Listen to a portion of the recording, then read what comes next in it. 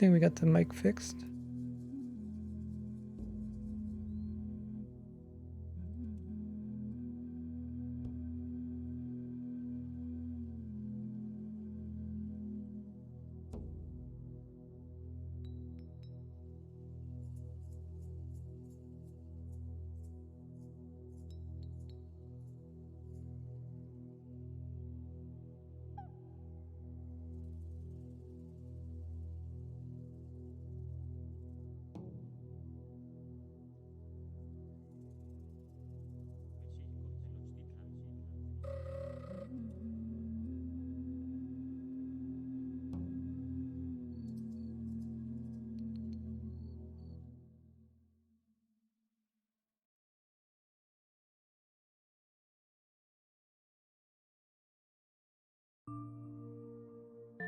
Welcome everybody.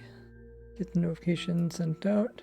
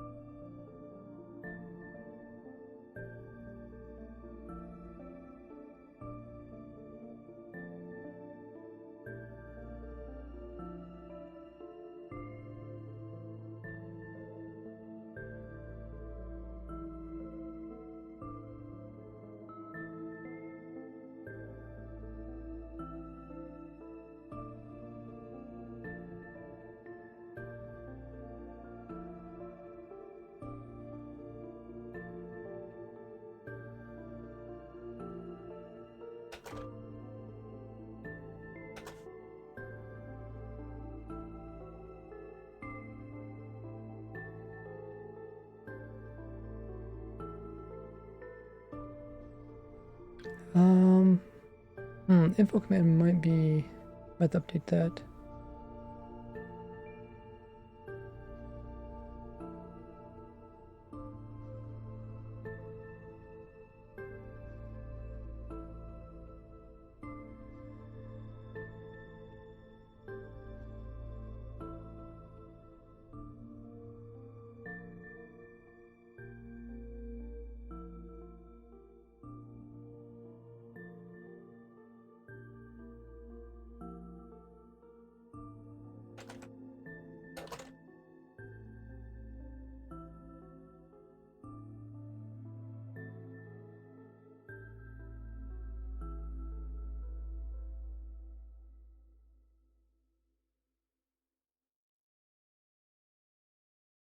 We got thumb, we got bra, give, NPC, Argo, joking, MK. Welcome in everybody. I did get a I did add some more changes to my controller. Wait, did I? I remember if I used my controller last time. I think I did. Oh, we had problems with it. But I think I got that fixed. So get the notifications made and sent out. I should be able to jump onto the server. The bots are running. One thing I forgot yesterday was to turn on the timer bot.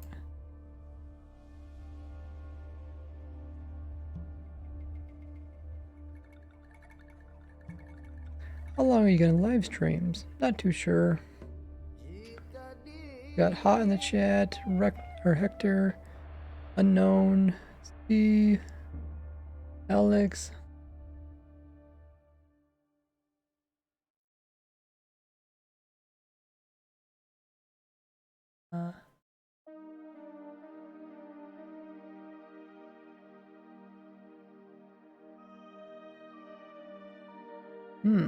Okay.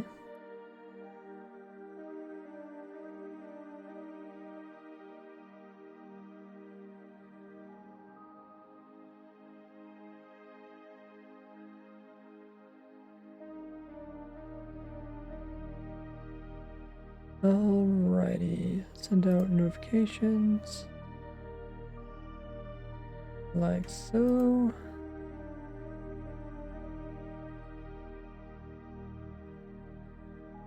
Cool. Let me change the info command. We're playing on recent snapshot. Yep, that's correct. Omit working on updating.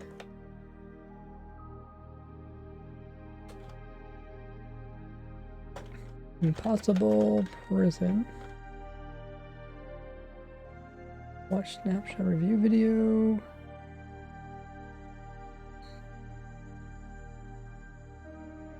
Prison video.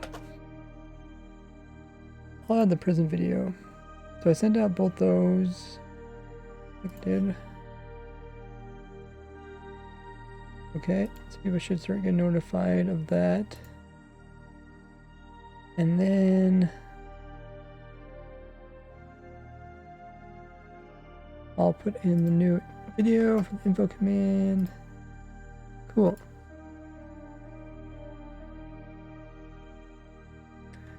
Does somebody want to check the info command? So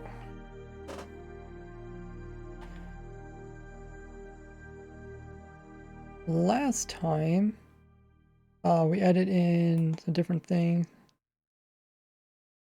including we added in the books down here, and one thing I want to do is add in a system. Oh, that's an arm piston?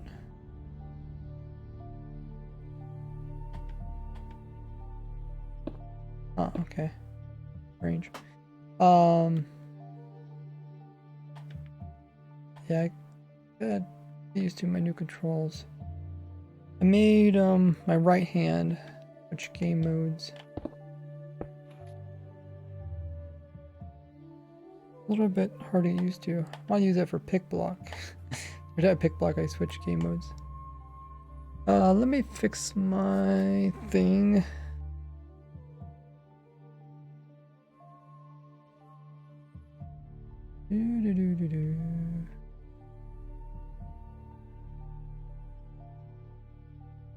Stream. Oh, screen. Oh, yeah. I need to update the.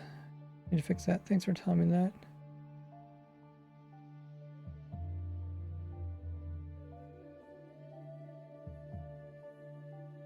You guys can't see anything. Okay, so I got that one. I also got that layer. Those are new ones I added today. Hey, welcome everybody. You can see now.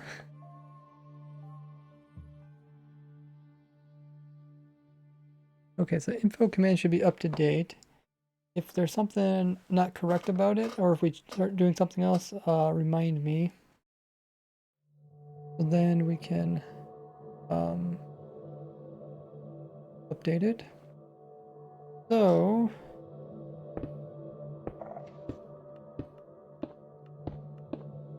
check my audio. Cool. Prison's way too OP. One thing I want to do, because people said they wanted to use fire aspects to kill all the armor stands. Now, technically that wouldn't work because it would just add more. Until there were so many armor stands that it lagged you out. Are they gonna add isologers? Isologers did not win, unfortunately. I'm actually gonna grab some water. I noticed my water is a little bit low. So, if you guys have ready, check out my other links. I'll be right back.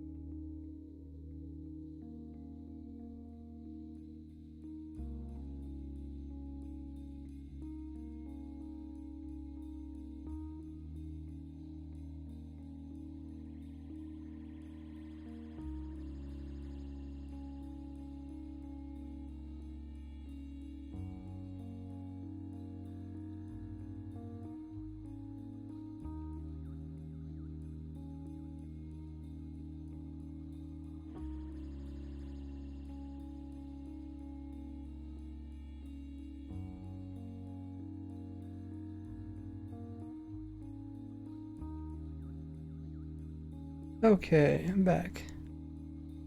I knew there was something I was supposed to do before I started streaming. It was get the water.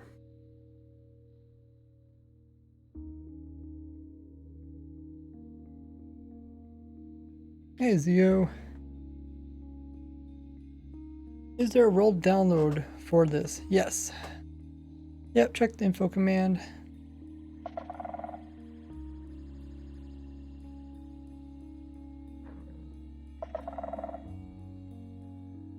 So last time, oh yeah, we want to swap out this water. So we want to, let's see, I want to put water in here. And then have it refill using the dripstone. I want to have, I might have to change my, my pick block is pushing down on a joystick, which is kind of hard to do. But yeah, we need to push in water from that side, and then we need to... Because if you use fire aspects, you can kill them. It's very slow. Oh, yeah, I've got to remove that thing again. Thanks for reminding me. Overlay! I think you guys reminded me. You guys can join my Discord and you can just talk to me. Can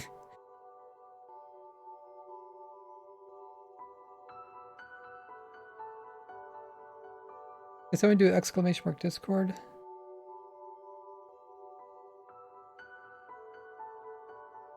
Look at your stream. Yeah, it's kind of hard because there's so many messages.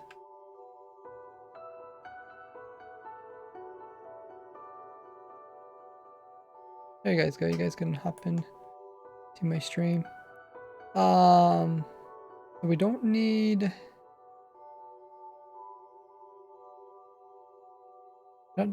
we need this piston. Remove that piston. And... oh, this is really tough, yeah, because we have a bulk sensor here. Skull sensor can be put back farther.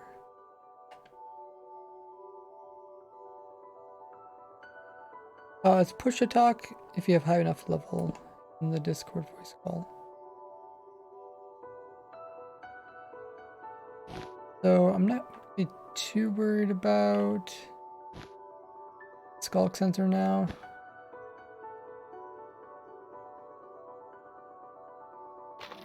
But we'll put it like over here somewhere.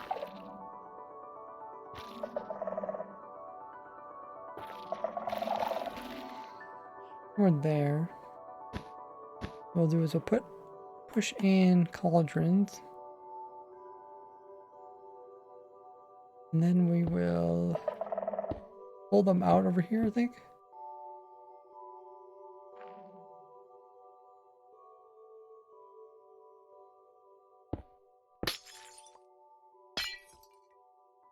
Or push them out. Oh no, we have to pull them out.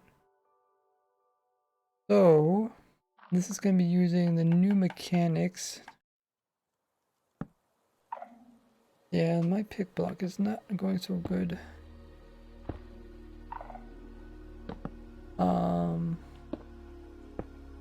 Izzy, if you want to tell me something, just tell me in Discord.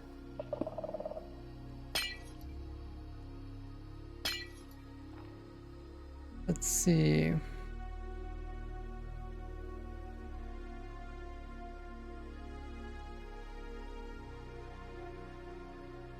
Hey, why you? Get some dripstone. I also added, I think I added some quick bind keys.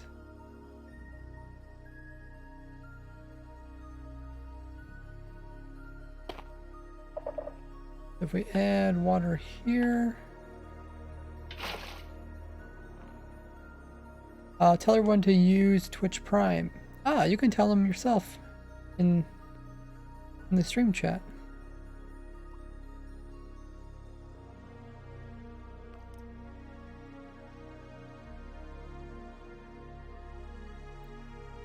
So it's going to add water layers there.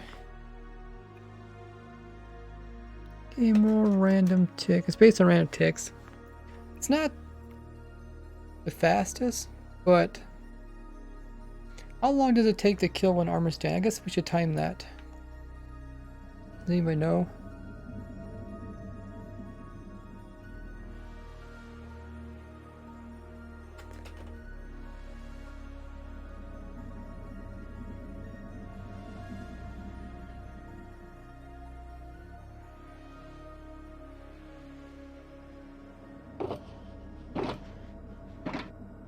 Oh yeah, I also made those.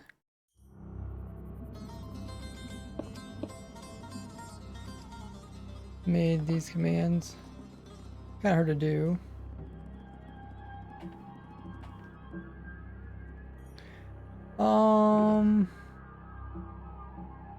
Okay, let's go and that's the timings of this.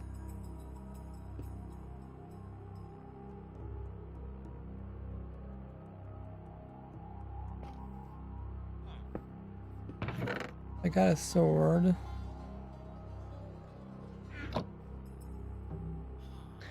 And I want to see how fast it takes to kill armor stand, because we don't need like a ton of dripstone. We don't need to fill in the water super fast. Oh shoot. Did I yeah, I killed her. How do I not kill it? Do I have strength? Okay. I just have to do one good sweep. Okay. As soon as it dies, I'll stop it. So it's about 4 seconds. Actually, that is pretty fast. 4 seconds.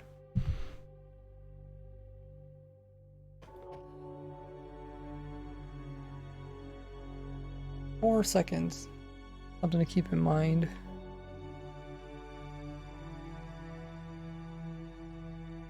So, does this thing replace any water? Is it working?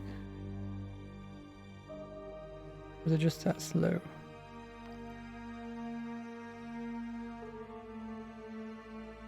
Like every 4 seconds I would want to have one of these full, but not that big a deal. I mean, I could just add a bunch more of them. I missed the biddy tier from Stakode. Thank you for that, saying hi. And Panic. Jack coming in with the biddy.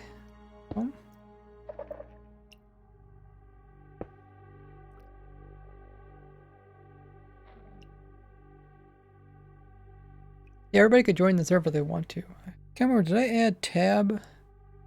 Oh yeah, I did add tab. There it is. I also added T. Oh, okay. So I have to tip that button. Because everybody's on.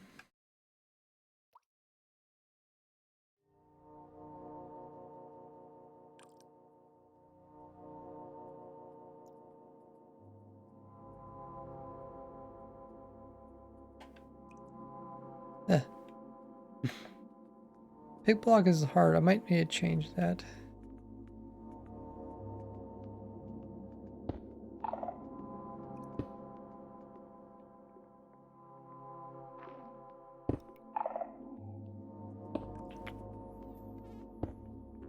There.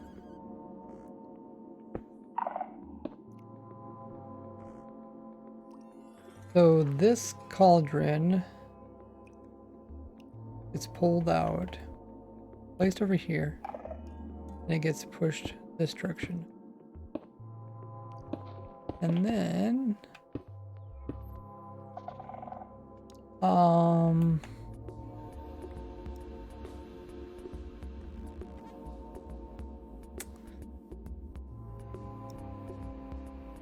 every time the player kills the armor stand, can we detect armor stands dying independently?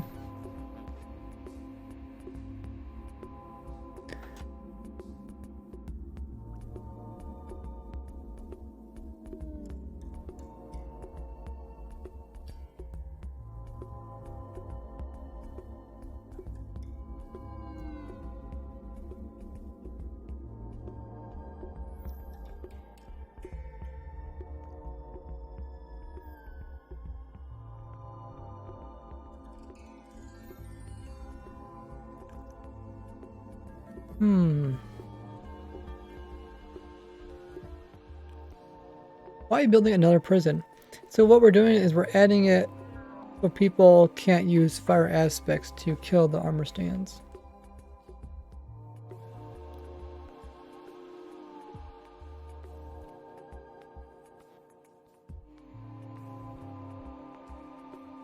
So we're gonna put water above all of these, and then we're going to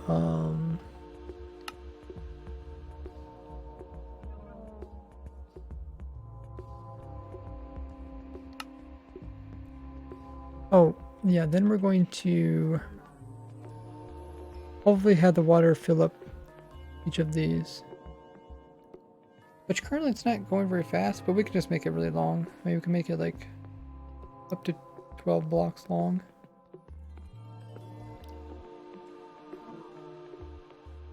And oh, there we go. We just watched it. Add a layer, one layer. Kind of slow, but with this many, it should work fine.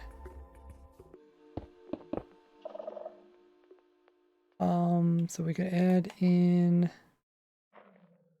put in a floor to this.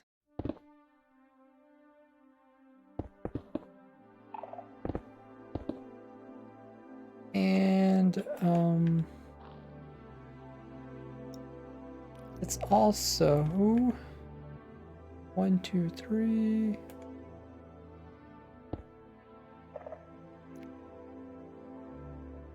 6, 7, 8, 9, 10, 11, 12. This is how far we can go with it. Then we'll put in pistons, push it this way. Then we'll put pistons, push it this way.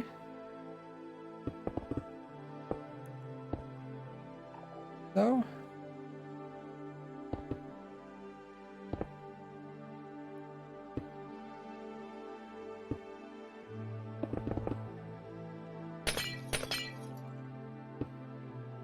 So this will all have water. It should be plenty of water to make it. What are we doing? Check the title. Yeah, it should be good enough.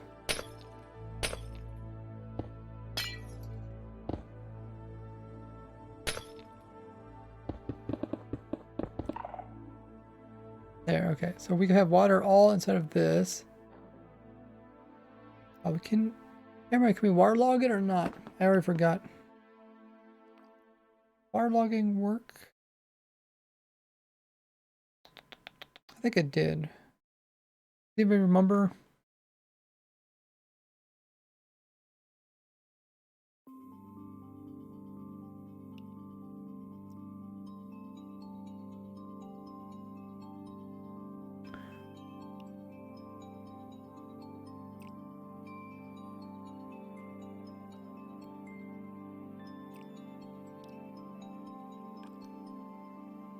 I can do the one button to do that.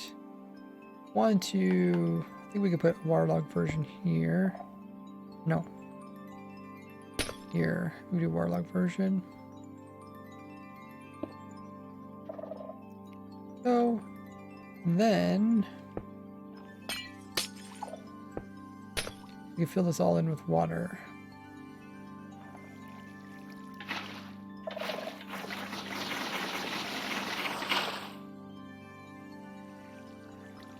it goes. I miss a spot. And then I can do Ripstone F3 plus I, and then paste it.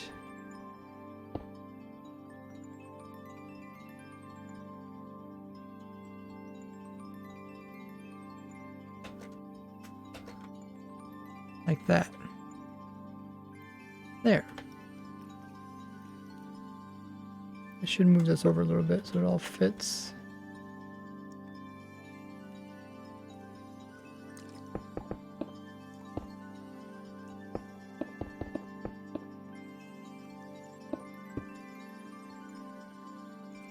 Does it fit? Oh yeah.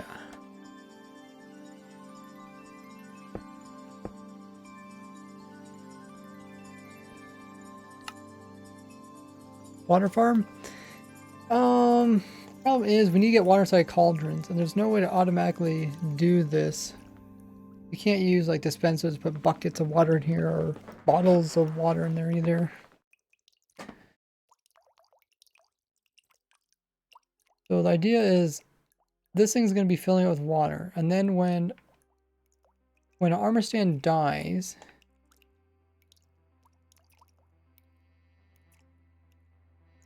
then we rotate these cauldrons.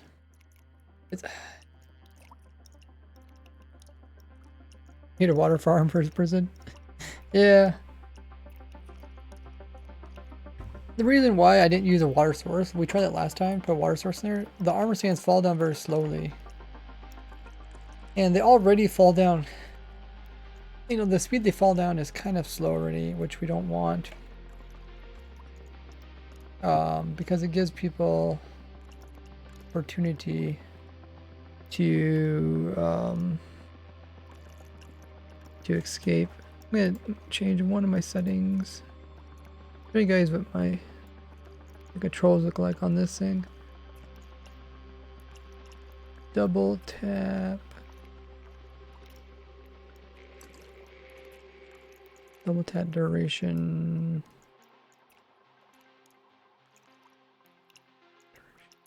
There.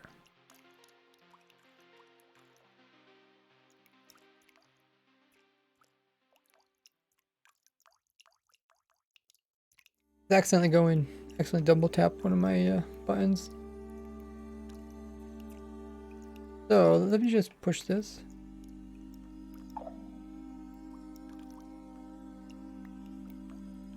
Did it drop armor stand?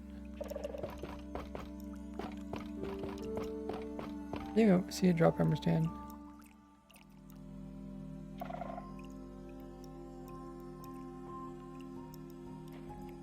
Oh, it's a dropper. Okay. Okay.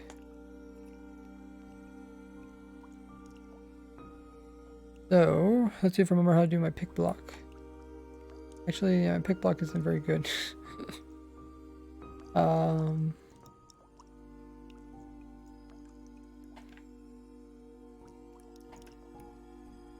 then I have to do this. So, 38 biddies coming in from Boyd. So much for the biddies. Type indeed.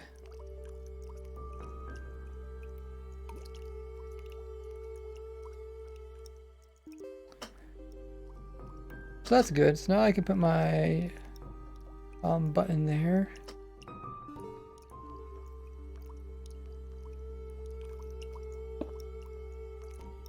I like the dripping noise. Okay. The armor stands come down. You can see the armor stands, they start up in the air and then they fall downwards. And we're in a lighter mode.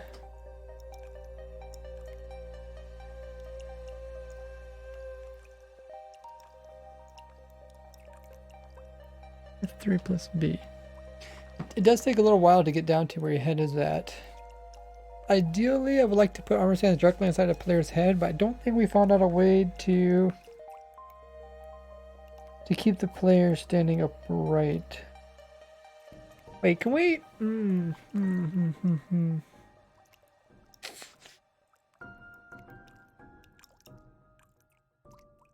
If we can make the player stand upright, we'd also have to keep the armor stands from moving around.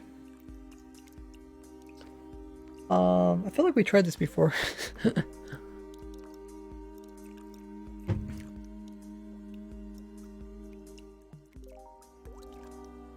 like we tried this before.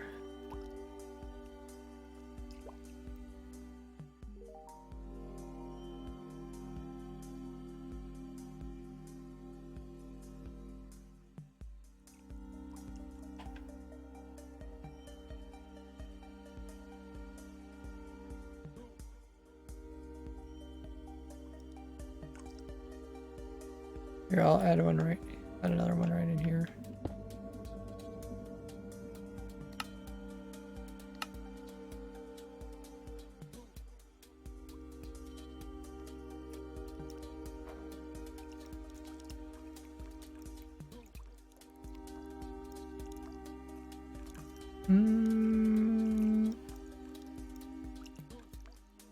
Okay, so what I'm thinking is let's first get rid of. I guess we can leave that there. I think I'm putting a cauldron here.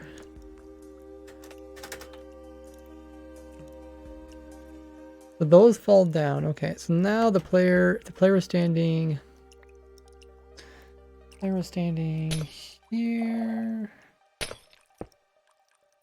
Player standing in. If player is standing in this. Player staying on top of this, right? Or maybe. Yeah, it gives them options. Oh wait. Okay, we can. Okay, we can make this armor stand go up higher.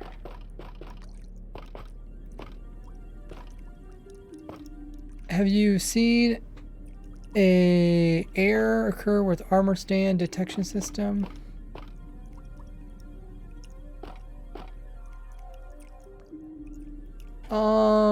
I read all the comments in my video, and I seen people just mention the same things that I mentioned in the video.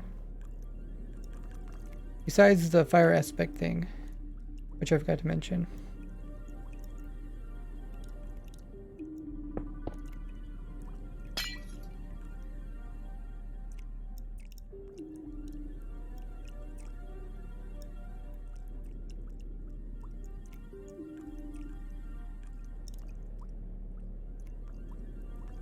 Main problems I seen was timing it, so you place the armor stand and hit it. Yeah, if you went in there with more than your typical amount of armor stands. I've seen that as a potential problem to escape it.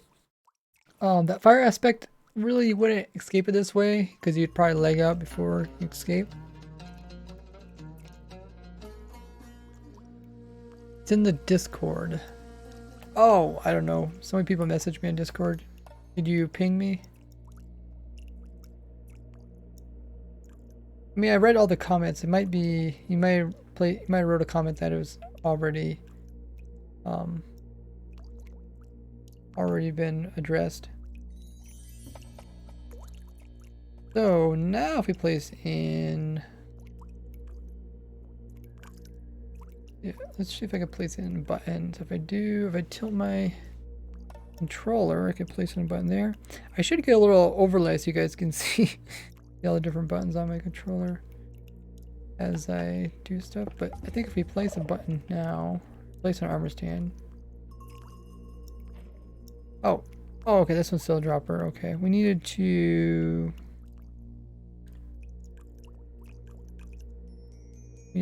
do our dispenser again.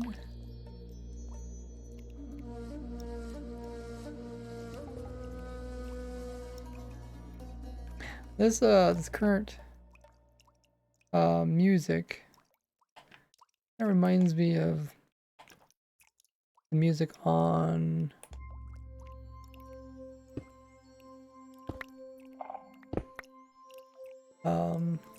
I think it's called Mandalorian. Do you prefer a controller? It's a lot more relaxing. Do you like your 3D rudder? Yeah, I injured my legs a few days ago, so I'm not using them currently. I'm also setting them up so I can use 2 of them. They sent me a second one, so I'm actually going to try 1 on each foot. It's going to be kind of cool. But it's going to take me a little time to set that up. Kind of weird to get it all working. Hey, Elio, how goes it? I'm kind of excited for those badges, Elio. If you have any more changes, make sure you ping me so I see it.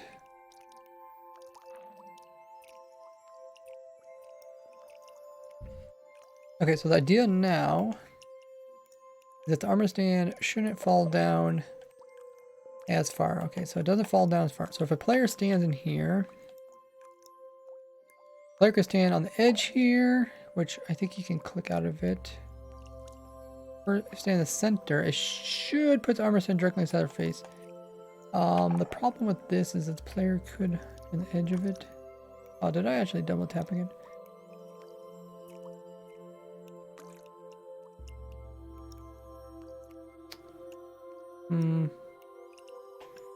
The person comes down.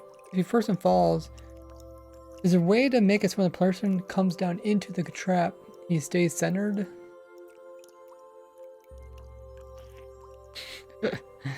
It's a odd thing to request, but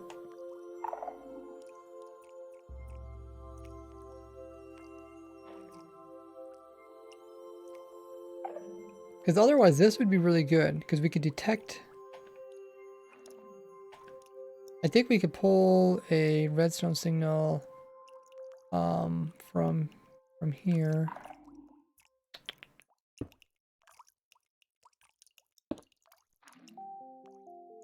I don't think.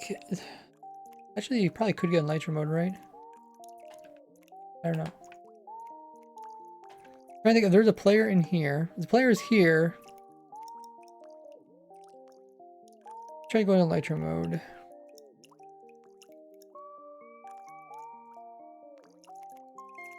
If I do F.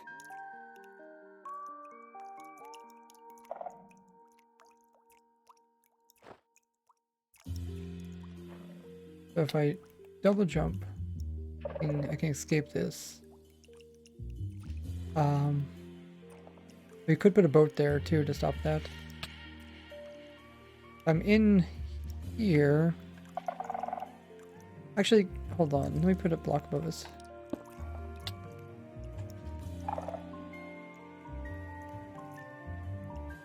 Maybe you can't double jump in here.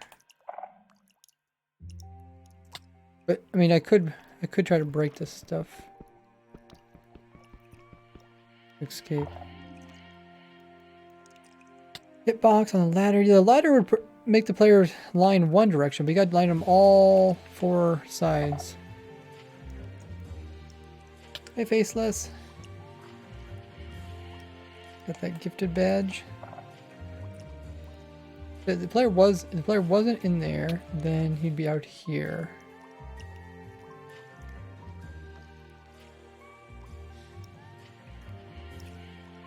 Otherwise, this is. Well, actually, the player can walk out. Is he in crouch mode? I guess you just typically can walk out. Can I place a? Oh, we have to place cauldrons in. No, wait. I am so confused. There's so many things they're trying to do in one little area. So the player, let's say the player is down. The player is down in here. Can I place a cauldron?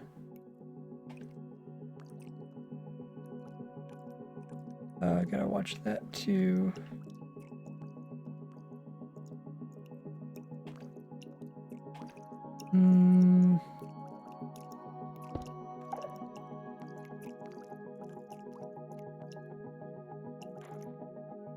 Okay, so let's put this cauldron in.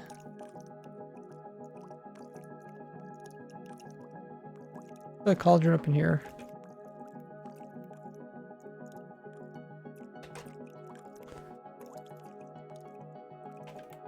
Okay, so there's the cauldrons in there. If we place an armor stand, it goes in there. Let's double tap somehow.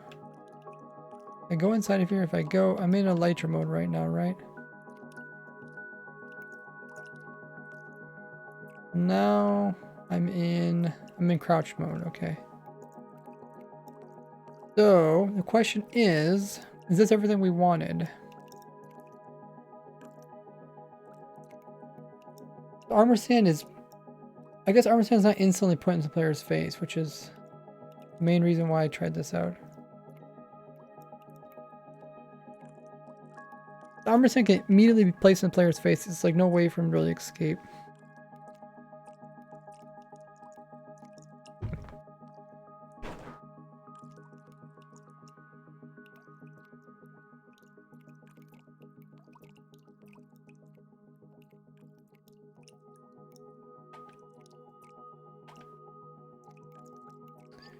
Let's put...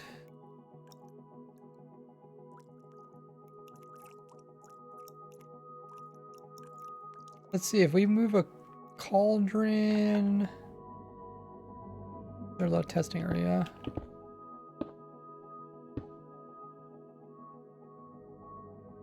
We have a cauldron here. If we have a pressure plate on top of it, if we push cauldron...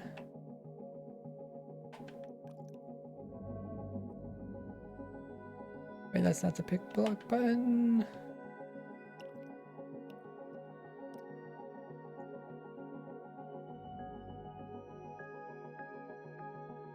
They push a cauldron.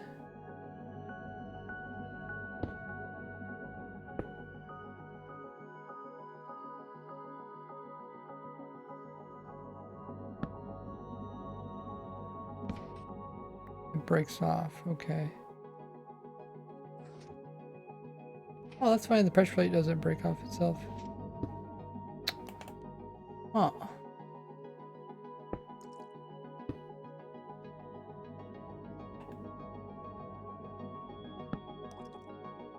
I guess because pressure plates can be sitting on top of... Is that... I don't know if that's always been the case.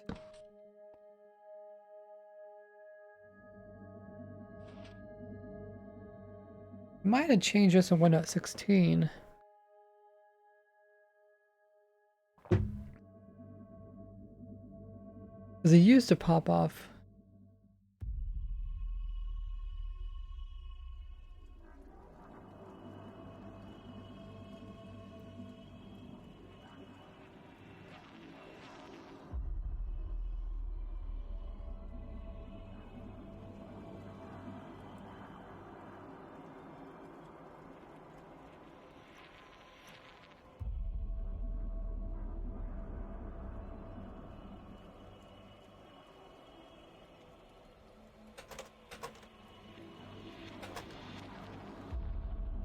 Not exactly sure when that changed.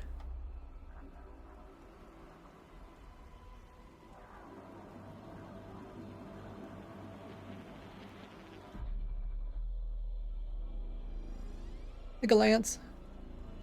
Well, anyways, we can't push in cauldrons underneath. I was thinking that way we could prevent it from burning. Can't do that. So we have to push. We don't want it to burn. We have to push cauldrons from above. There's a cauldron above. It means the player is...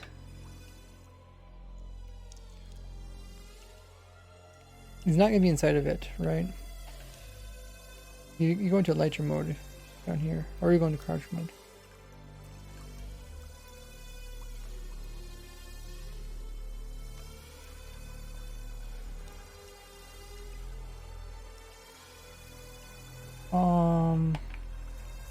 Actually, wait.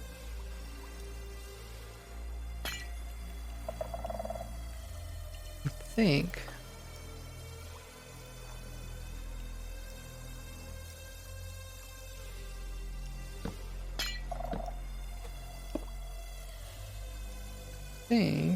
we don't technically need a... Oh no, we do. I think we do actually need a cauldron there.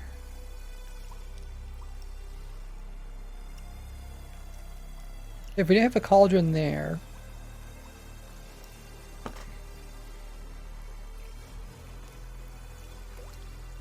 we could put waterlogged block. The armor stand could take its time falling down. Let's just try it. Let's put in...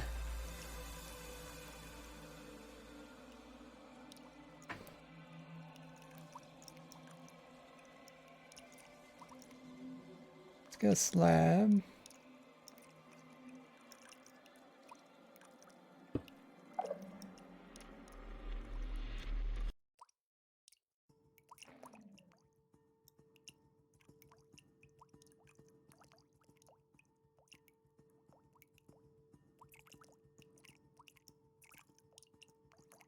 Ooh, I figure out how to hold these buttons correctly.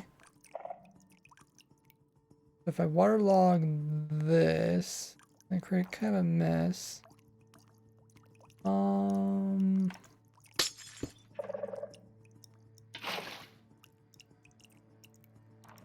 Now we place an armor stand. It does slowly go through, but player's face is there. It should block him from doing stuff.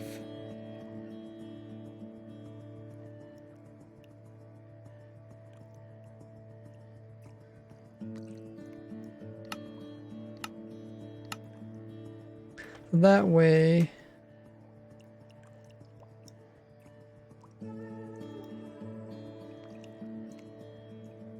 the player can't click these.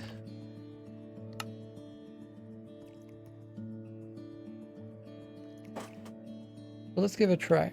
So the player's in here, right? Can I not? Where am I? Oh, I'm just invisible.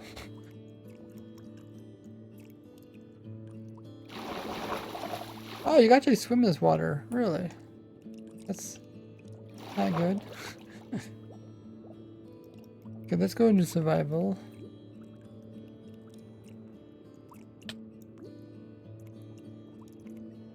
How do you swim again? Maybe I just did in creative.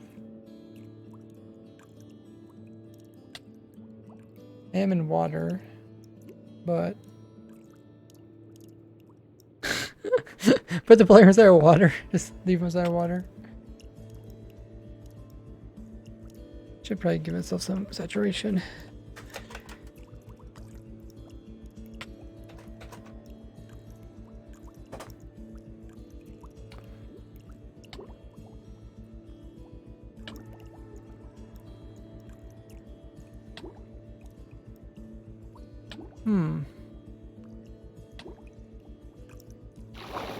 Oh, okay, I was able to swim. Okay. I was able to swim in here.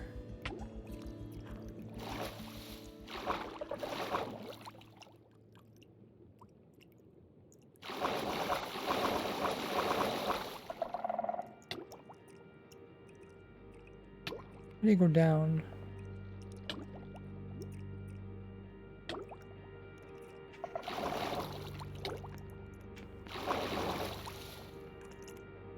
Oh.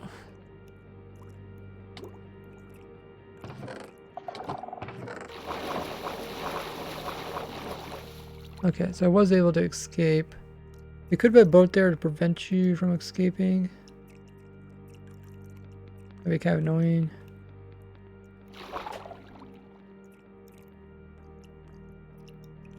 I don't think it's a good idea to have players swim. I don't know. I feel like the player could do more. Well, first of all, yeah, if you're swimming, you can get down low, right? Oh, this looks so bad.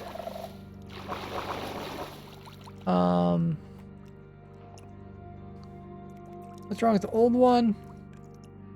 We're trying to prevent them from being killed by a fire aspect. Let's just place in blocks here, that block, here and here.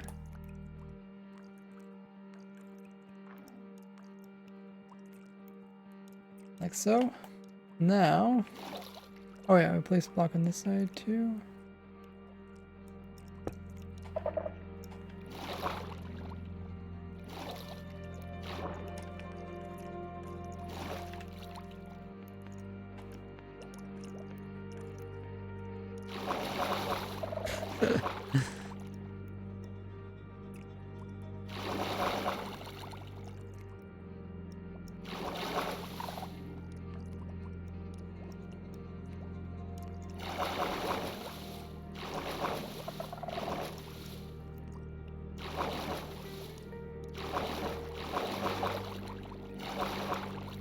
Okay, so the best you can do is you're in crouch. That's the best you can do. You go in the center.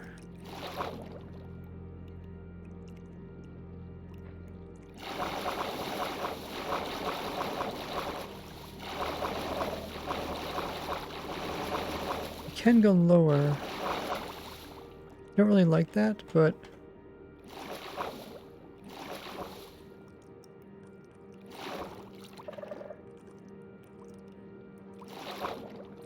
it doesn't matter if you're standing here or if you're standing, let's go up here, or here. The armor stand, as soon as it gets placed in, it's going to be directly on your face.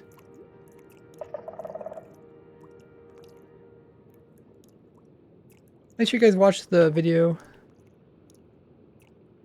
or asking questions.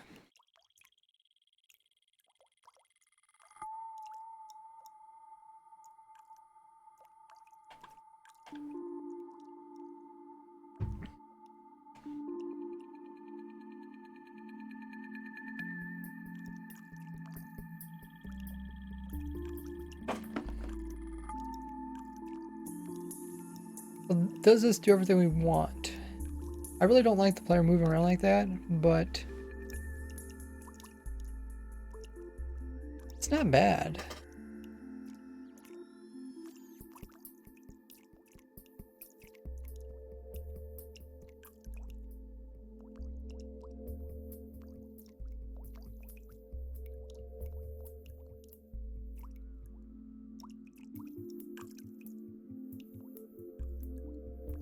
You do have to take a signal from that pressure plate.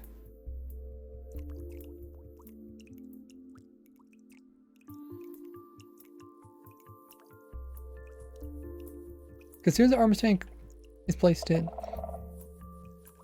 can be directly inside your face. You can't do anything, even if it takes time. And it's always in water. You shouldn't be able to move around with your fire aspect. Let's try our fire aspect. Oh, I mean, you can move them.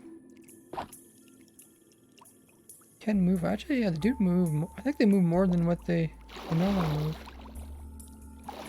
That's strange. Wait, can I stand over here then? I think I can break this. Yeah. How do they move so much? There must be internal hitboxes. Or what?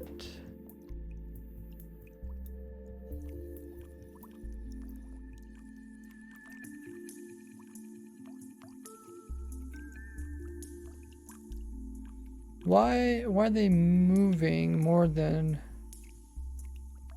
like here?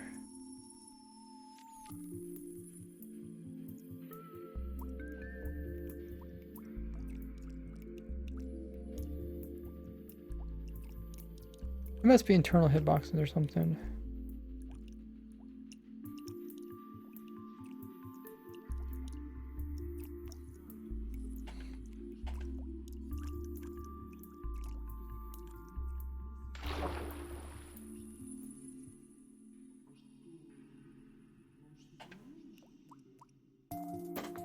It's like these.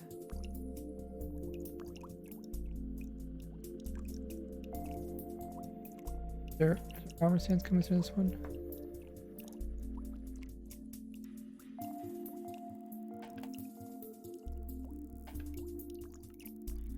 Oh, there they come.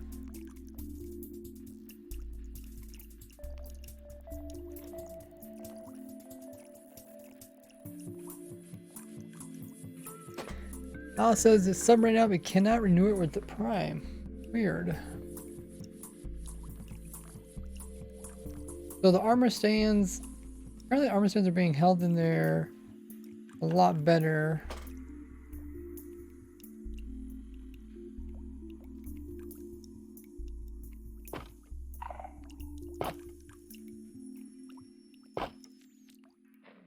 Like they're not moving at all. So what does that mean?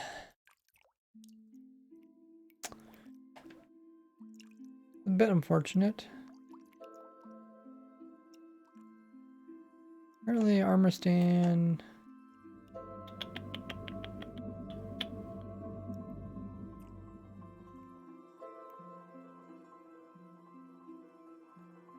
Must be interior hitbox of these things. Even smaller yet.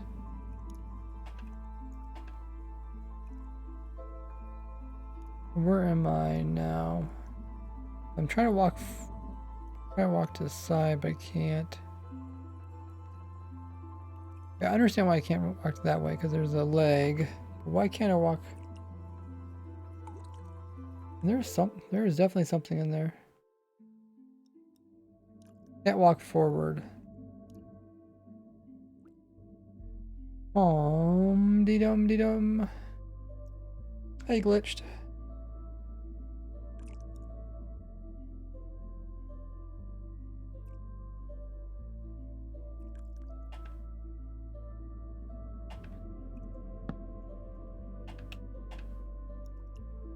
You move out of the way, Zio.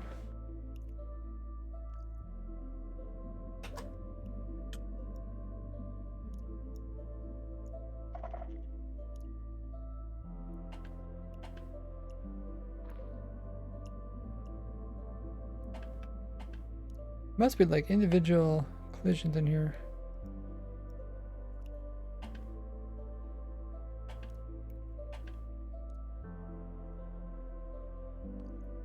Is there one for every pixel?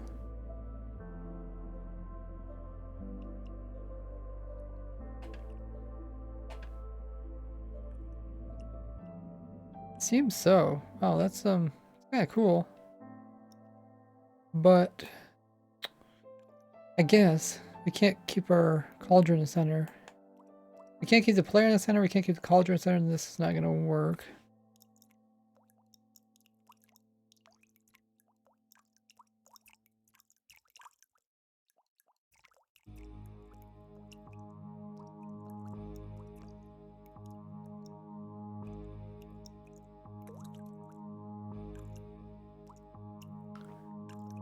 Gunth redeemed funny story with 8,000 Gordy points.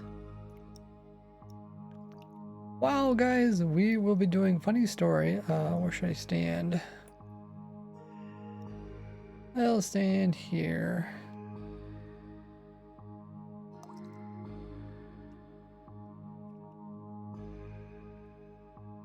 Funny story time. So Gunth used his Gordy points they redeemed by being active in the stream to purchase a funny story where I tell a funny story from my past.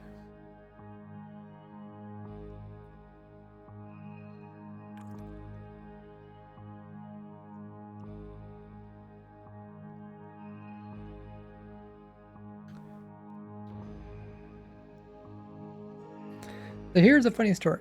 So one time we were looking outside of our house window and we have these deer that like to walk through our yard and they get really close to the house, like within like 6 feet of the house or so.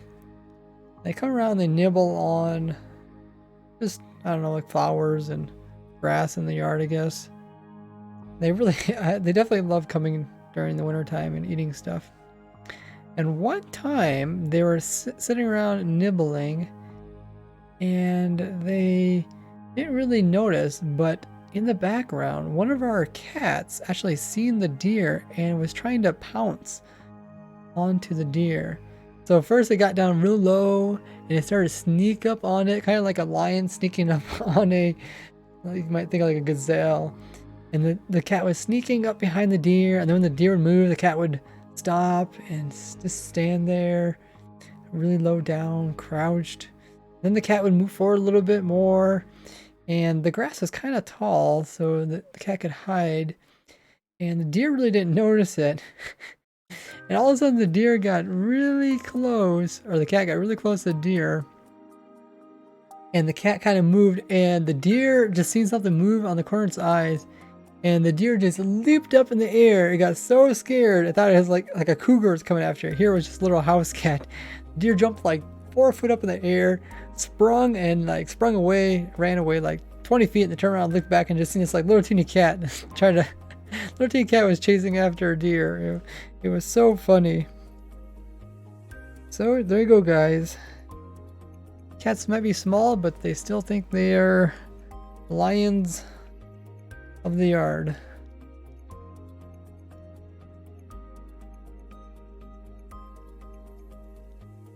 A cat that scared a big bear? Wow.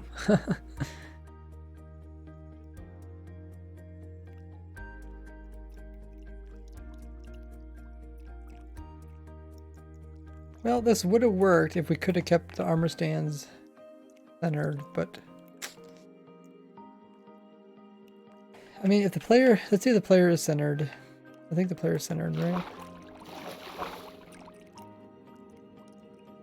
So the player centered.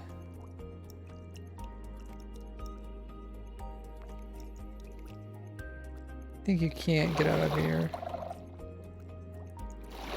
Only if you don't move. Only if you don't climb up the sides. Right now, if I get into this far corner, yeah, I can. So if we can find a way to keep the player in the center, this could work. Could it work? I don't know.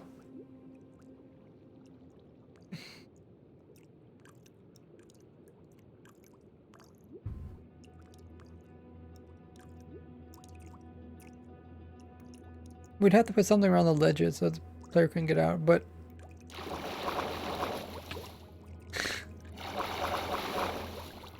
the player can do this and the player can escape.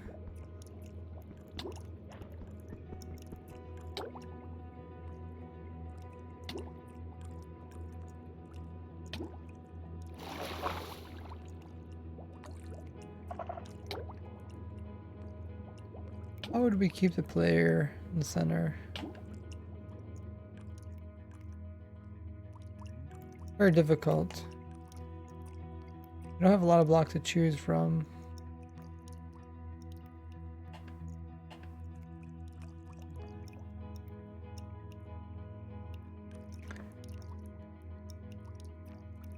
T Volker says, how you doing? Pretty good. Playing on my new controller.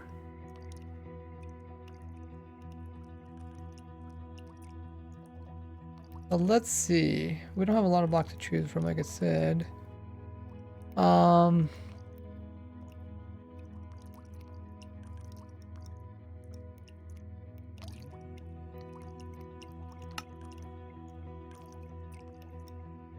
Go into our testing world.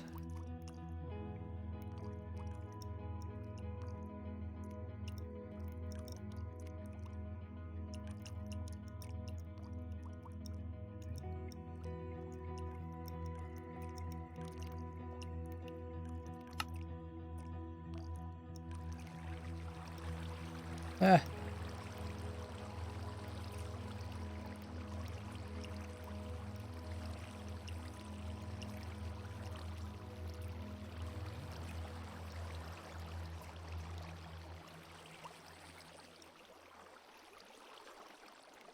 Okay, so this is the world. We can look at different types of blocks and stuff like that, which is good.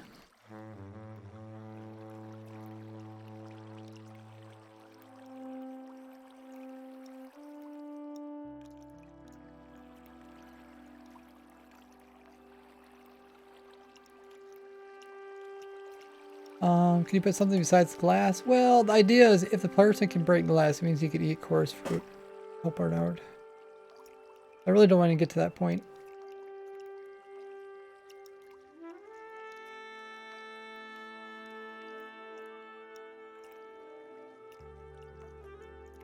So we only have a few blocks we can choose from, like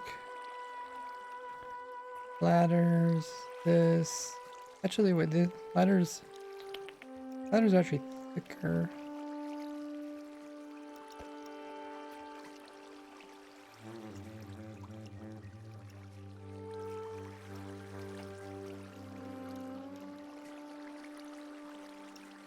This is 4.2, this is 4.8. Okay, they're not too far from each other.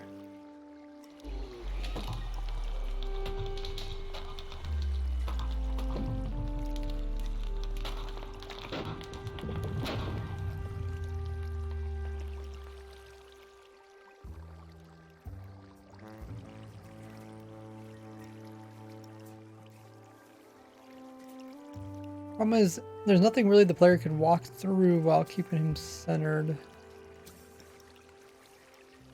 If he could waterlog upper, it could potentially work. If he could waterlog these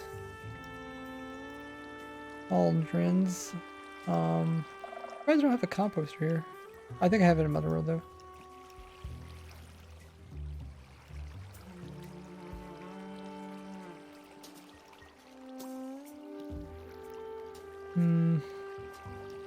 Yeah, let's get updated world. Lava logged.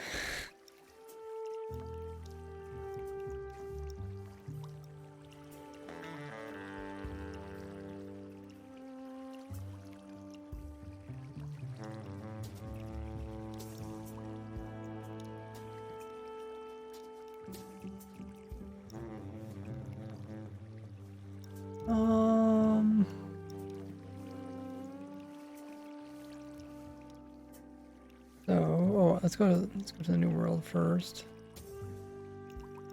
I'll make a copy of it.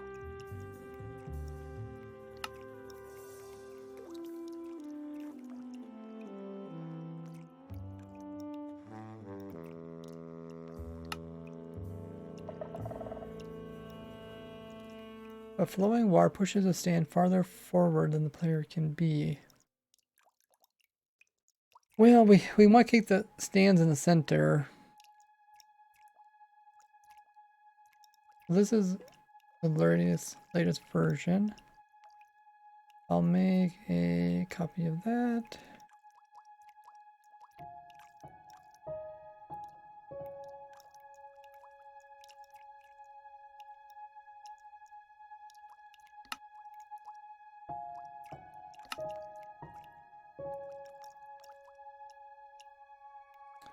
Mine cards can give entity cramming. Oh, actually, no, I don't. I don't even have a composter in this one, but it doesn't really matter. Yeah, waterlog a composter anyways.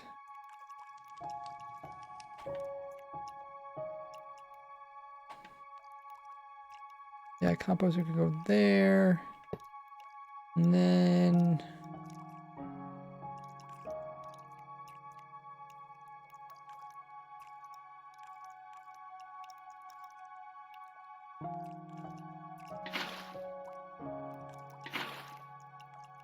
yeah, you can't do anything.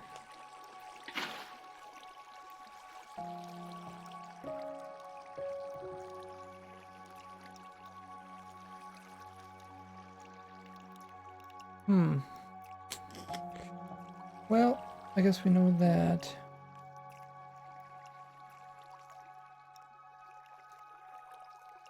People ask what we're doing, check the title.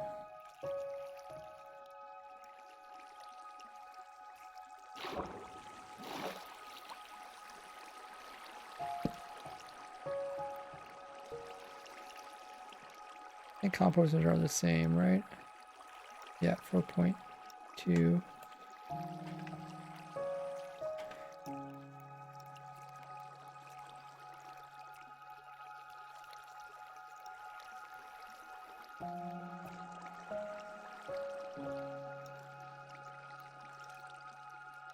How could you do this? I think you could kind of trick the player.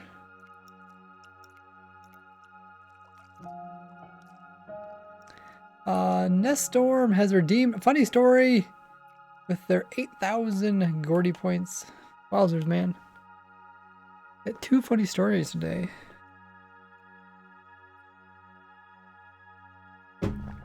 You guys are in luck.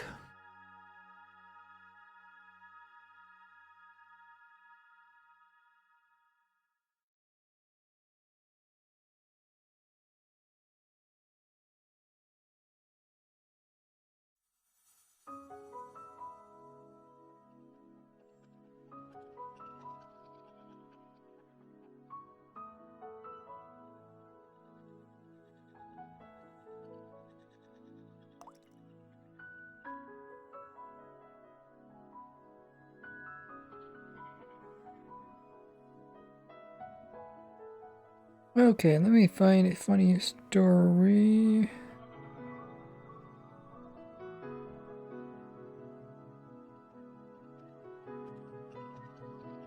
Okay, here is a funny story. So the way I got into doing like computer games was obviously through a computer, and we actually never had a computer when I was growing up, and it wasn't until one of our grandparents gave us their used computer that we actually have a computer at our house. So that was pretty cool. But we used to go over to our grandparents' house prior to having a computer and play on theirs. And when I was over there, my grandfather, he did a lot on there on the computer, and when he typed, he'd always type just using a single finger, right? That's just the way he started typing, and he never, took typing lessons or anything like that. So when he got his computer, he typed one finger at a time. I don't know if he used 2 hands. I think he might use 2 hands, but 1 finger in each hand. And he would type like that. And when I was little, I'd be like, oh, I seen people type with 2 hands. Like, oh, why don't you type with 2 hands? He's like, oh, no. He's like, I'm much faster typing with 1 finger. I was like, oh, really? I was like, okay. He's like, I actually can type faster than you with one finger than you can using both your hands and all your fingers. And I was like, what? Like, that didn't make sense. Like, even when I was little, I was like, I'm pretty sure you could type faster with all your fingers. Like, and my grandpa was like, I don't know, I could type really fast with my fingers. And he'd be typing away with 2 of his fingers, like, really fast. And at the time, I wasn't very good at typing. But there came a time that I became pretty good. And I actually came back and I typed in front of my grandfather, and I typed really fast, and he was impressed. So there's a funny story about how I eventually out-typed my grandfather, even though he was just using 2 fingers. But he was determined that 2 fingers was faster typing. There you go.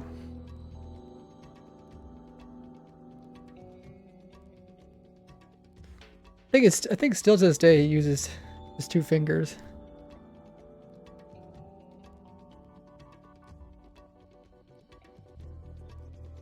There you go, your funny story.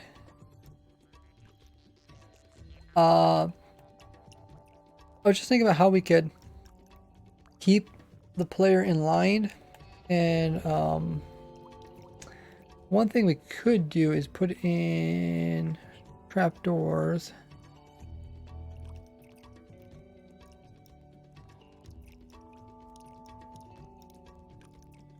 So maybe we'll try that. We'll try to put some trapdoors in.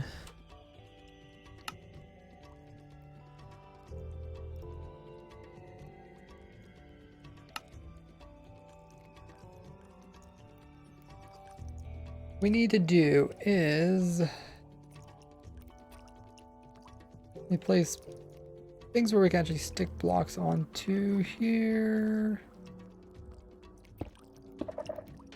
That. As the player's coming down in here,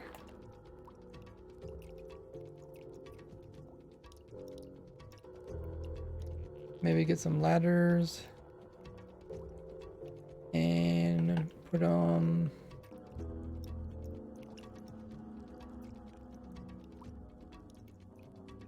But you put ladders here, right? You can space them out by putting trapdoors in too.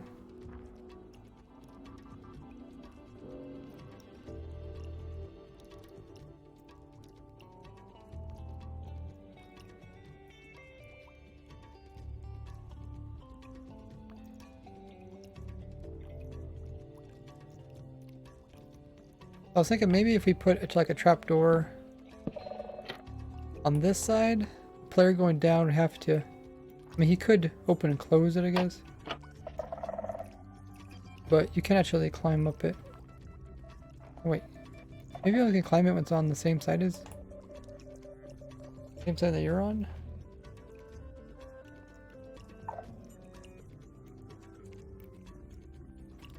You had to put space.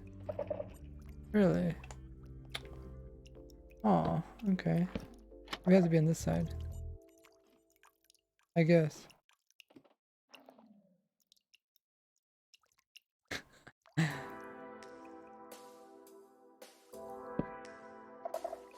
Maybe that won't work. I was trying to think how we can hold the... Like, make the player go through all these trapdoors, and then eventually the player would line himself up. Because if the player does go into this... He goes into it like this, right? And he's stuck in here? Or wait, he'll swim. Okay. You can get up here.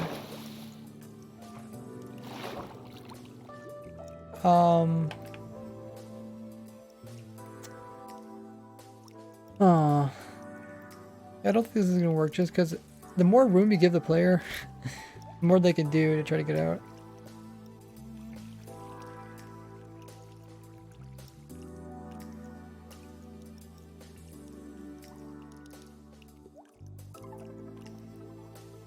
Something, it might be possible for us to make so little room the player can't go up.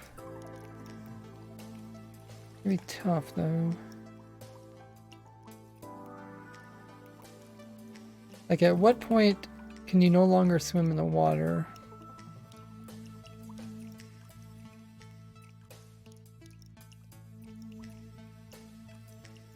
I'm gonna grab a small snack. Be right back in a second or so.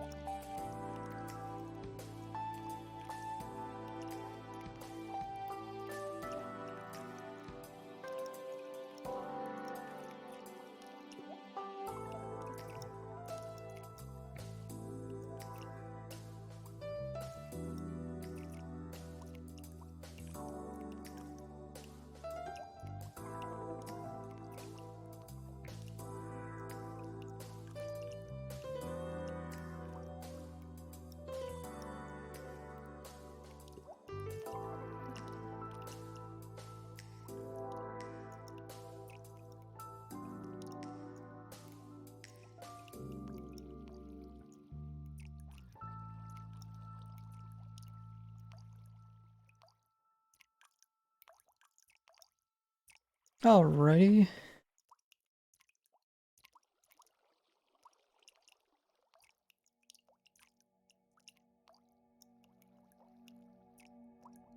I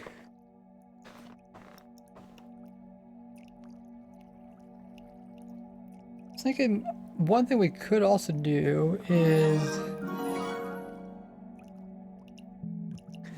the Wolf Ian coming in with the host. Thanks for hosting. put a clock in there. Oh, I mean, you could do that on your own version if you want to.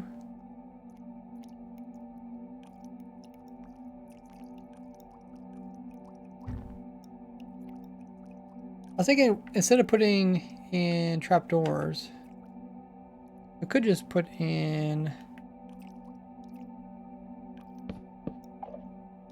ladders. Put ladders on all sides.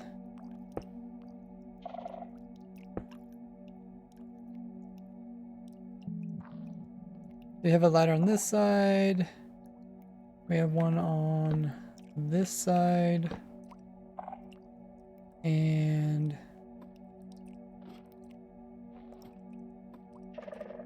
if you go up,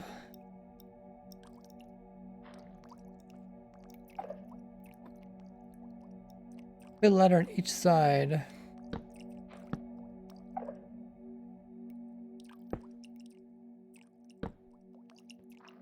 Oh, I guess I'm missing one on this side, right?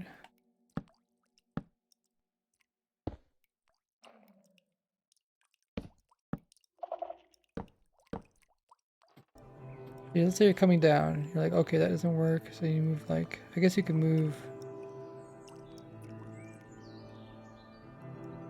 Keeps you on at least 3 sides, but you could move this direction. This is the wrong spot you want to be in anyways. Let's player be on this side.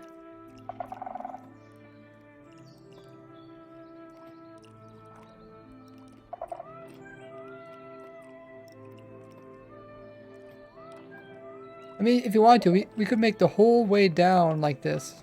So then the player, when he goes down it, he stays in the center.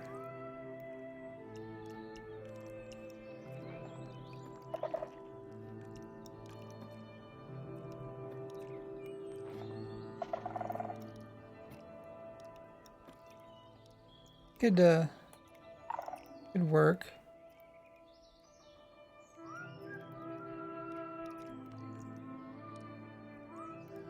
I don't know if would that fool anybody though.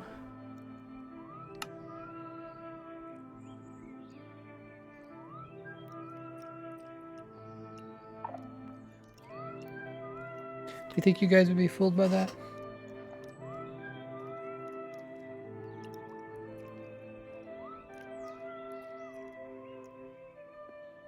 You when you go down, you eventually just line yourself up.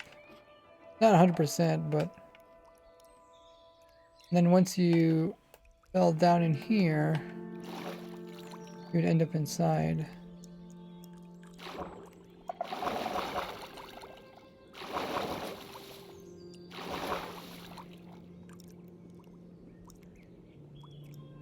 And then we'd have to prevent the player from going upwards.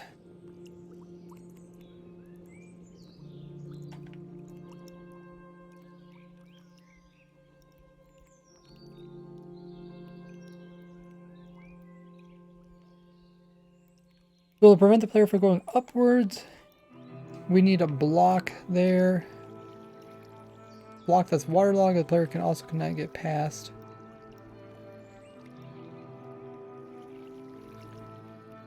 So I think something like this would work. Let's first try this. Actually, wait, that's smaller than a slab, so the player could definitely swim with that. Need something that we can move in with a piston.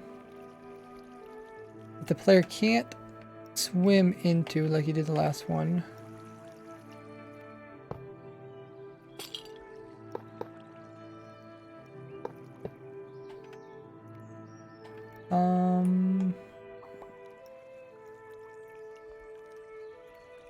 Maybe I should just try it in the other world.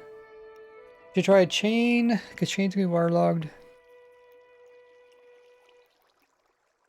It said they said they added so you can waterlog these. Isn't that funny? It's kind of strange that they said they added so you can waterlog these. Because it was just last week we were streaming and we were trying to waterlog this and it didn't work.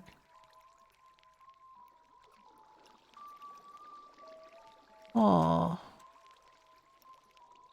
Watch out, guys. Mojang watching, yes. Yeah, another coin flip prediction. Everybody's putting their money on one way.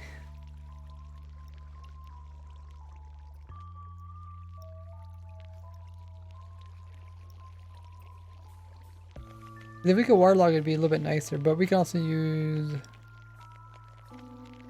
that.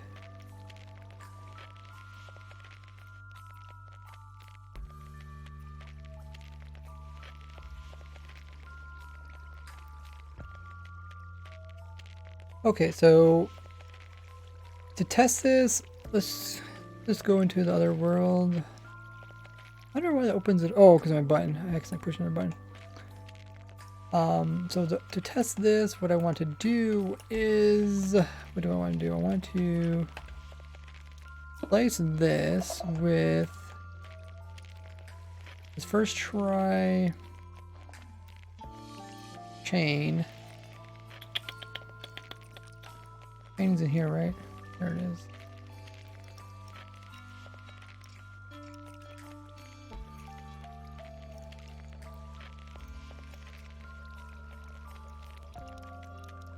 Not place chain here? Is these things in the way? Oh, okay. I mean to do that, but whatever.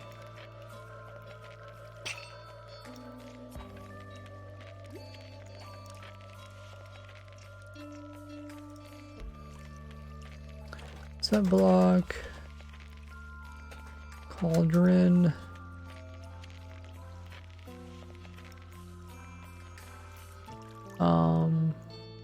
Pressure plate. Heavy pressure plate. That is a long word. Polish. Oh, no, I don't want to do that. Put that there, then put this one block higher.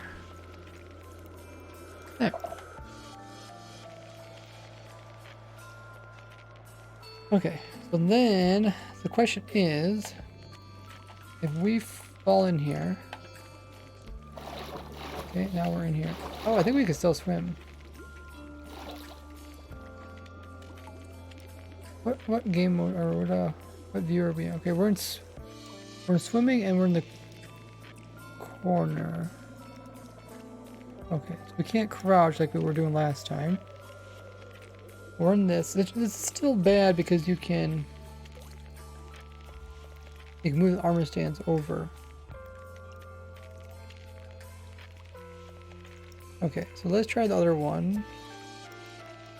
Other thing was one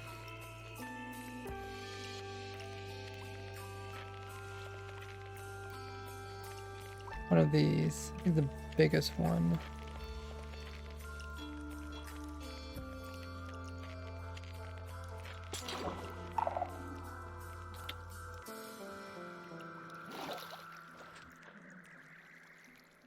I have to place this in there.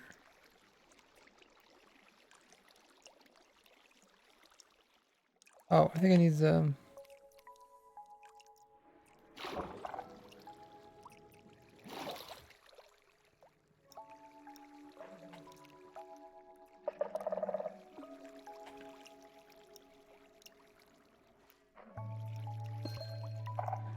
I don't know why they didn't face another way. Let's see if we can swim in this.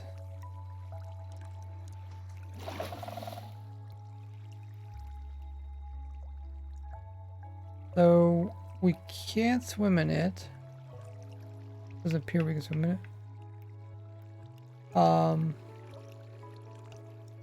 We're technically in, what mode are we in? We just in crouching mode? Oh, now we're in crouching mode. It doesn't really matter. Well, let's wait. Actually, yeah, that does matter. Kind of loses the purpose of what we're trying to get at. Because we want the player's head to be inside of the armor stand. Then again, if the player can crouch, he can avoid it altogether.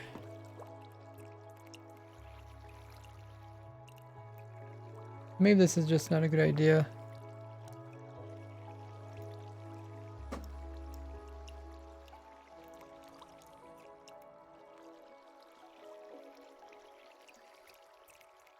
Let's try and get the armor stands so that when they come out of the dispenser, they're like immediately inside the player's face.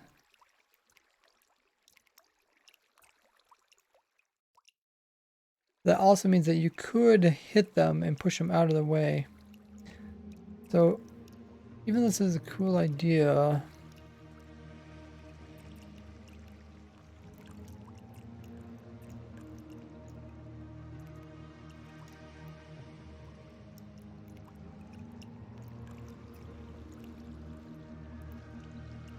I don't think we want this.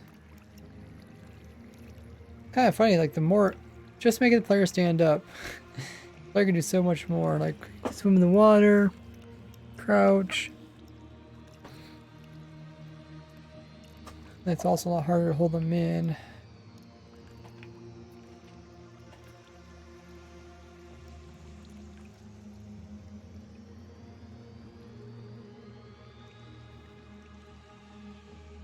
Or we're just trying to push in these things. I guess what we could test to see if these move, the player escape. Kind of scary.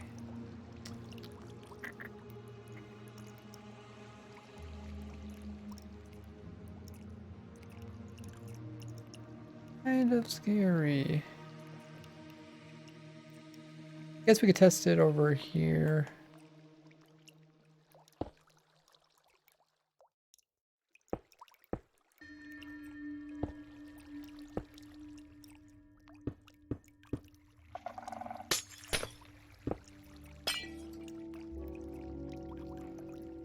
The question is, these cauldrons move. Oh, they're also getting filled up with water. Cool. I can't pick block these.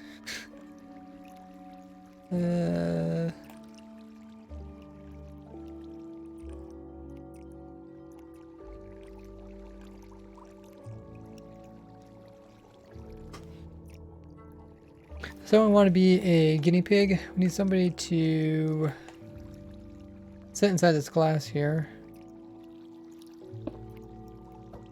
As I push it.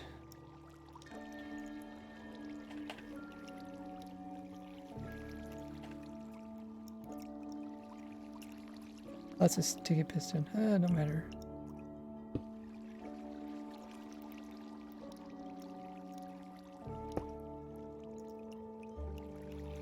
Someone wants to sit inside this little glass hole here.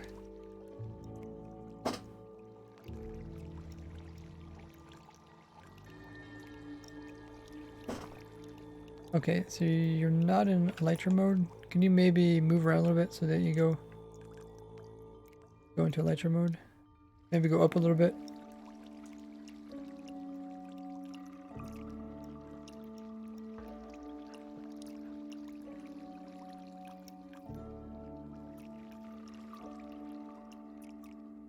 Like start up a little bit higher and then go downwards. Start like this and then go downwards like this.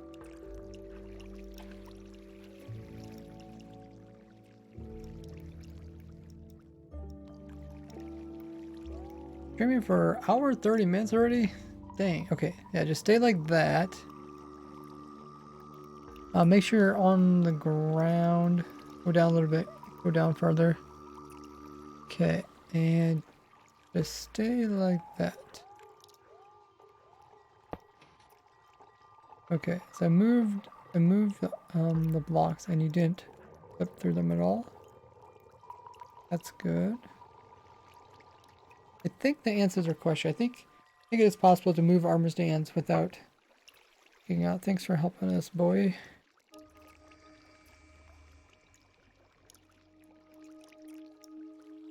What I want to do is like push armor stands in, or push some cauldrons in, and then pull them out. Could push them right on through, but then I have to set up this system differently.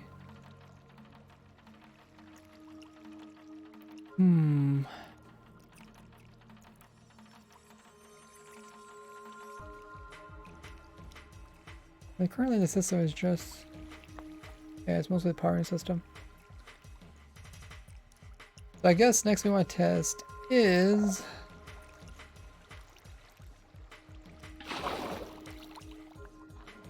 Oh, did I right click there somehow?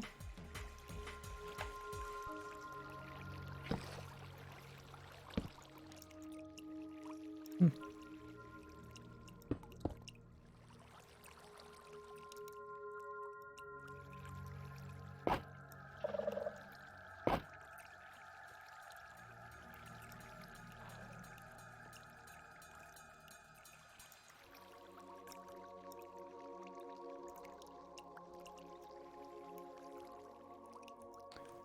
Okay.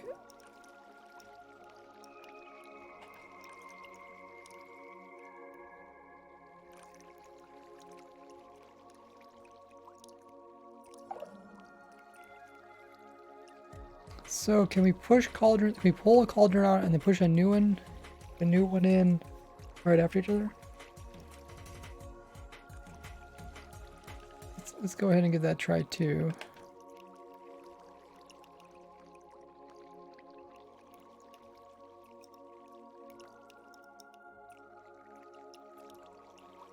And we don't need that.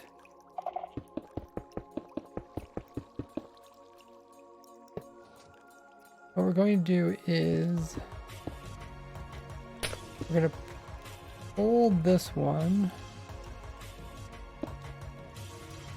At the same time we pull that one, we're going to push that one over there.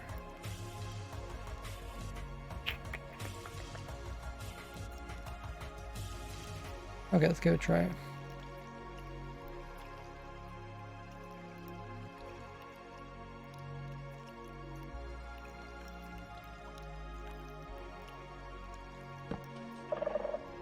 When this turns off,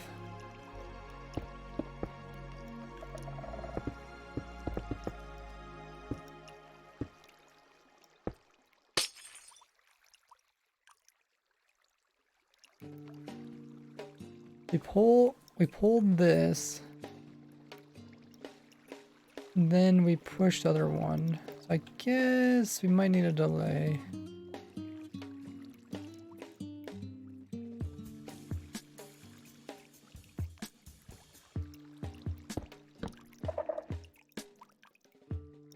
We'll see.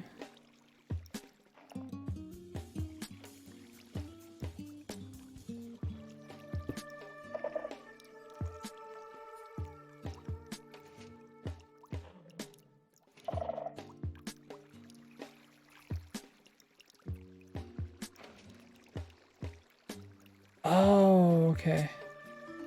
Forgot, also move the armor stands over. Okay. Yeah, it has to be one game ticked in.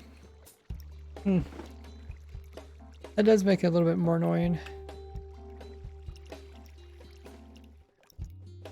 So they have to be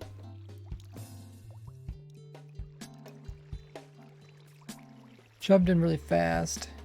Actually, at that point, I think it'd be easier to move the dispensers onto the other side.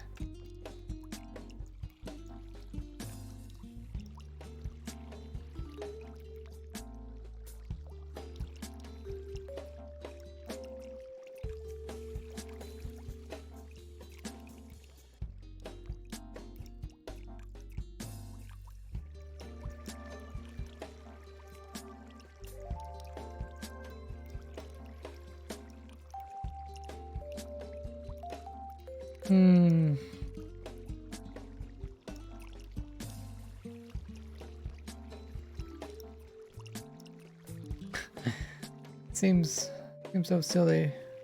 And do something simple as putting water in this. It's the exact problem happening now. We want to try to get cauldrons full of water put into the system to replenish. The water gets removed.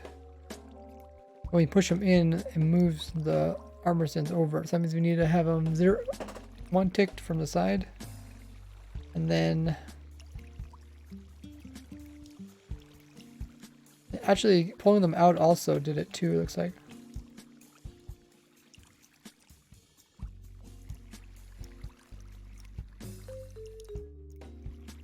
Okay, let's go back over to this one again. One thing. We tried this one, right? There is smaller ones.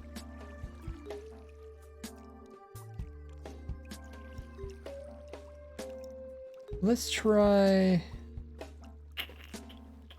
this one.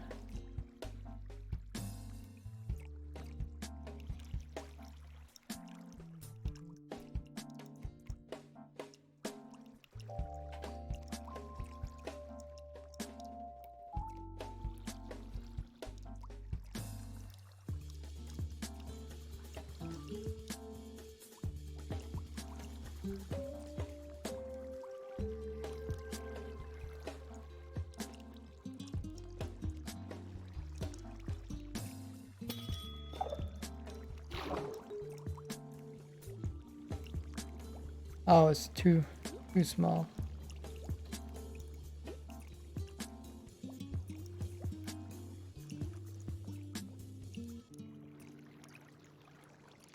What I want to do is try to hold the player in such a location where his head is still inside of a block. Actually, I'm not sure if we can even do it if we really want.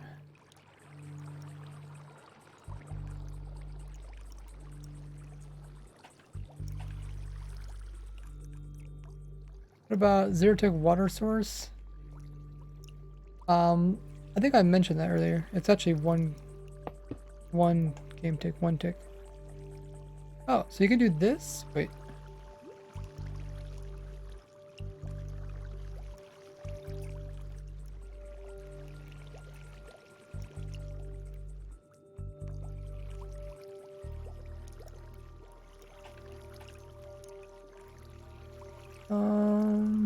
Does my F5 mode not work anymore?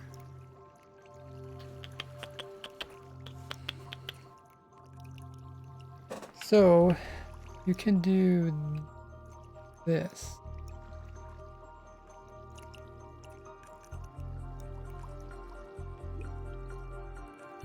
How is it? That's half a block. Oh, I guess yeah, but you can still crouch. I think the problem with this one is you crouch, you can still avoid.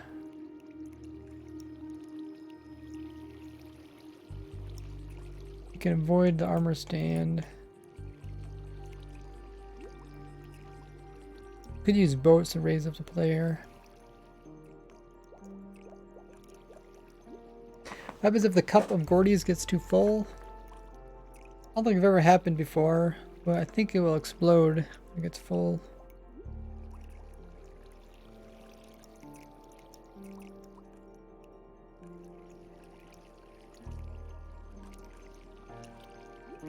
So what I want to do, I want the player's head to be inside a waterlogged block. And then the new versions, you supposedly can waterlog lightning rods. So the player could be here, he could be in water, meaning that, well, it will dampen, will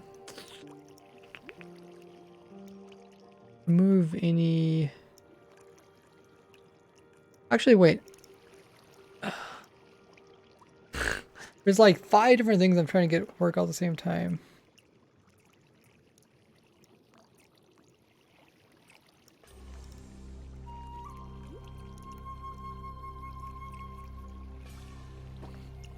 So when I change one thing, then something else changes.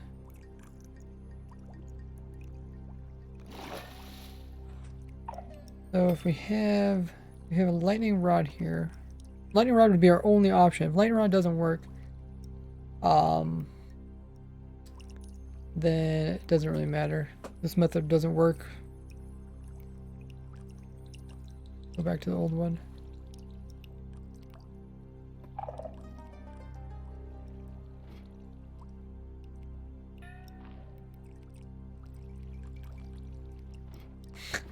You can't crouch on ladders. Maybe I can place it when I'm down in here. I crouch. No, crouch. Ah, there. Okay. So I'm standing upright, and then if I crouch, I can avoid. What we want is we want to force the player into a crouching mode, but not in a elytra mode. The armor stands come right now, the player can knock them aside. But as long as it's gonna, I don't know if there's a way to test this.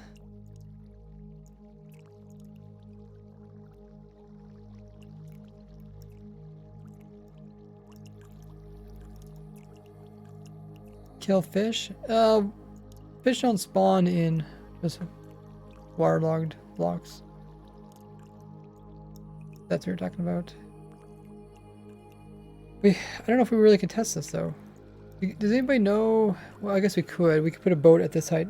Does anybody know how much water there needs to be for the player to be able to swim in it?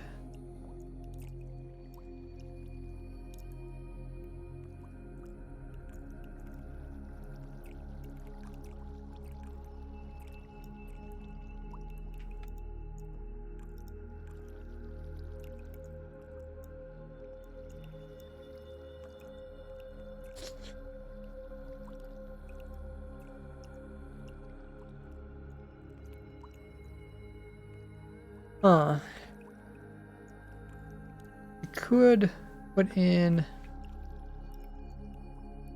We could put in. You can swim in one block of water, but you can get into swim mode if your head has to be submerged. Would this count then?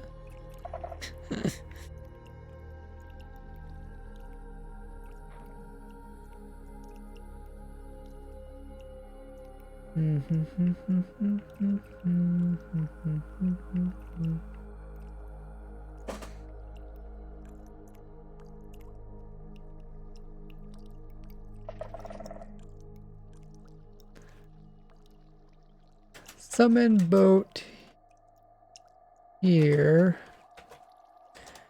No grass.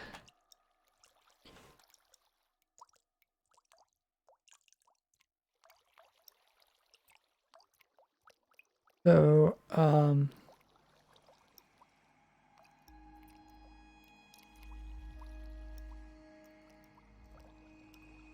what we do is we remove that, spectate the boat,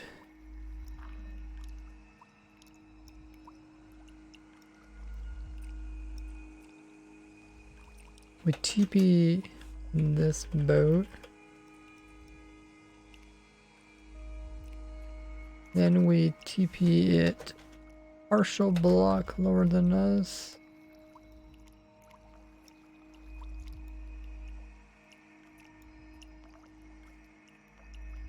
Okay, now we put the boat one lower. And then what we need to do is put water in here.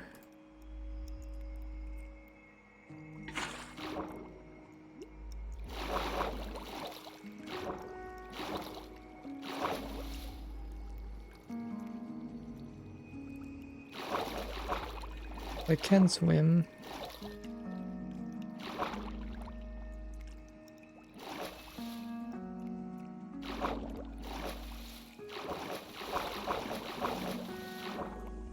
Is there something pushing back to the center?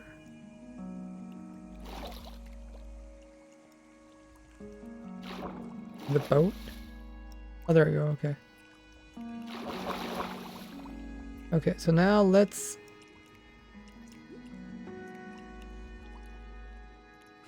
teleport the boat one lower. Is it trying to float now?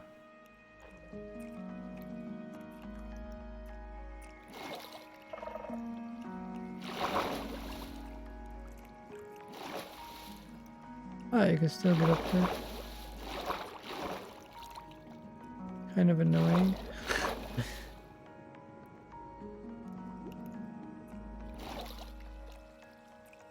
I'm trying to think if there's a way to keep the player without swimming while still being technically in the block above. Actually, well, that probably wouldn't work anyway. Well, there's a couple reasons why it doesn't work. Let's go one lower. Oh, is the boat just going back up again?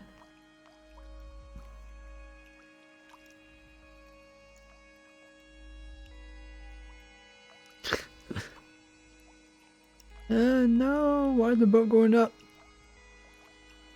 Ah, it's so annoying when this happens. We try to test something, and then everything changes.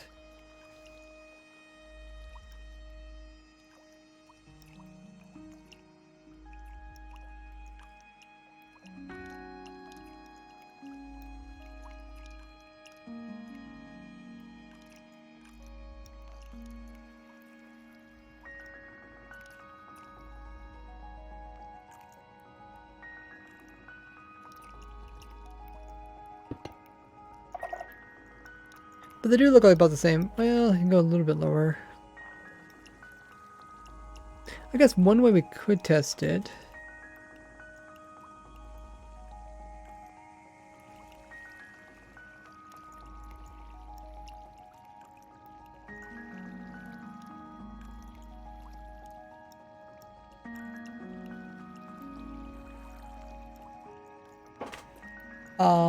Is we could put this.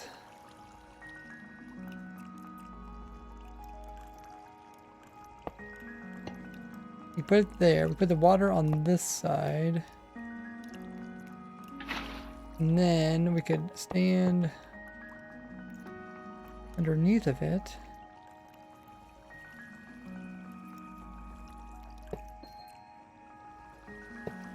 And then we could put, there could be here. We could see if we could swim in it.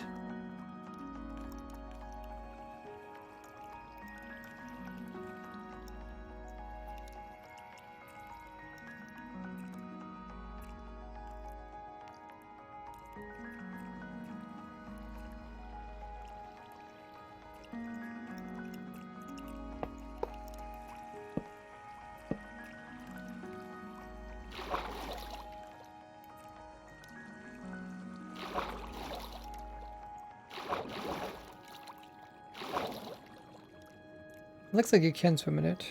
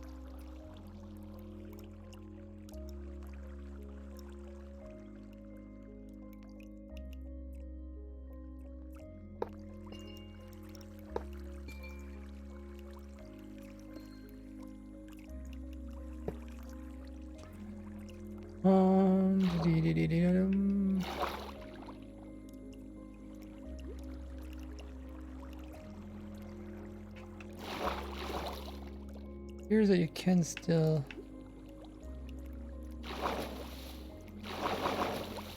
swim in it.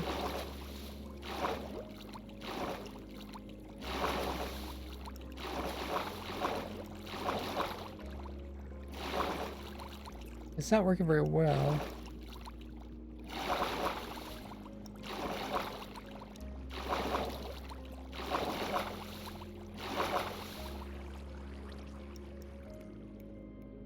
I guess the main problem we're having currently is that you can also just crouch to avoid. But yeah, this is more of a afterthought than anything else.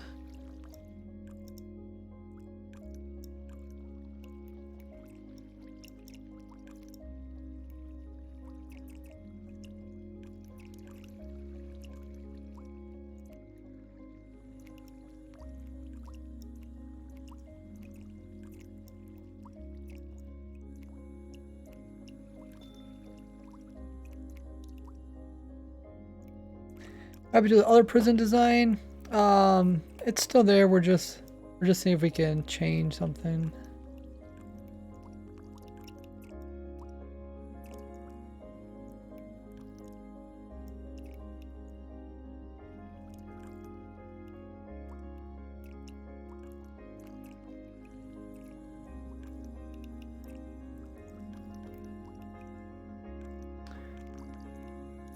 I think we tested it. It looks like it might not work.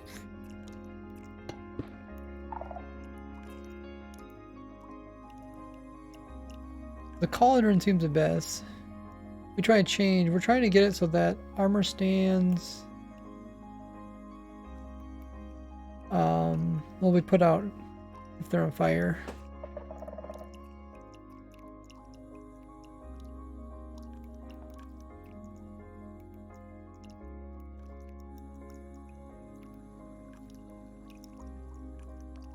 It'd also be nice if the player was directly inside of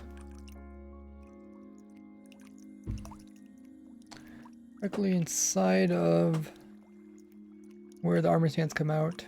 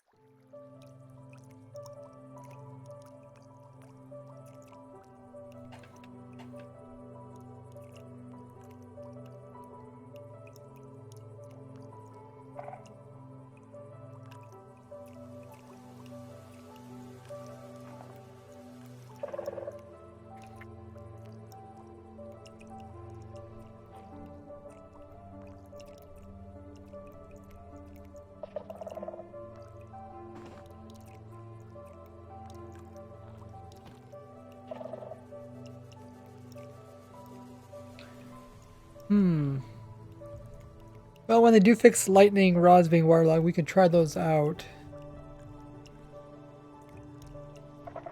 Yeah, I think the main thing that really constricts us is the pressure plate because we're trying to actually detect how many entities there is there. Pressure plates don't really only work when they're flat like that, so we're kind of limited to how we hold the player from the bottom. Use splash water bottles. I mean, we tried that. But it would be nice not to be able to not need a farm. Like this would all work on its own. All these things would automatically fill this up, put it in there. You're never limited. Well, I mean, it's only because we're choosing to use a pressure plate. We don't have to use one. But it's kind of risky if you don't have one. One thing I would like to do is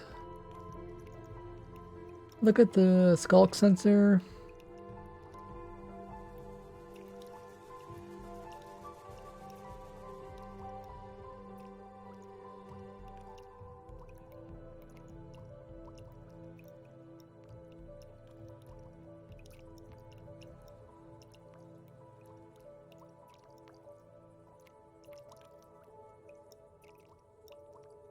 So let's look for stand. The armor stand appears in here. So if entity is damaged, any entity except for armor stand is killed. Okay. Item is put on armor stand, or armor is equipped for the use button. Item is put on armor stand.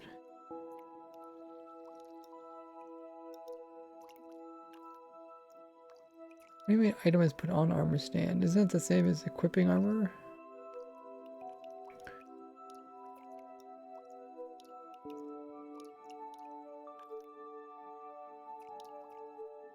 Armor stand is killed. Oh, if armor stand is killed, produces a 13 signal. Ah. Okay, so fluid picked up, block destroyed. Oh, so we can detect only if an armor stand is killed.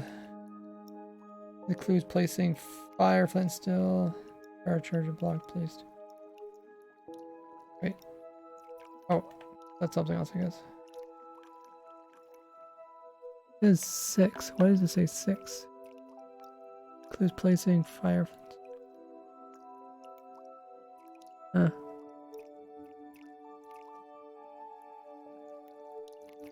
Oh, it goes down here to bug. Oh.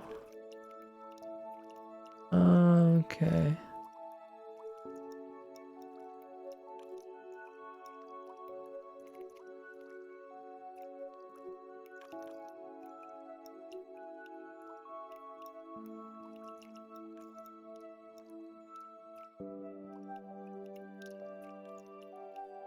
Okay, so the entity killed event isn't working so well. Otherwise, how the armor stand get fire aspect sword? The main downside to a skulk sensor is just because any signal, even if you only want a certain signal to go through, any signal that goes through causes problem. Oh, that's a nice little chair. Very cool.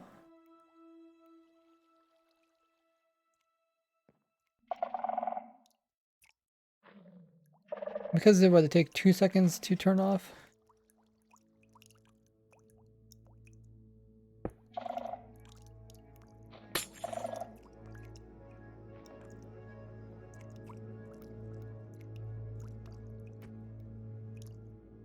Yeah, I have a redstone contraption which I use to decode them, but you could still create noises, even if the noises don't do anything besides activate it. There's a cooldown. The cooldown is a problem.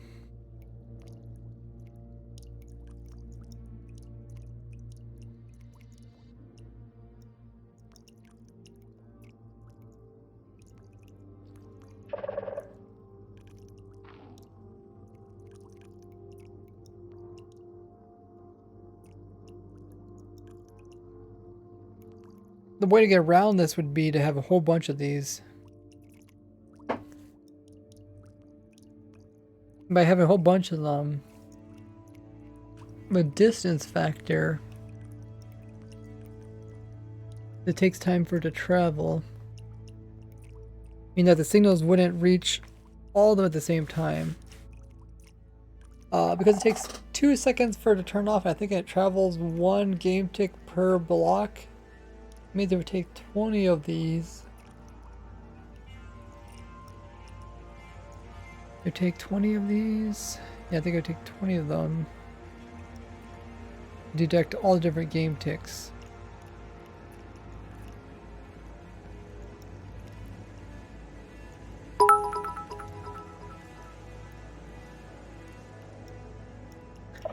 The Wolf Ian coming in with 50 biddies. Wowzers. So much. Hype. Yeah, so the skulk sensor aren't as good as I wish it could be. They really want them to be good. What they do is make them have like a right click option or something, and then go through all the different modes. That way only the modes coming in, only that particular thing would be accepted. Right now it accepts anything, no matter if you hop up or down or what you do.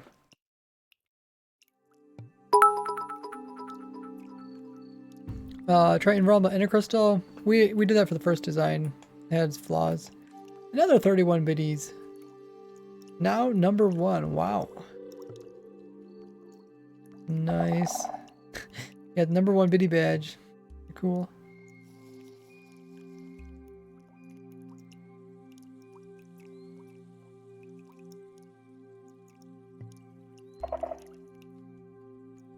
Yeah, and then the signal only goes out 8 blocks.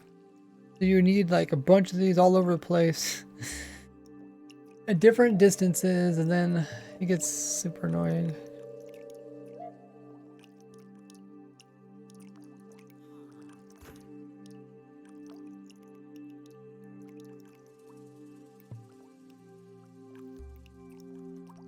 Hey, Kim and Jax, how goes it?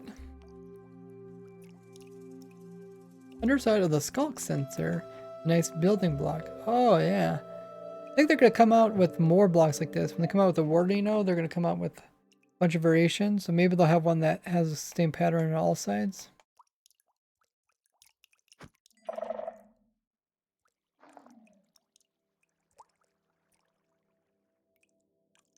It's pretty cool. It's kind of like when staring into a end portal.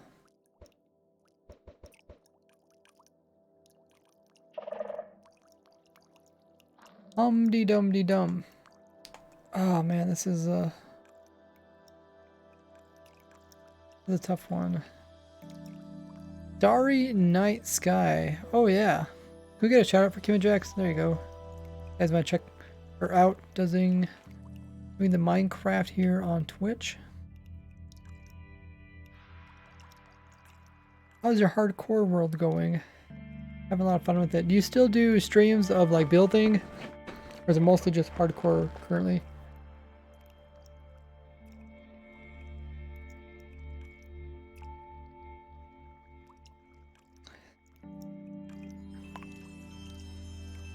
Ah man, it'd be so nice if we could detect when a armor stand dies, because you really don't need to do anything until armor stand dies, right?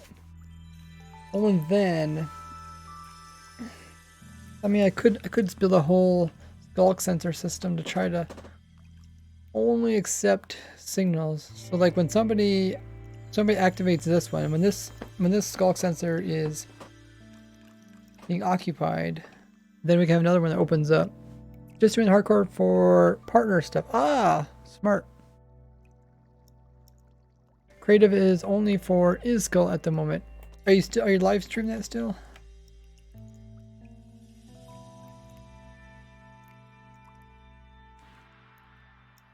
Chocolate is healthy. I think chocolate's healthy. Probably not the sugar. I actually like chocolate without sugar, which might sound kind of crazy, but I got used to it. Like eating like that cocoa powder just straight out of the container. It's actually something I got used to. Most people think, oh, that's so bitter, but I don't know, I got used to it. It tastes good. Behind closed doors. Oh, okay, you're working on a secret thing. Cool. 100% chocolate. Is that what they're called? When I buy it, it's always called like 100% cocoa something, cocoa bar or something weird like that. That's really cool that you're working with Iskull. I don't know if I did anything with Iskull before. I mean, he used my farm designs, but I don't think I've ever custom designed him anything. I've designed stuff for other Hermitcraft members. Dark chocolate is 100% the best. Yeah, dark chocolate is like a more cocoa variant of normal chocolate, but it's still quite different than 100% cocoa. Get your veggies in. Count that as veggies.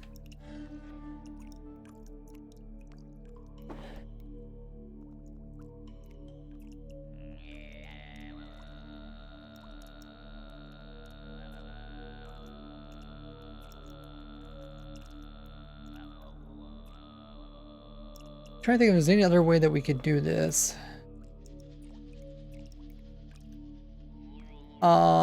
We could potentially notice a difference in the number of entities on here.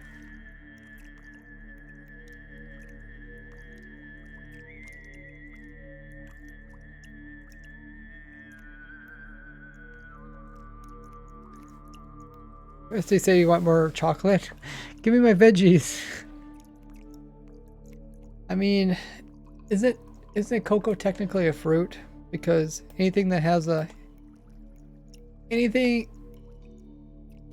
that comes from a flower, anything that's a product of a flower is technically fruit.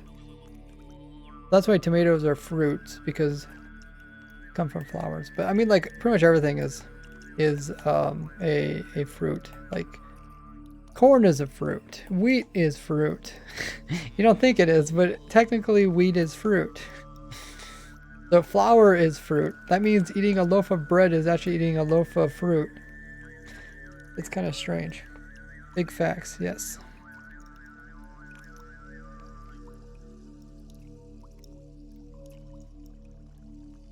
But I mean, there's more specific names. They don't call everything fruit. They call it other stuff too. If it could detect the armor stand missing, first the player jumping would also activate it. Yeah.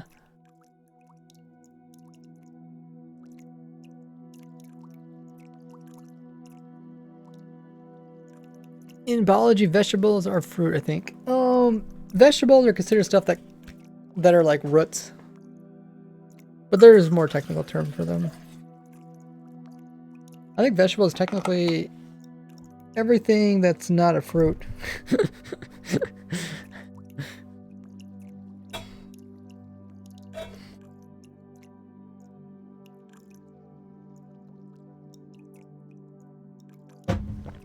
I don't think anybody really uses the term fruits and vegetables when it comes to the more scientific side of stuff.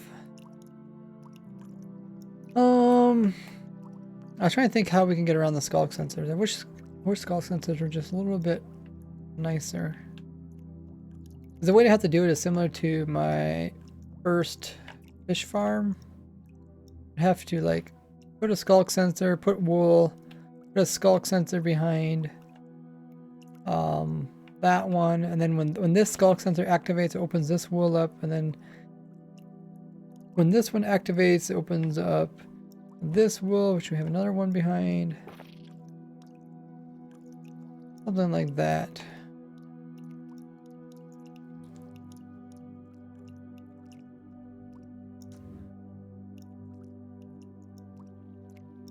That way, if the player in here makes the player like hop up and down, right? It's gonna. Oh, I guess we could make the floor out of wool, right? I guess yeah, I technically put. But I mean, there's so much that the player could do. Blue wool. Oh, that's what blue looks like? Wait, I must have said light blue. Okay. So I think technically the player doesn't make noise now. Okay, hopping up and down, walking doesn't do anything. Sprint jumping doesn't do anything. So the only way he could make noise, how else could the player make noise in here for the skulk sensor? Just by breaking it, right? Kind of fascinating. Let's look into this a little more. Let's look into this a little more. So there's a bug. So the player can't step, flap, swim. Can't elytra fall. That stuff won't get detected because of ground. Block change. You can't change the blocks. Could put armor on. That'd be detected. Minecart moving. Bale splash. Wolf shaking. We would want to put in a bunch of wool to try to make the sound only go one direction. Drinking. Can't do that. Can't do TT. That. Mob interaction.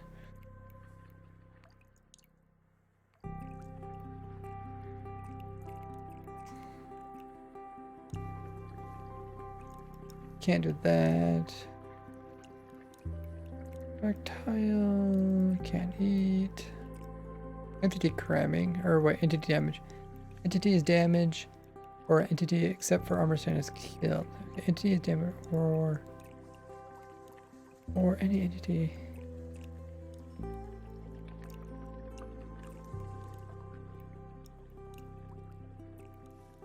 So armor stand being damaged, that would activate it, which is fine, I guess.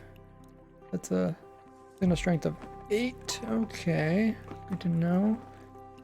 But equipment will activate it. You can do that from here. You can't use shears, roaring. Block switches, can't do any of that.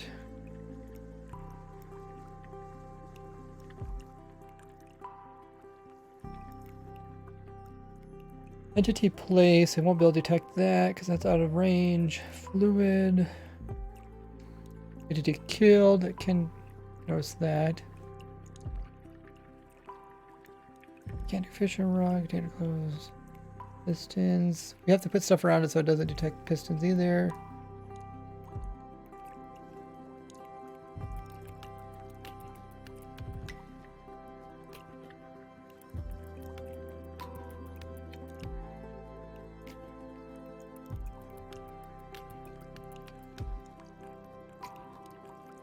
I think that's everything.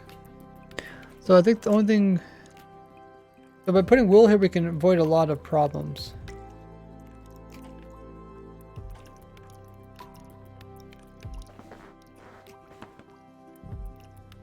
I think that... We can avoid... Wait, how is it? Yeah. Yeah, I think it's good. So now these should only go off. I think that way we can only use one. I mean, because technically, I'm trying to think how you can actually fool this. Is chunk bandit count imprisonment? Imprisoned off of the world or server.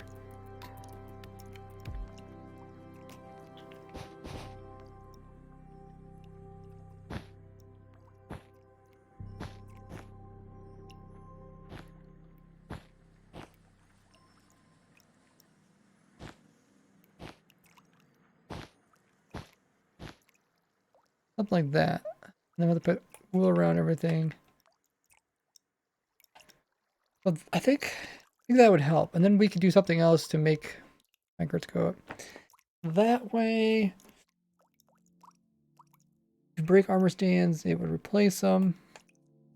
And then we could place in stuff on the sides. And then instead of having pistons here, we would have a dispenser here.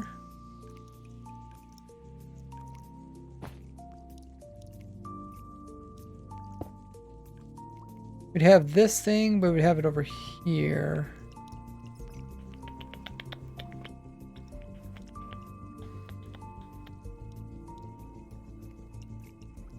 Oh wait, that actually doesn't go there.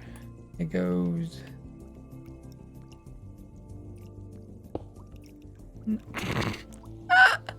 I didn't know you could do that. That's kind of funny looking.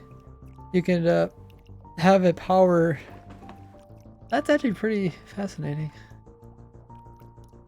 Make it place armor stands directly inside of it. Wonder if that's useful for anything. Because won't update, they can remove the block under them. Make it so that beacons won't update, so you remove the blocks underneath them. You used to be able to do that. I don't know if they fixed that bug or not. You have to test it.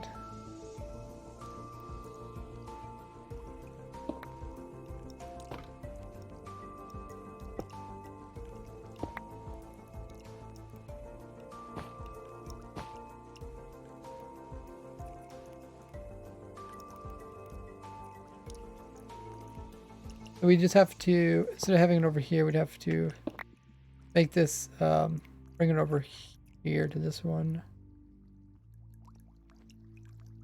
Actually,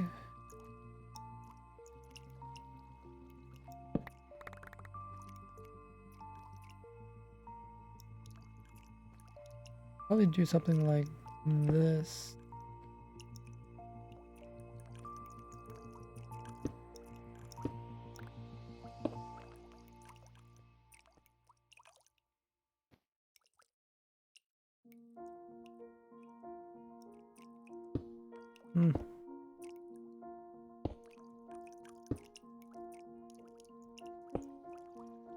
Something like that. Ah, I didn't mean to do that.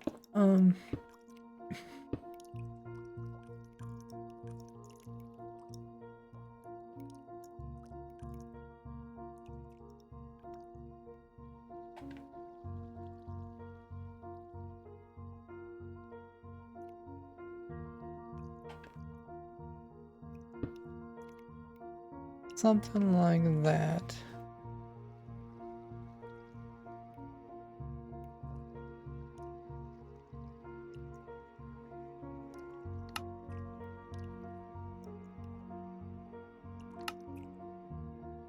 Pig spawners. Actually, wait, we can't actually go straight through here.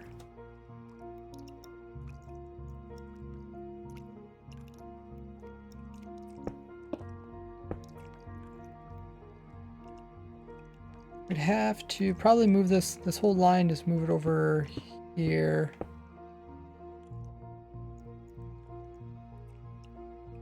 Yeah, I think that'd make the most sense. And then really nothing there to prevent that being moved over.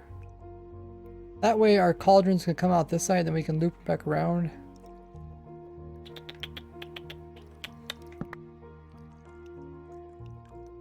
And that should work.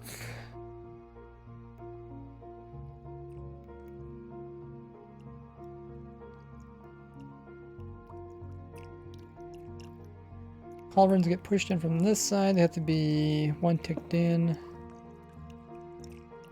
from here, and then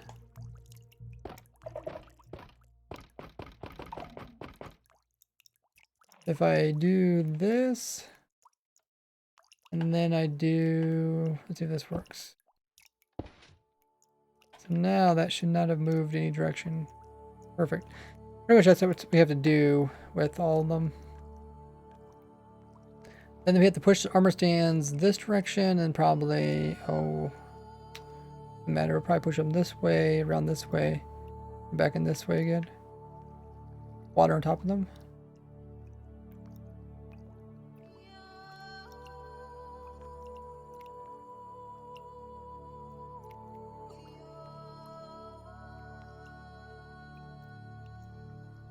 I'm just trying to think of a way to power both these systems, but we could just move the redstone like that. Power them both.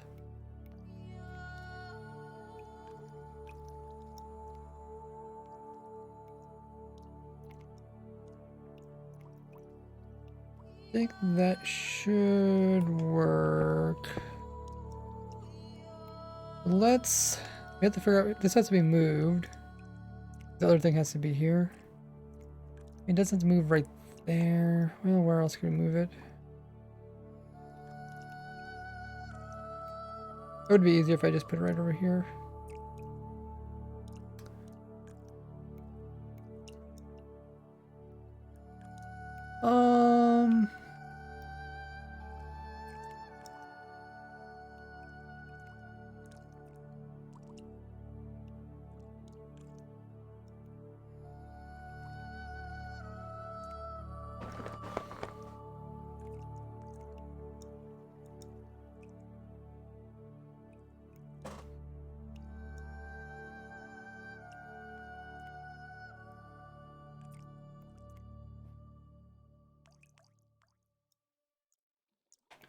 I have room. I could put it on this side.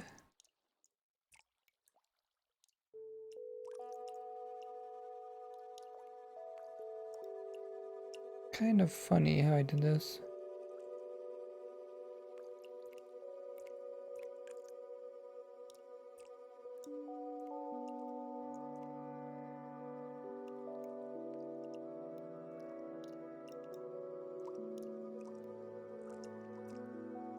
So I need to get all these droppers to shoot all the items up to the top, and then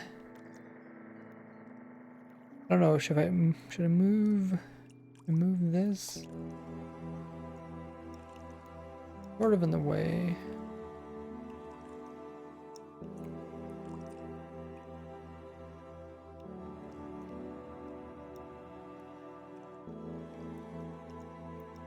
Someone redeemed emotes only. Can one of the stream mods do 3 minutes of emotes only?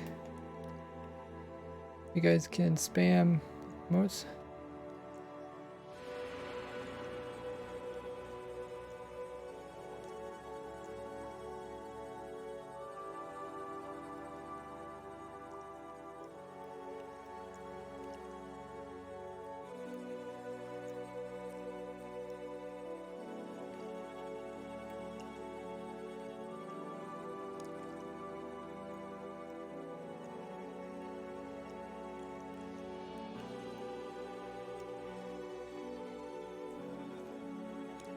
I just just don't want to remove the prettiness of this.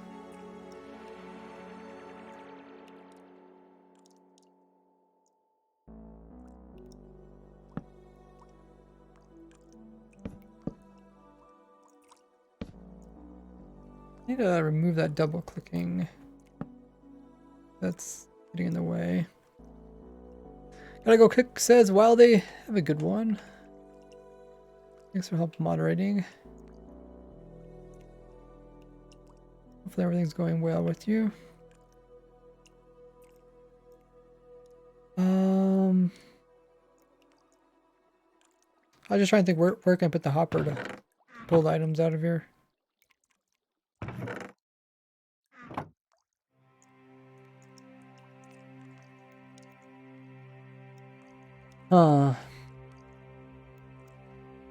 Maybe we could just put it on the other side. There's room on this side.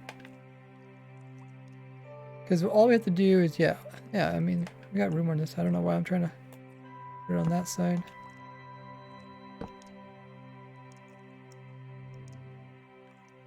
So...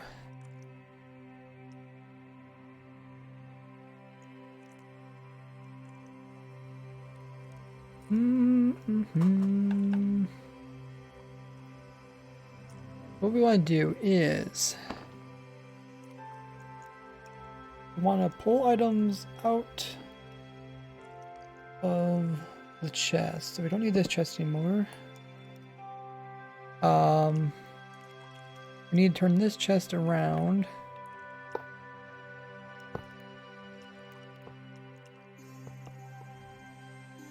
And then all we have to do is pull the items out and then burn them just like this.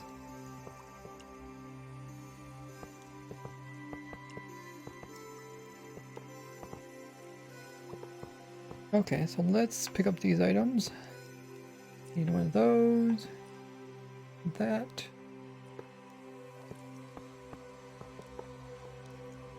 Items come out. They're gonna go into a dropper, right? Oh, we need a dropper. We need to put a dropper here. And then we need to...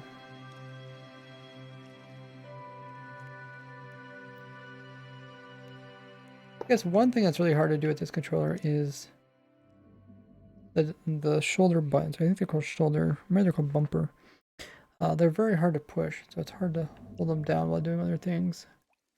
So I might have to take it apart to make it less hard to move buttons. Okay, so now all I need is a cauldron. A cauldron underneath of this.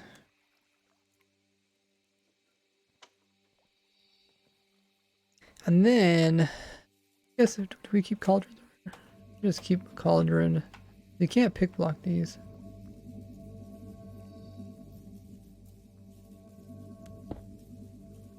The cauldron right there with lava.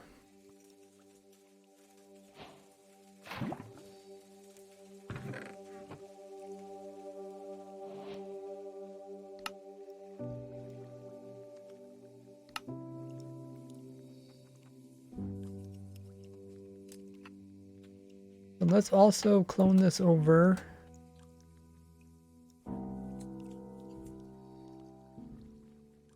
Oh, sure.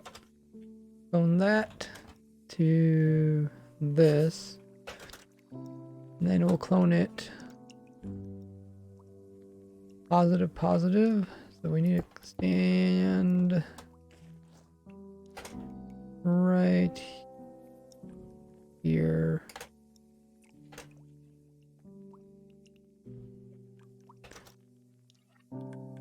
There, okay.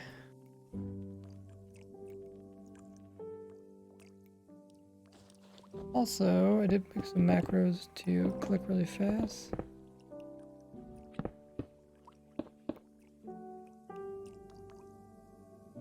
Now this should put stuff into there. All we have to do is hook that. And that goes there. Alrighty.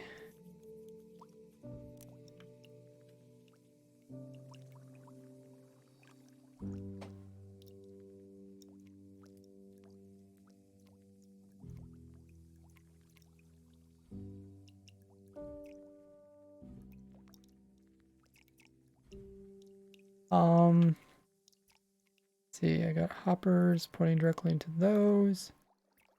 I could do a hopper directly into these.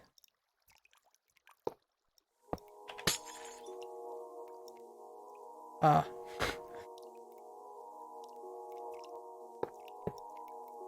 There. I could do a chest on top.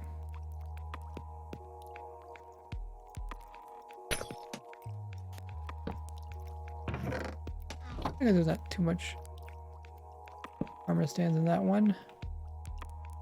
Am I doing moats only again, or is this the same one?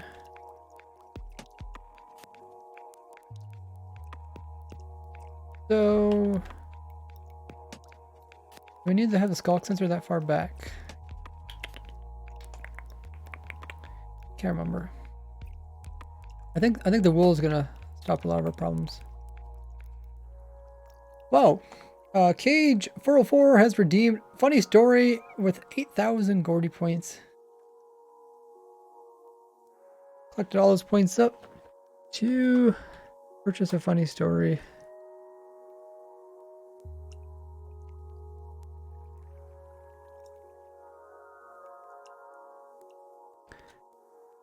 So we will do a funny story. Story time! Moats only is over as well. So let's find a funny story from my past.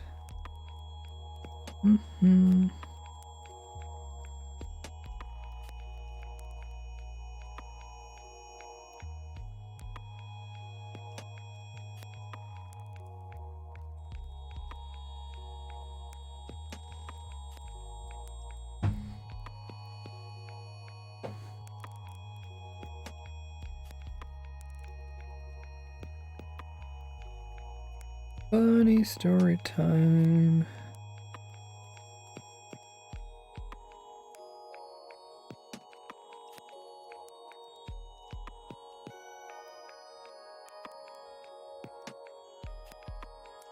I have one funny story labeled as bowl. I have no clue what that means. Bowl.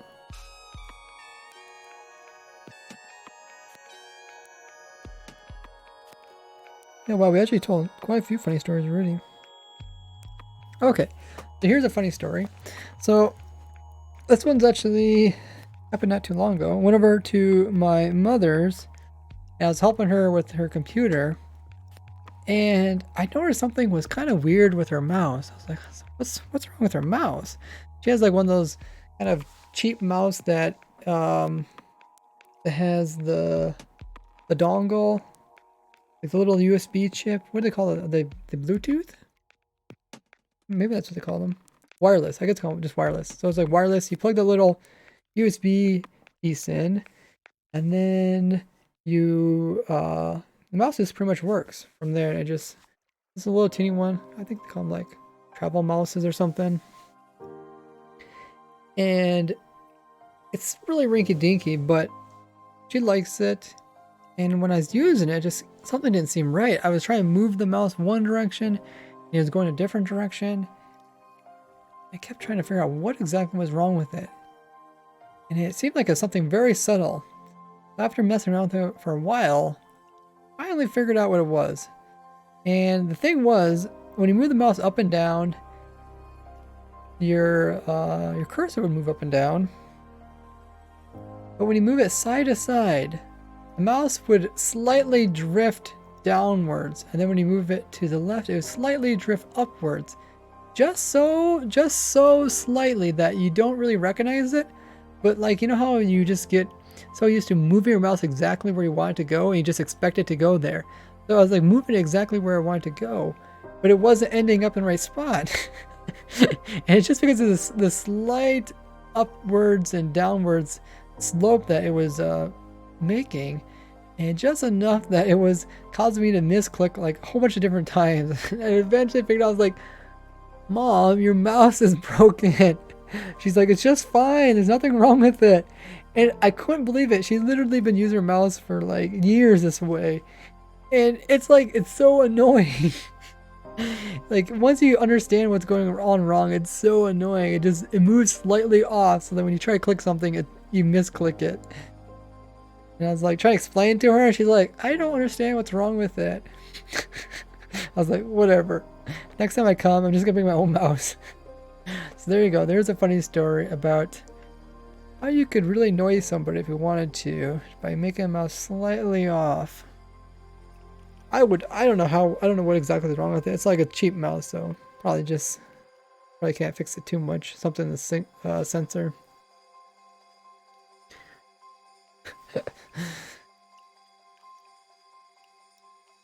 I couldn't believe that she's been using it for so long and she never even noticed it. Like within like minutes of me using it, I knew something was wrong. I couldn't tell what it was. Good story, says Cage. There you go. Funny story redeemed. This is going good. Oh, I forgot to put in the other pieces.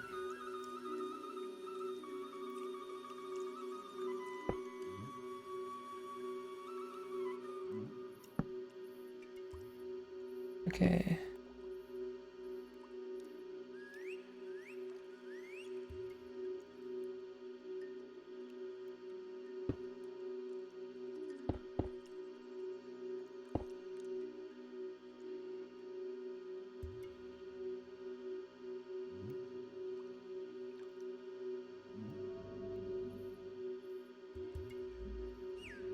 That looks good. And then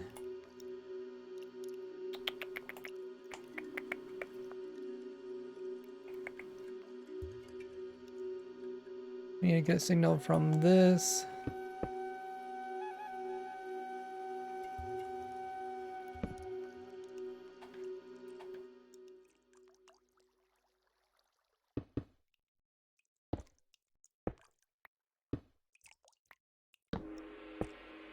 And we just bring that signal. It has to go over to, oh. Ah, okay. So it has to go somewhere else now. It has to go, our piston has to go here, I think.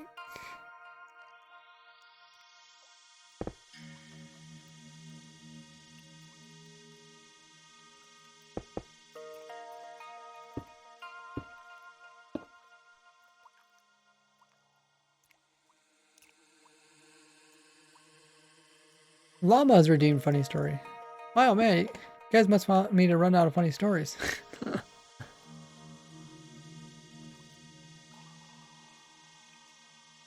My, oh my. Okay, we can get rid of that. So when this gets pushed in, it's going to create a clock, which is going to activate those. And then when this activates, it's going to activate those. Okay.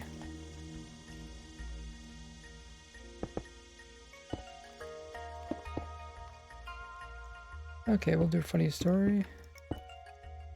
Something like that. Llama has redeemed funny story.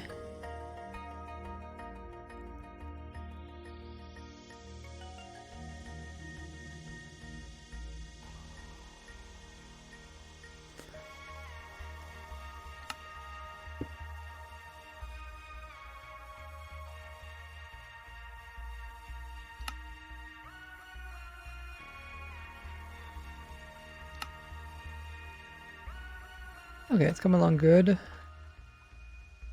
Another funny story. Might run out of funny stories. Have to make sure to check mark them off.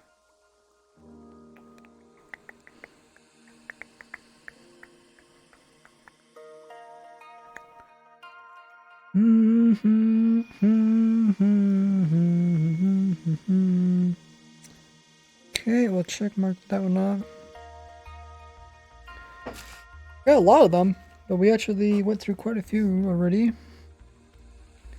Try to write them down, that way during the stream I can come back to them.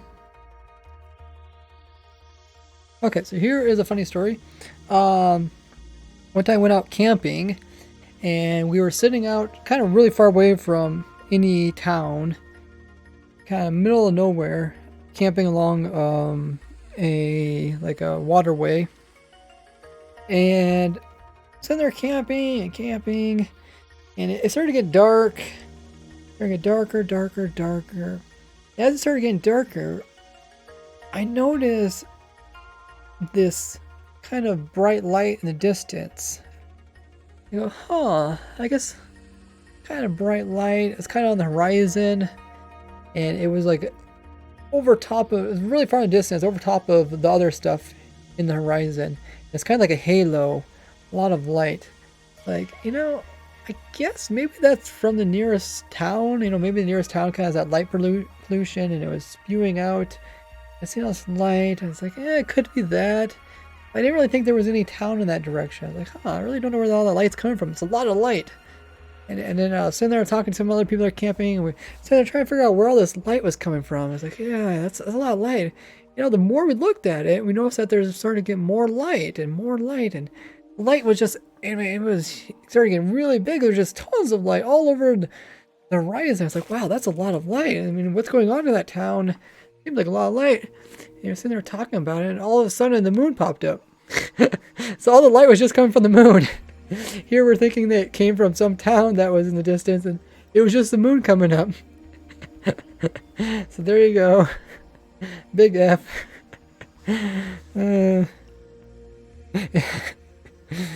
That's how the moon fooled you.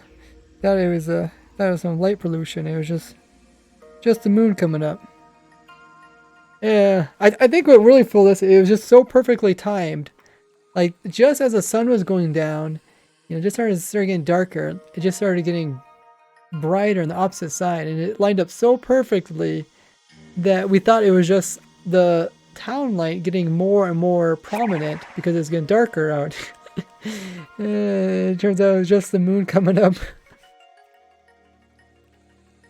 There's your funny story, llama. How many stories I have? Not too many. Not too many. I have to remember to write down more. Get a scary one. Scary stories cost a little bit more. I do have a lot of scary stories because nobody purchases them. I'm gonna have to start telling scary stories.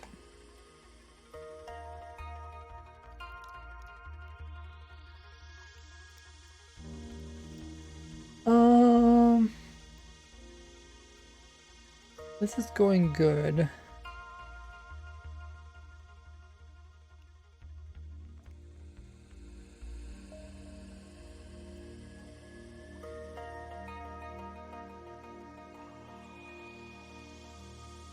think all we have to do is put in the water now. I think, is there anything else?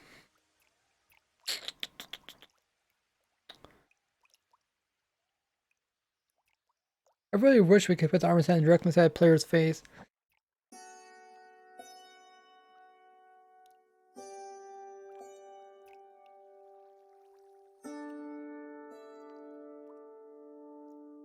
Scary story.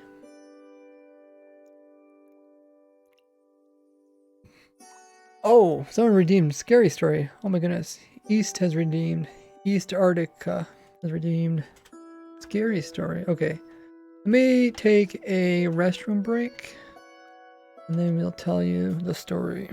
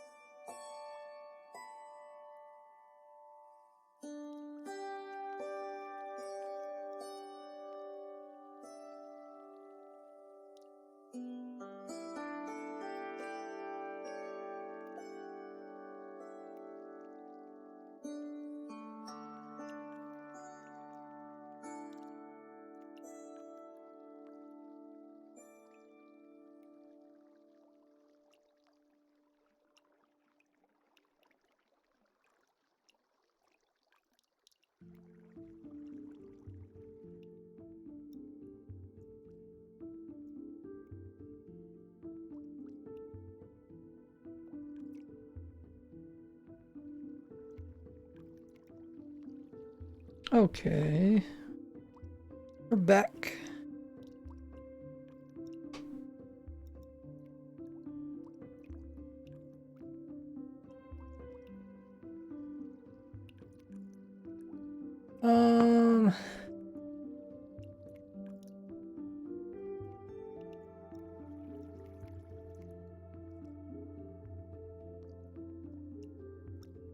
Let's look up a scary story.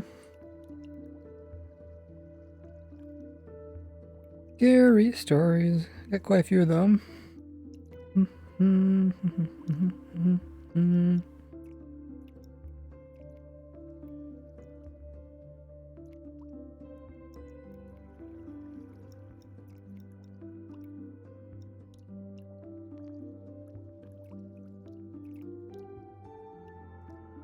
I should organize them. They're like all together, so that's hard to find.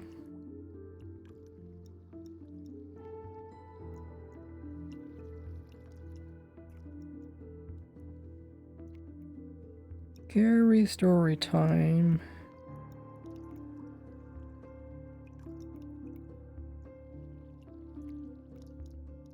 Do do do do do. Okay, here is a scary story.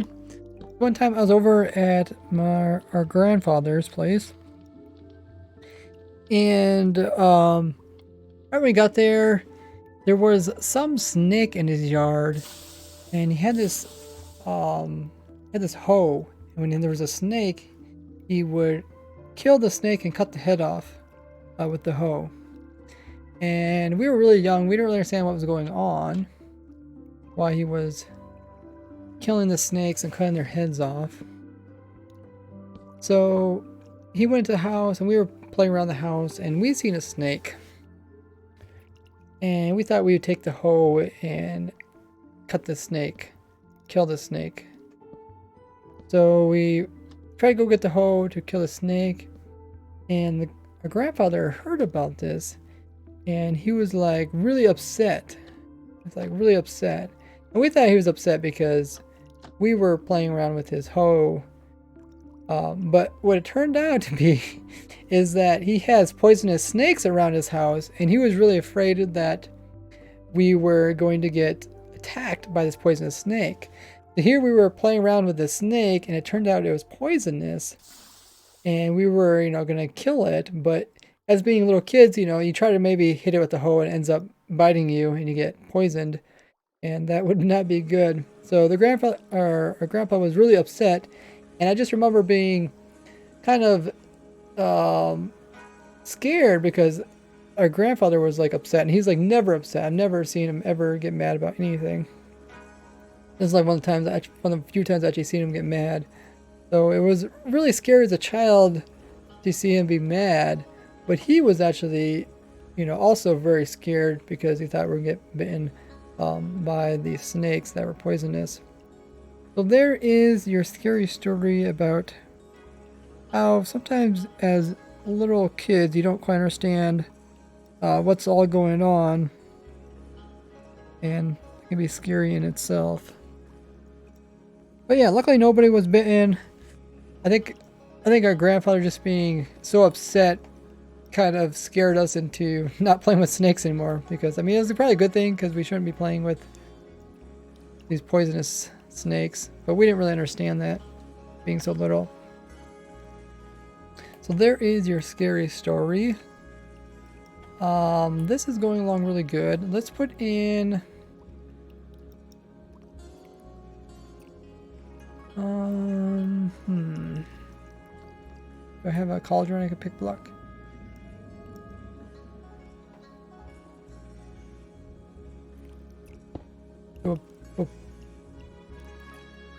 We'll put the cauldrons here.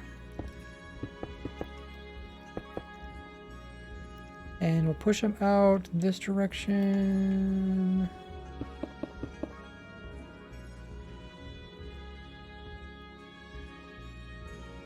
Yeah, luckily everything turned out good. Could have been a lot worse if somebody got in. I don't know how many cauldrons we need.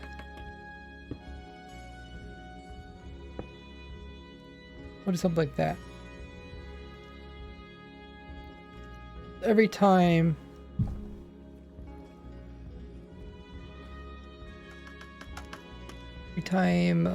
the signal goes off, it will move the cauldron, plus they'll put in more armor stands.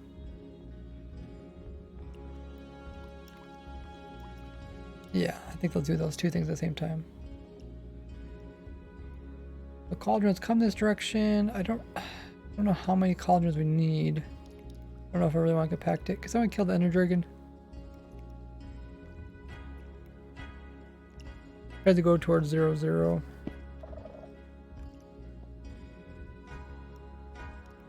Yep, because I want the stream mods. Move the Ender Dragon.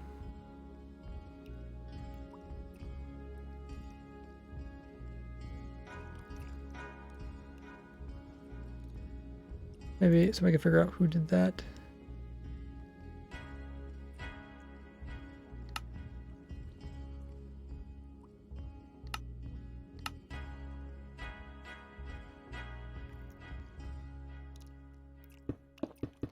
We need more cauldrons. We could just make them go out farther.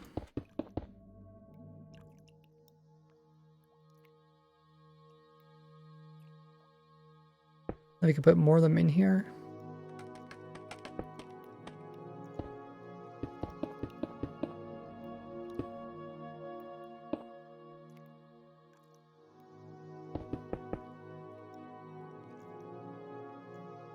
Hmm. 4 seconds is a long time. There could potentially be up to 3 waters in each of these.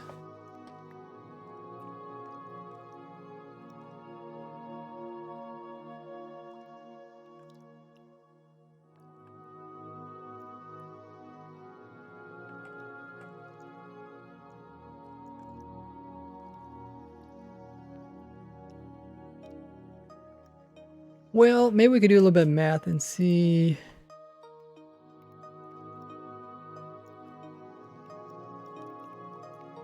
See how many it's going to take.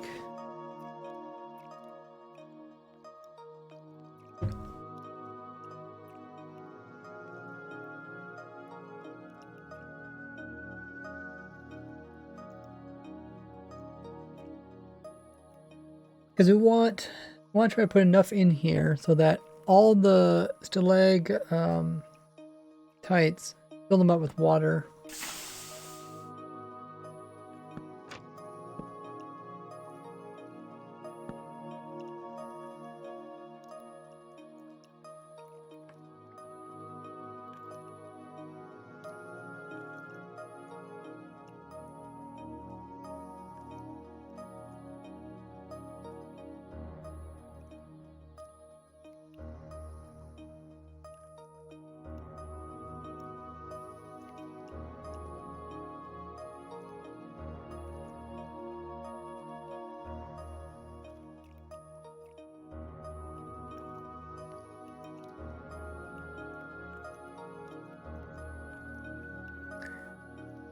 So how many do we need? Let's pull up the calculator.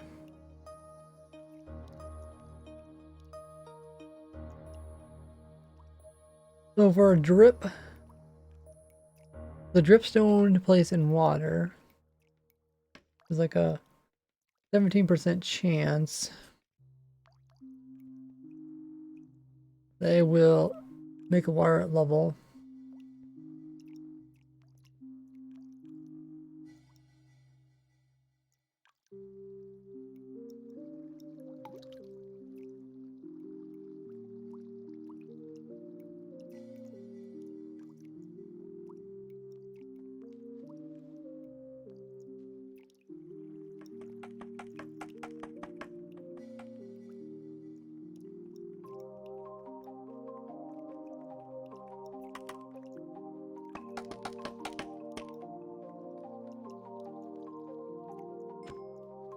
Which arm farm do you recommend? I have a really simple one, which you can always add to.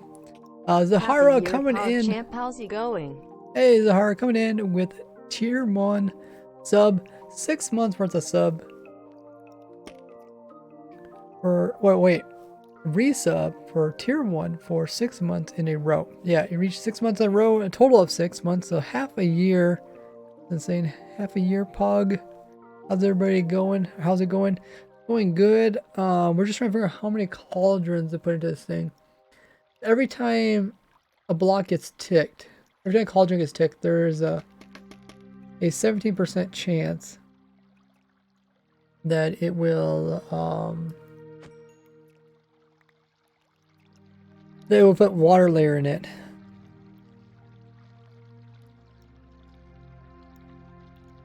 Yeah, the one on my YouTube channel. You just type in, go to my channel and click on magnifying glass and type in iron.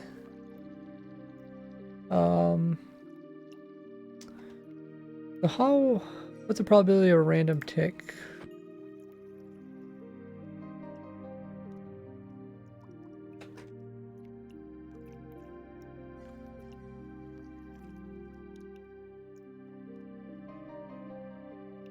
Random tick. Block updates every 68 seconds. Okay. On average, block updates. So every 68 seconds, there is a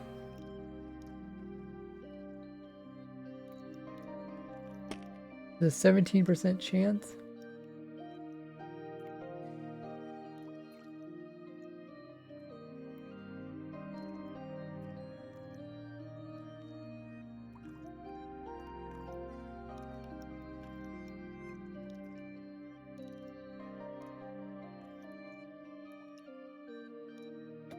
That's not, I mean, that's not too fast.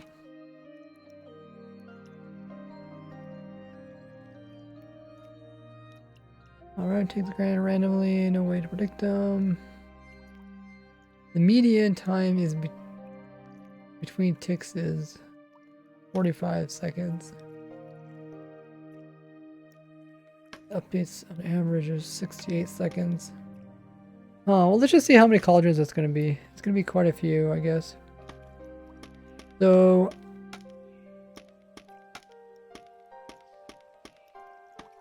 so 17... we times that... 60... Alright, let's do it. 17...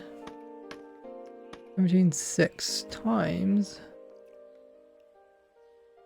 68.27.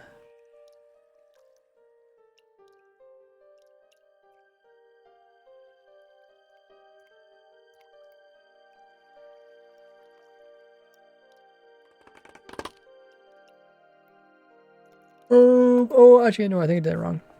100 divided by 0.17. 6. Okay. No. We'll get it right one this time. Divided by 17.6. Okay. So, if 5 of these events occurs, then it would have pretty much 100% chance of filling up. Every one of those events occurs in 68.27 seconds. But for one to get full, for any one to get full, it needs to or no, one, for any of them to get one layer, it needs approximately 387 seconds to go by, which is quite a bit. We could say 88.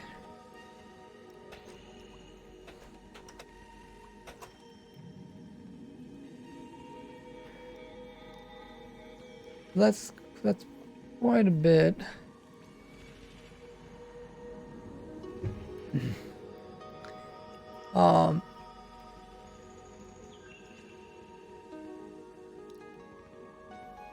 So, but we only need one every 4 seconds because that's as fast as you can That's as fast as you can destroy armor stands. Is every 4 seconds. So if we divide this by 4,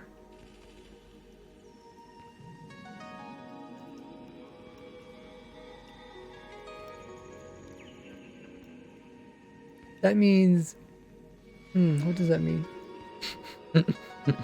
So many numbers. What's going on right now? I'm trying to figure out how many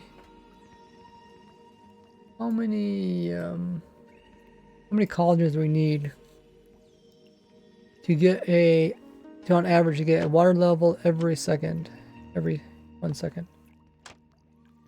What I did there is, on average, it takes 388 seconds to produce 1 layer.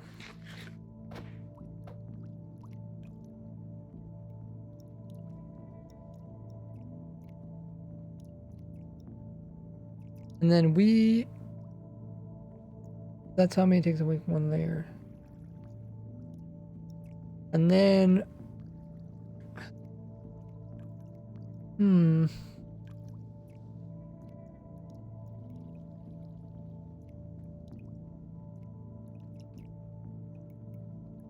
we don't need 1 every second.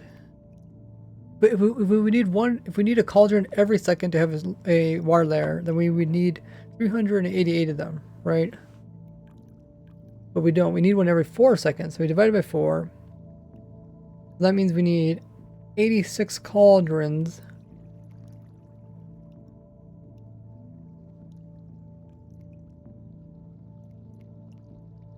Need 86 cauldrons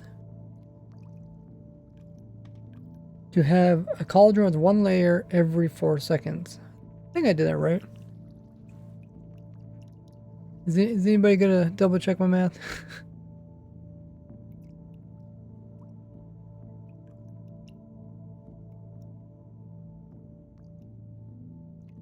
$96.9, so I guess 97. 97. Where's my calculator go? Did I exit out of it? No, there it is. So let me just divide this by 12. Okay, it's gonna take 8. Okay. I was thinking maybe we could get them all in here, but close. Let's see, we got 1, 2, 3, 4, 5, 6, 7, 8, 9, 10, 11, 12. Right? Technically, you can do 1 more.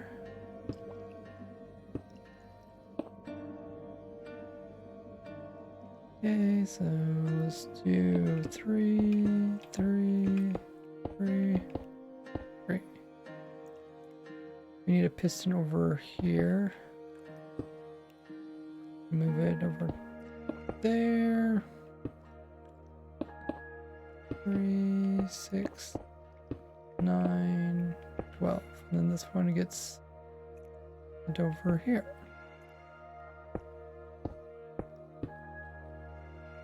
Like that. Okay. That'd make a full circle, I guess.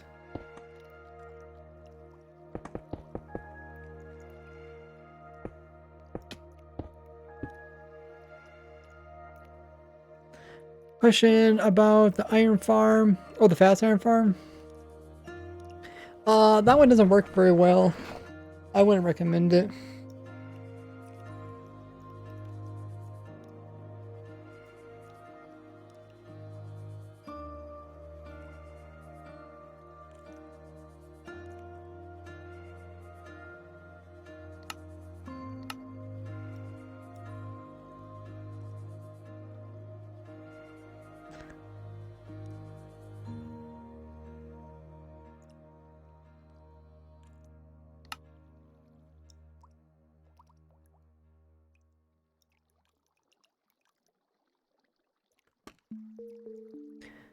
ZXCX. It's an unusual name.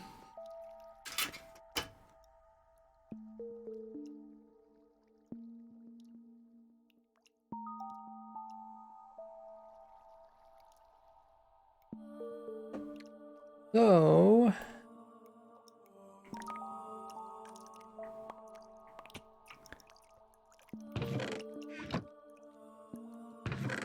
okay.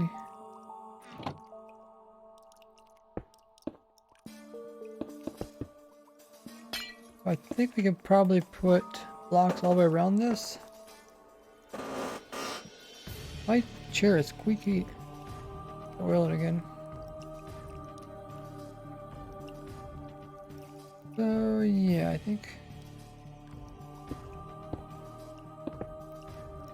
somebody wants to put glass blocks all the way around that, and then you put blocks on the sides too.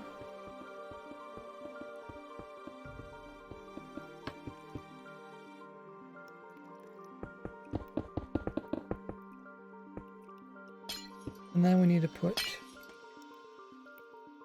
water above most of them.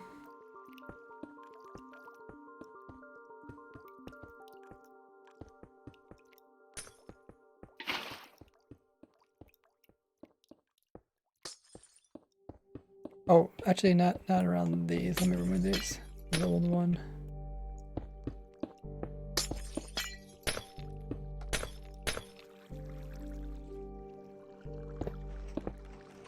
Oh, did I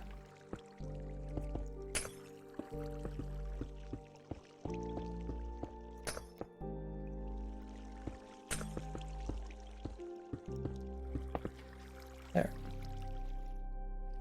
Okay, and then go this way with it.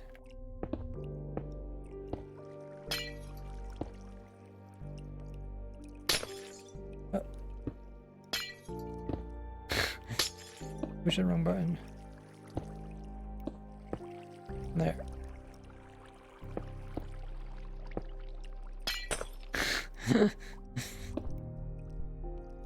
Okay, so now I'm gonna put water sources on top of all these. There's no holes.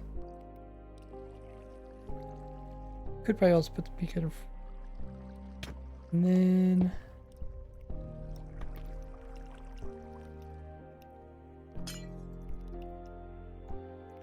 we'll remove this.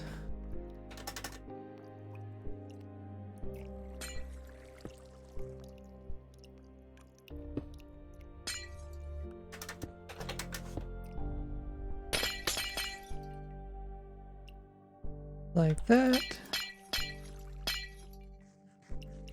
And we don't need this.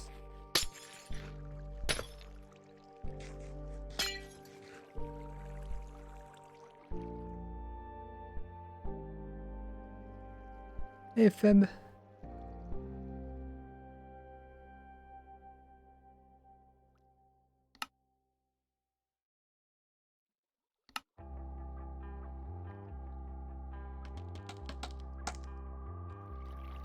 So yeah, just put water sources in that channel. And then I should automatically fill these up again.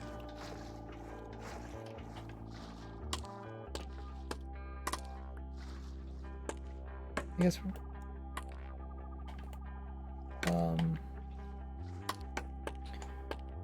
I think we could probably put one here. Not a big deal. Yeah, put one there.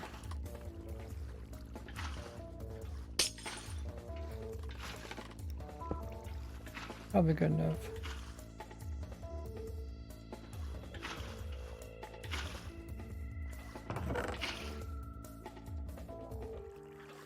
And yeah, we might move those back somewhere else.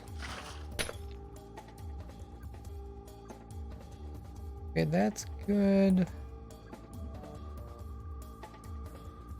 Oh, I don't need this.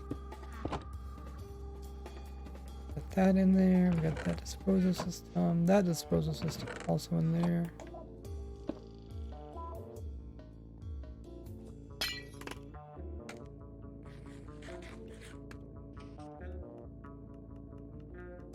That's working good.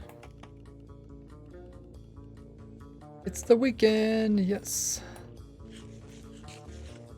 You should make a part 2 of breaking out of the prison on Dream SCP since it has changed.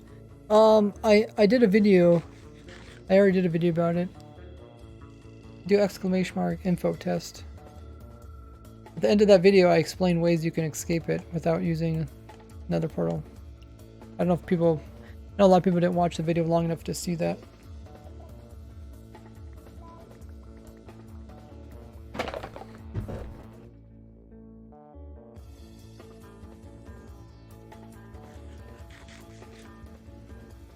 So that is there.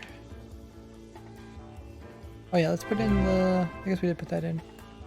The Trickster comes in with the Prime. Thanks so much for using Prime here. If you guys don't know, if you have Amazon Prime, Twitch Prime, you guys get 1 free sub to give to anybody here on Twitch.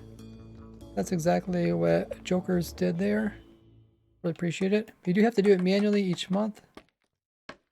Otherwise, it won't do it. It's like giving away free money. You get all the rewards. You guys are subbed to exclamation mark sub to see all the rewards you get, including sub server, special roles, special channels, all that good stuff. The next thing we need to do is we need to put dripstone underneath of all this if someone wants to do that.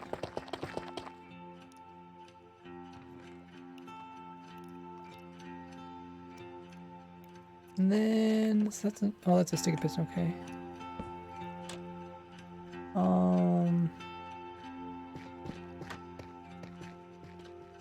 Let me just get a normal piston.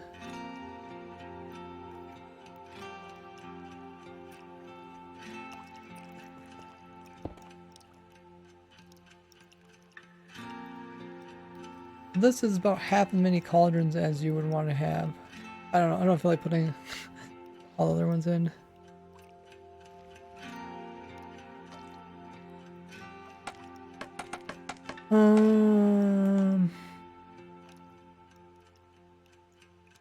Okay, so go this direction, and then we would push it. Push it this way. Oh, I broke it.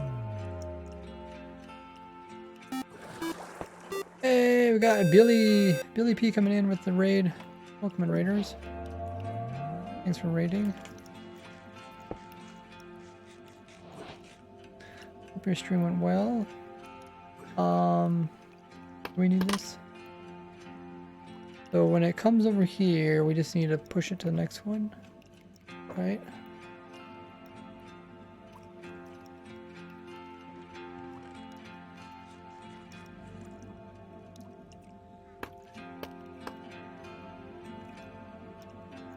How can we make it push it to the next one?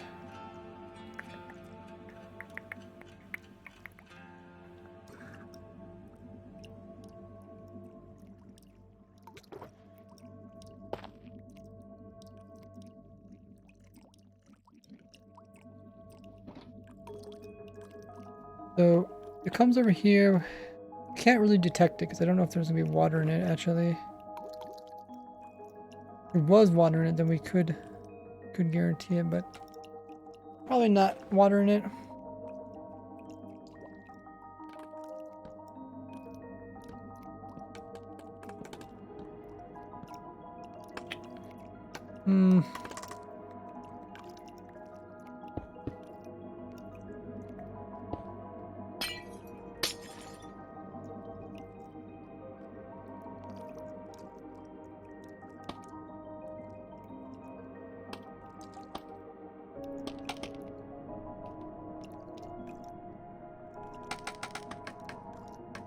They put redstone signals through it. What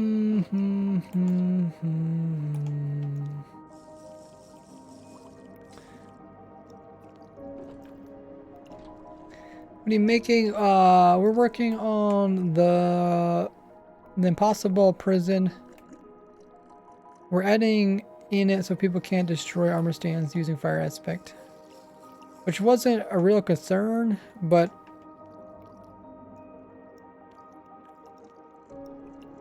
In theory, since it does remove armor stands, it's not a good thing to have.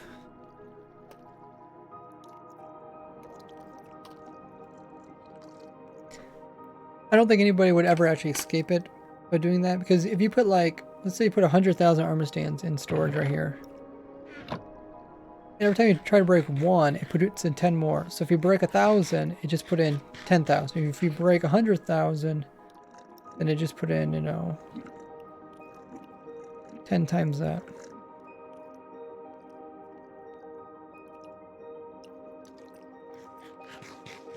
So,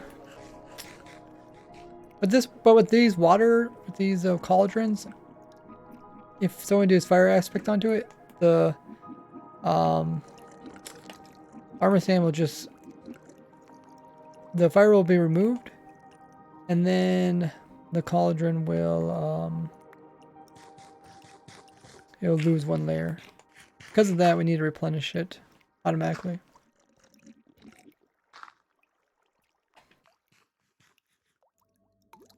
I'm just trying to think how to push it from here to there. Might just have to, maybe if I detect this one moving,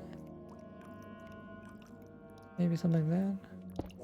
Or if it gains the level, it's also gonna go off.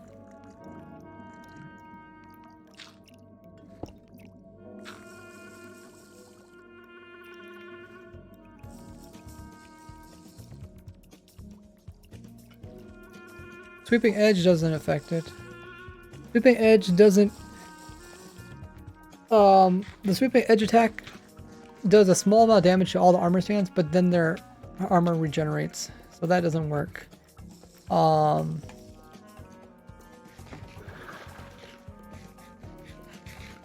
think the other thing people say.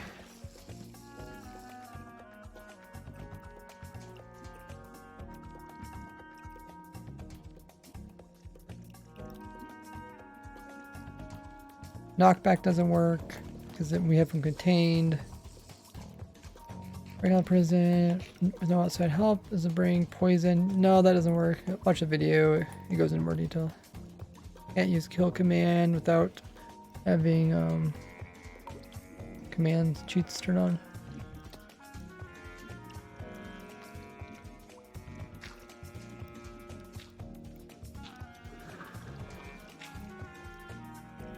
I just might have to put some timers in here just to time it. Hoping there was an easier way of doing this.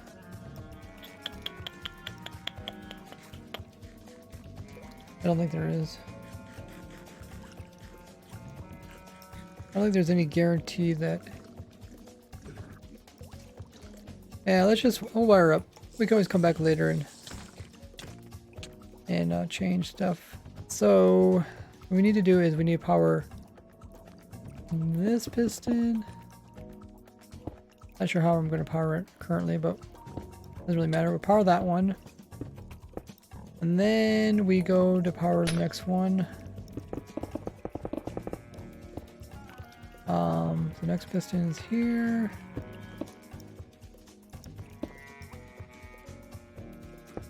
And then go to the next one.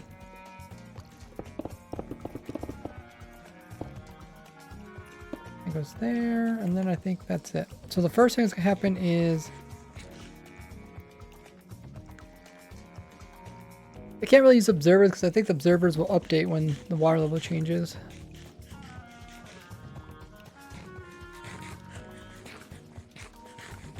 You can't drink anything. You can't use the right click action. Yeah, make sure you guys watch the video first. It's in the title.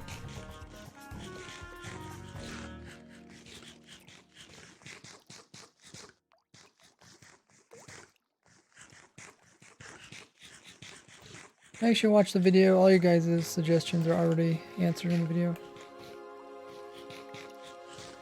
The first thing we want to do is we want to pulse this one very quickly.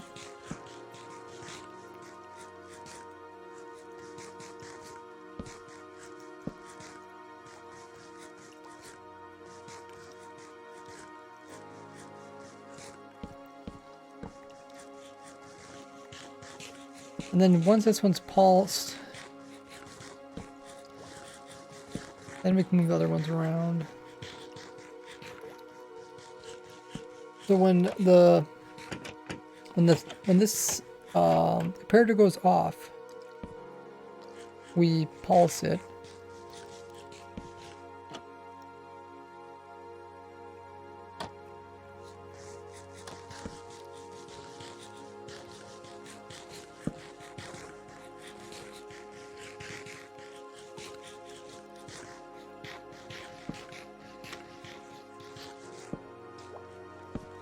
How do we pulse it?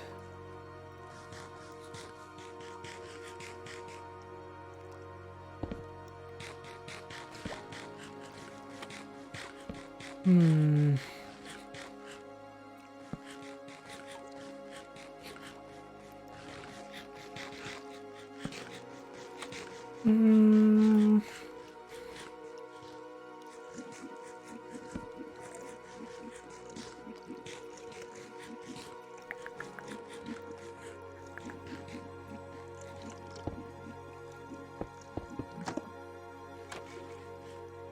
Guess we just send a signal over here. Alright.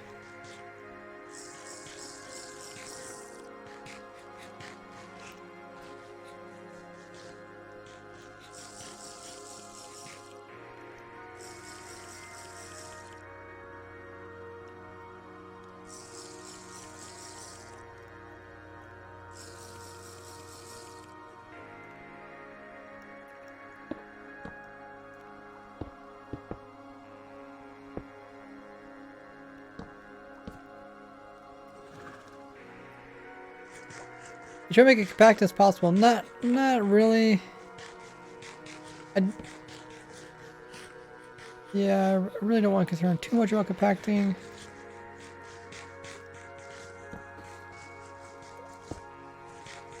So we just need to send a signal game tick to that.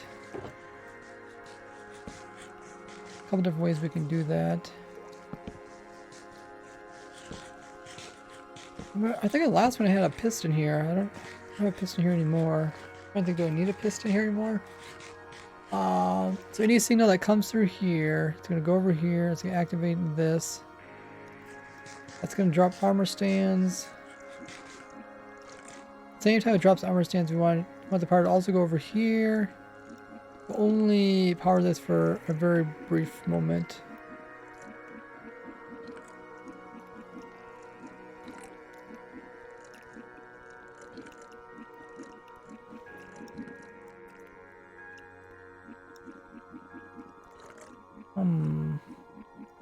We could put in a system that can detect, make sure that there's actually water there. We can say, okay, if there's water, there is water there.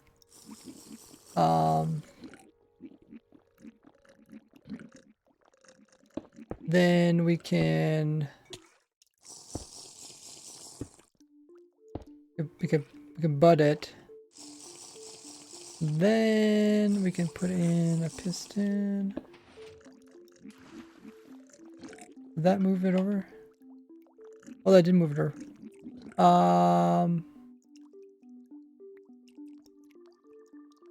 Oh, because it didn't react fast enough. I see. Okay.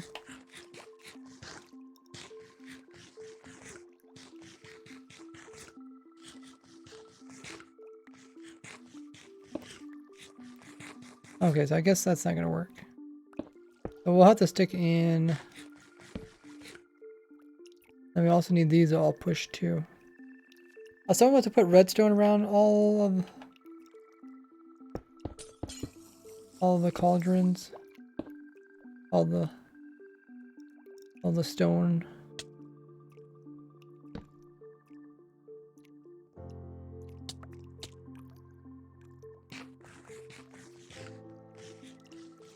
As soon as power comes here, over here, we want to power this, and then I think we can just remove power.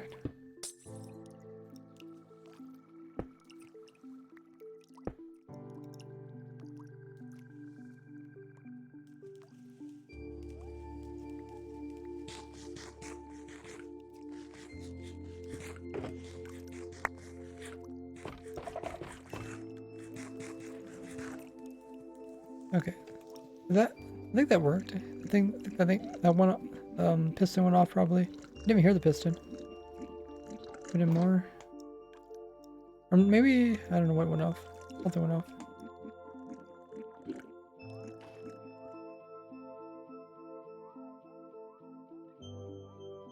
Um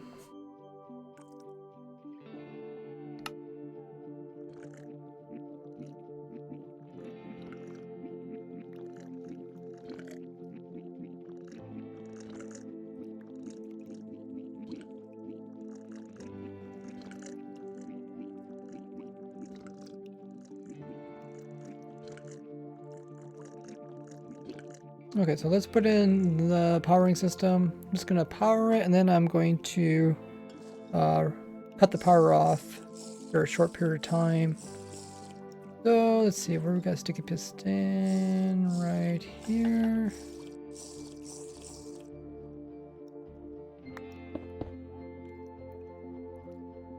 I'll just put it right there. And then we'll just say redstone comes through here. It works. But then as soon as this power, then it cuts it off. So let's see, how do we do that? Put it here maybe.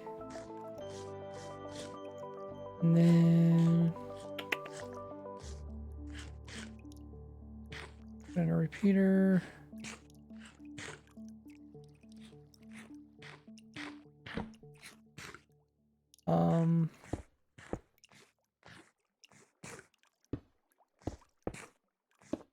That. What should we need? So something like that.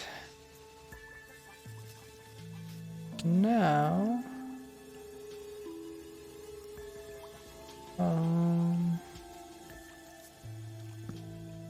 move that one,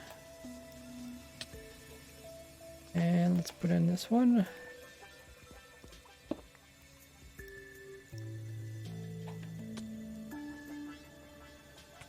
Hey Snowy. Remove armor stand. Does that move them over? Oh. Yeah, that kind of messed it up. Okay, so we need to...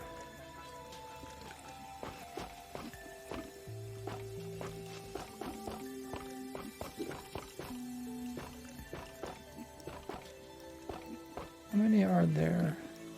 Quite a few.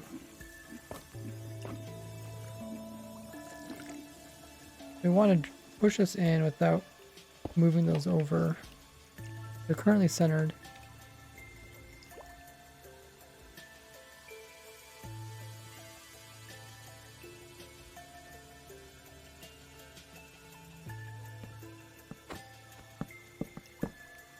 Also, it created a signal going the opposite direction.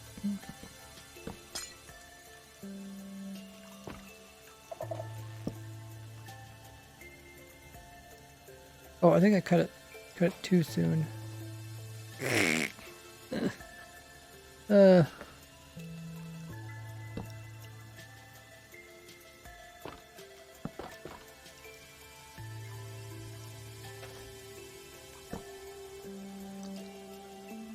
Yeah, I'm just gonna kill the armor stands.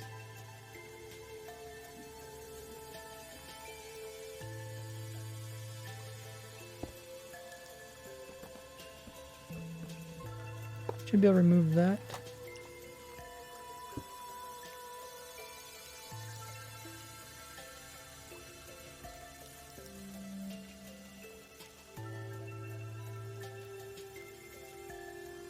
A question about seeds. You can... Oh. You can look up seeds, or you can just choose the first seed that you find.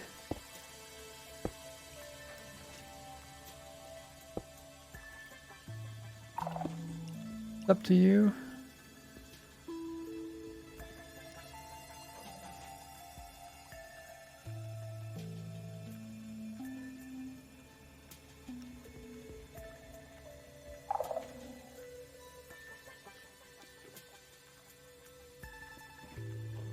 what is he detecting?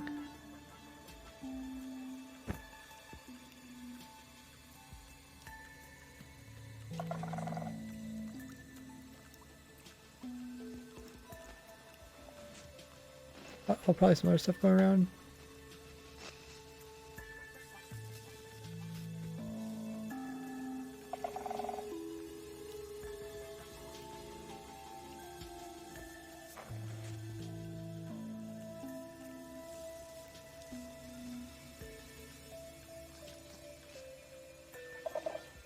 Okay, let's just turn that off for now.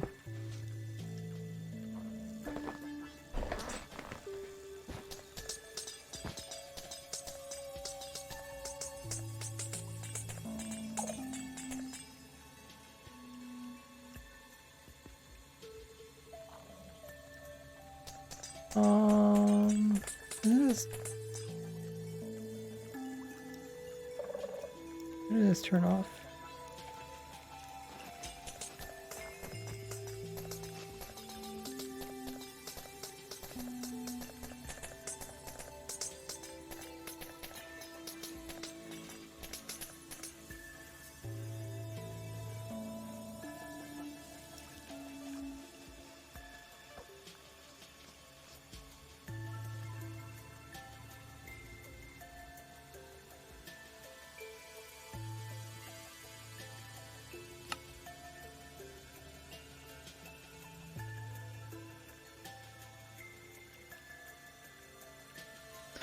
Why is it still putting out armor stands? It just...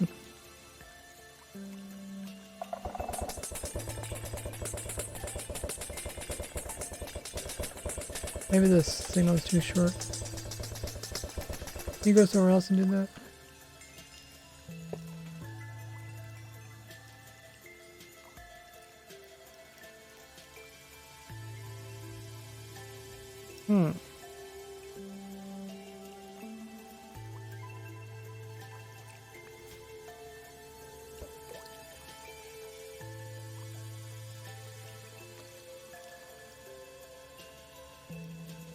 That's all good.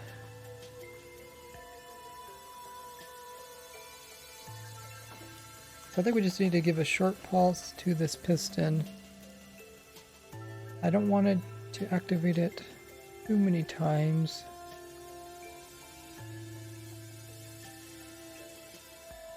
Otherwise it might cause problems.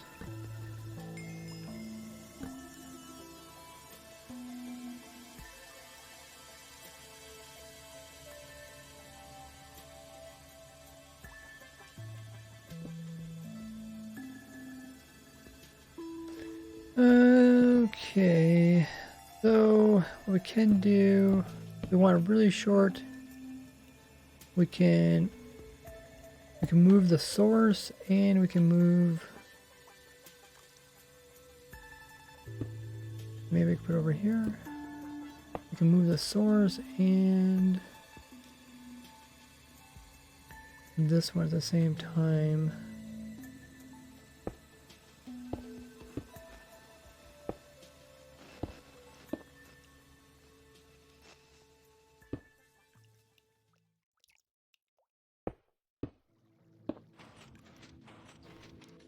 Oh, it's feeding back on itself.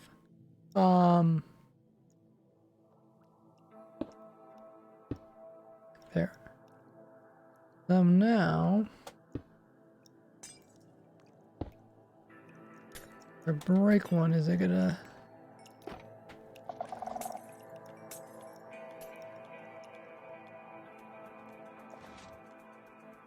Okay. So we want this one to open up first and this one to open up second.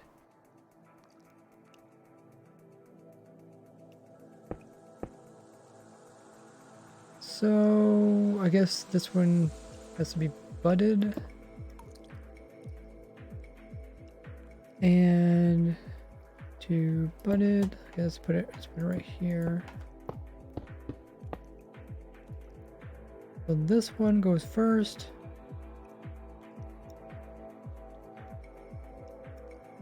And it updates this one.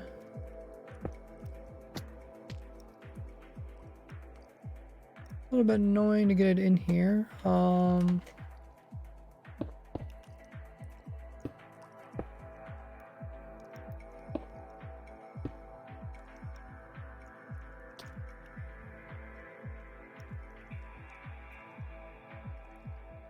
So now we need this one to be butted. So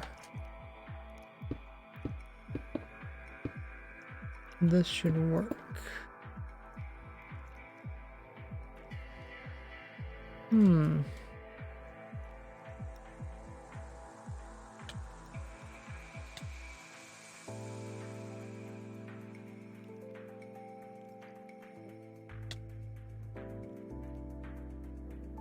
We try it out.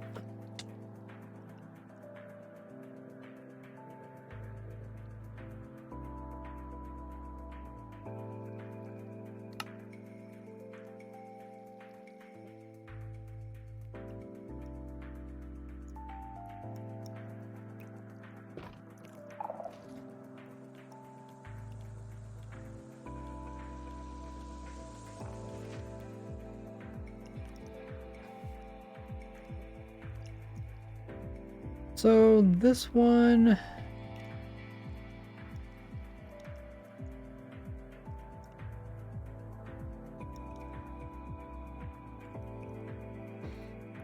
I can move in the right order, right? This one, you guys go play TNT Swirls. This one got powered. This one was butted.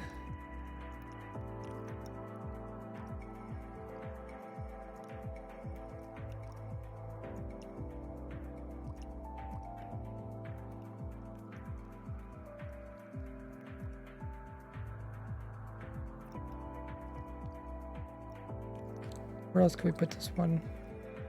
Kind of annoying. Kind of backwards away. Way it should be. I guess we can put it over here.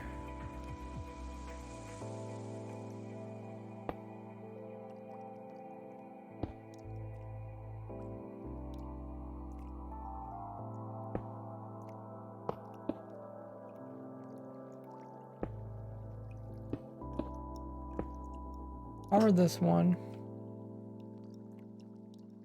And then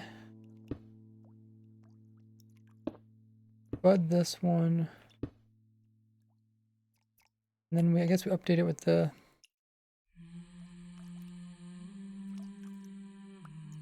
I don't know why I'm trying to pack this.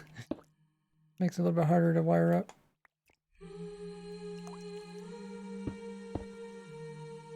Something like that.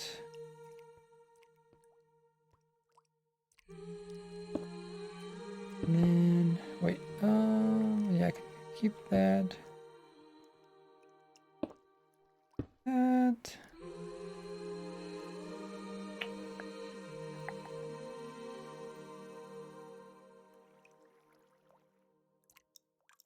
Break one. Oh, it still didn't let it through. Really?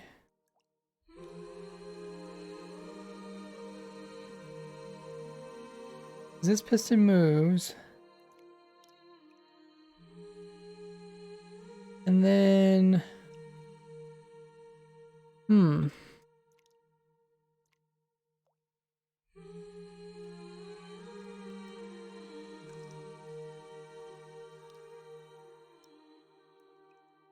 I think that worked. Oh, I messed it up.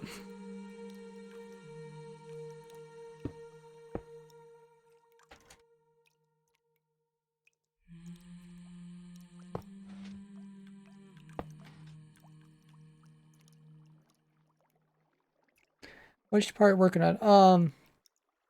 Working on the part I want to push in a cauldron. Right. Let's see. This one here. I'm pushing a cauldron.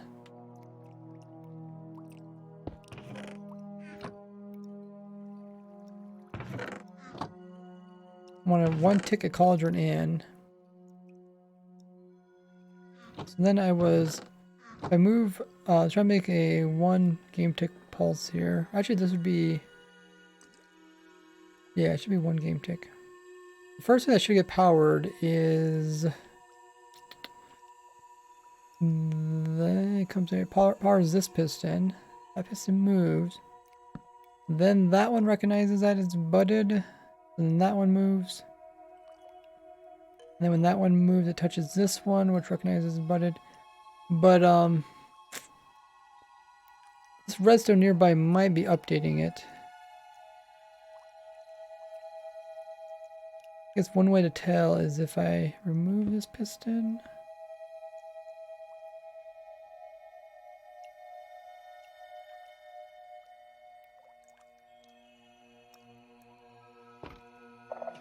Yeah. Yeah, that one got updated. So there's some redstone. Probably this redstone here is updating it. It makes sense. If I move that one down here. I guess we could try it without. Try it without again.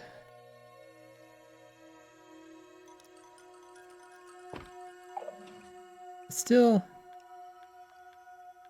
gets updated.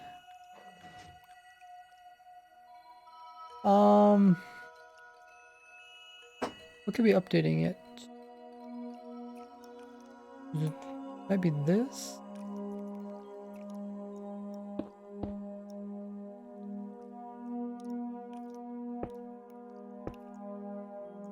It could be that too.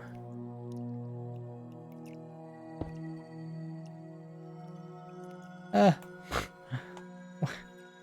Can you not place in walls here? Can you remove that wall? I want a wall that I placed there. One of the stream mods, remove the person who did that.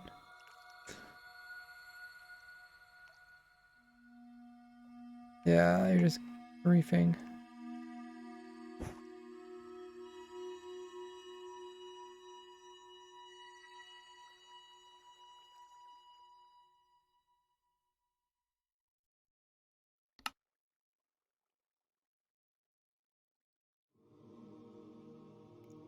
Okay, so let's remove this. Because that could be causing problems.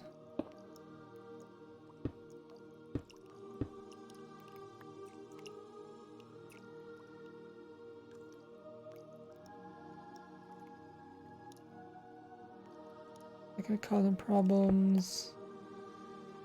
Okay, so let's try it now.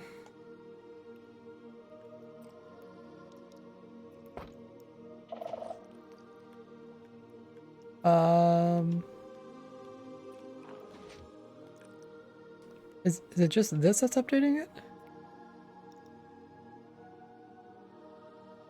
It might be because it's pointing this direction.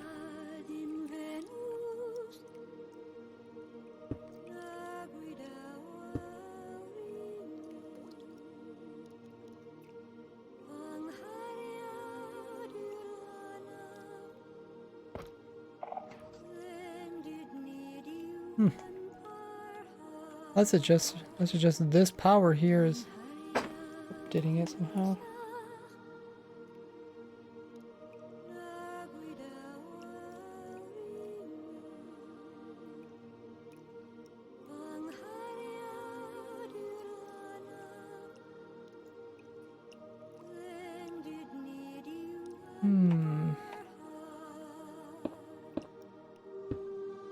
Maybe we'll put the power up here, see what happens.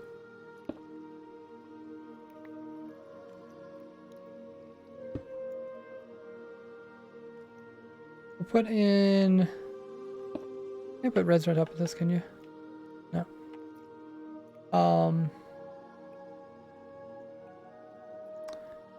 Do a...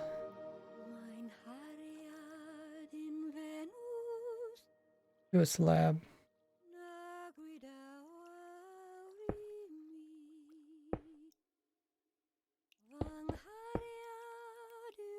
We'll see if this this causes problems. Oh no. Oh, it did. Weird.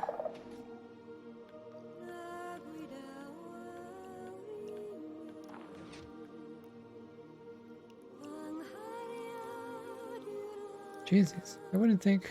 I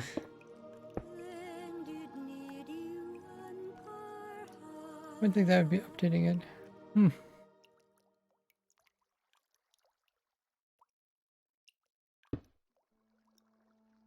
Maybe it's this one being turned in this direction. Let's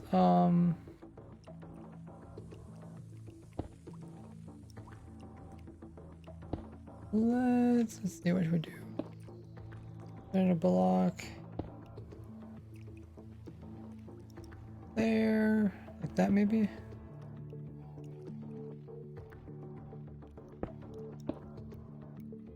And then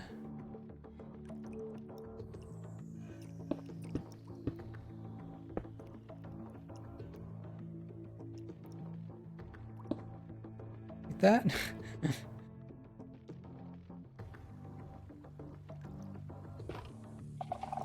Okay. Finally. Finally the update. I'm guessing it was the block that was the part that was pointed towards it. That's usually how it is. If there's redstone pointing towards something, but even though there's an air gap in between, it can still update between there.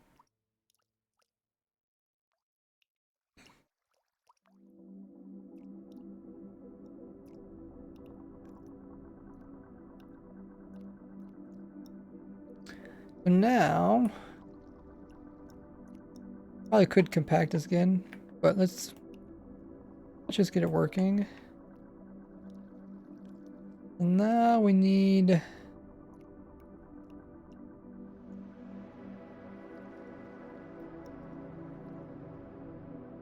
this thing to be powered.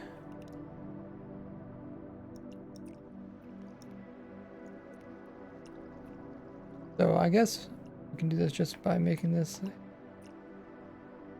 full block.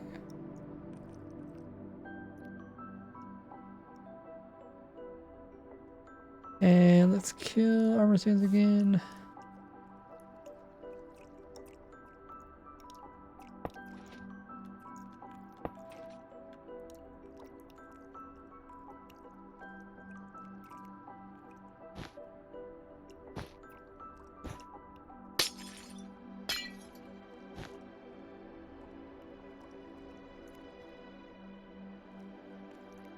Okay, so spray armor stand. Oh, I put wool all the way through there, my bad. I want to do...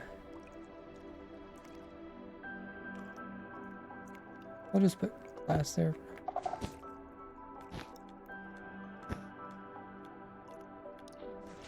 Oh, they're really not sent. Oh, wait. It did, but did it move it over? No, it didn't move it over. Okay. So it looks like it works.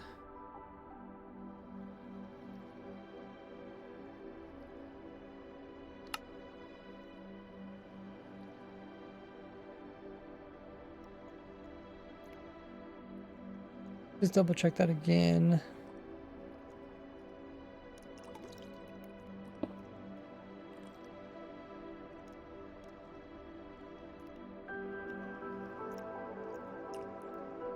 Cauldron in again. Make sure it's centered. Looks centered. Right that. Okay. Cool. Update order is good.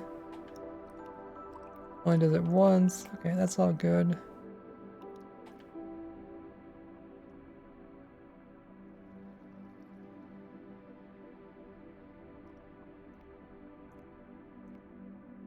So that is good. So now the only thing I do is take the signal and update all these. So when this one gets updated, we also need to update those. So the first thing's gonna happen is that's gonna get updated, and then we need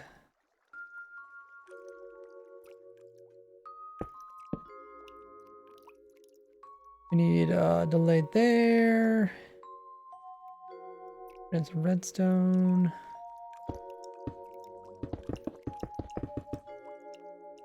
Let's run this side. And then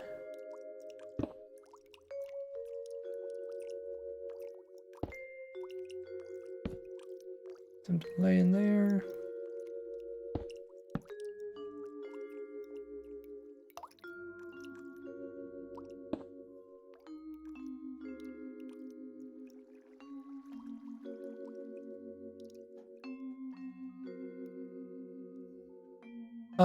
There's a prediction. I don't see a prediction.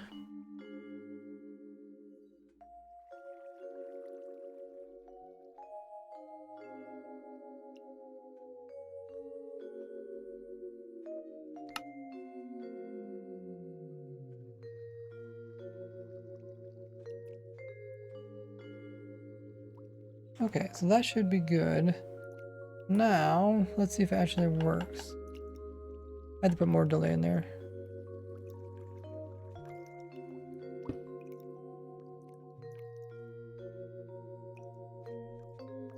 So, I remove this one. This way. None there, none there. There's one there. Okay.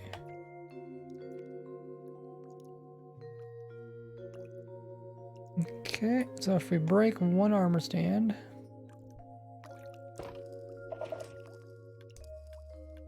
it puts in a new cauldron and more armor stands. Okay. Blocks there. Actually, probably want to do glass here so people can see. Mostly for you guys. And then that's good.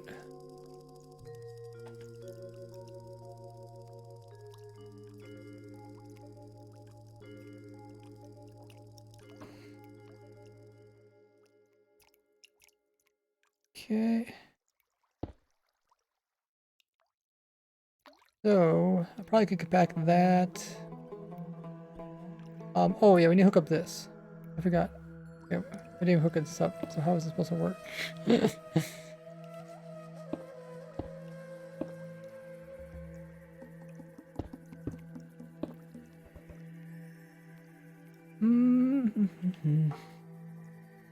What's happening?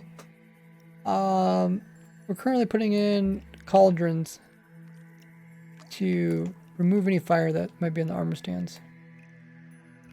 So try to break them. Just come back.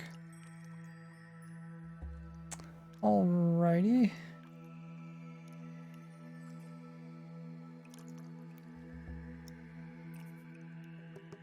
I didn't set up anything from the start. Like, I don't have any system for starting it yet.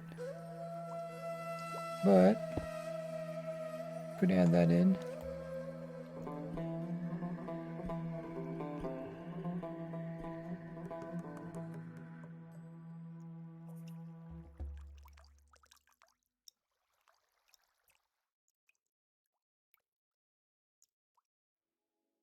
Let's go in there and give it a try. Ah, that's cool. You can even see the skulk sensor.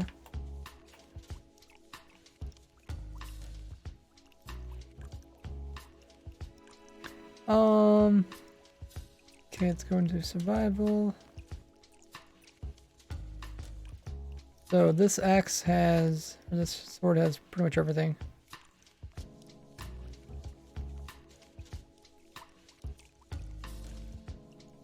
So if I whack.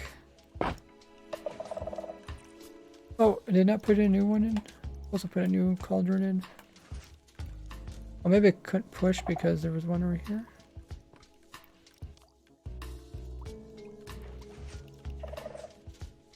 Uh-oh. Something bad's happening.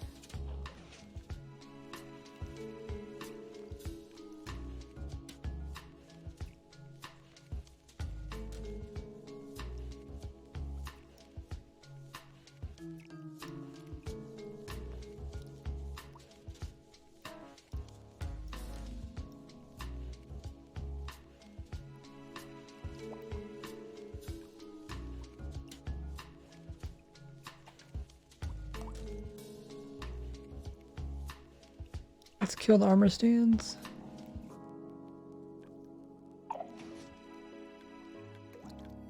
Okay, so I put another one in there. That pushed. That pushed. That pushed.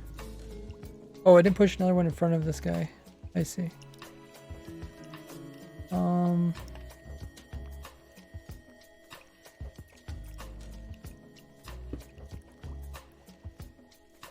I guess, yeah, I pushed it over here. There. Ah, coming in with the prime. Hey, they say 4 months and a 3-month streak. Thanks so much for using your prime over here. Guys, do not know, you can get a free sub each month if you have Twitch Prime or Amazon Prime. If you know somebody that has it, make sure they use it up each month. You do have to do it manually, but if you want to learn more about that, you can do ! free sub. Learn about how to get a free sub each month. Let's go. Okay, let's do it again. This time I think it's set up right.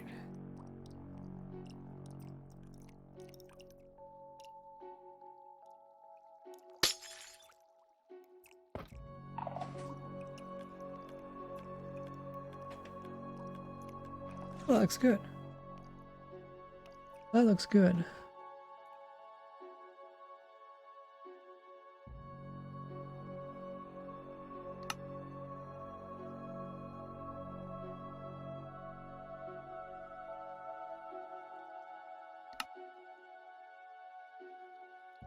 There you go. There's a link in the chat to free sub.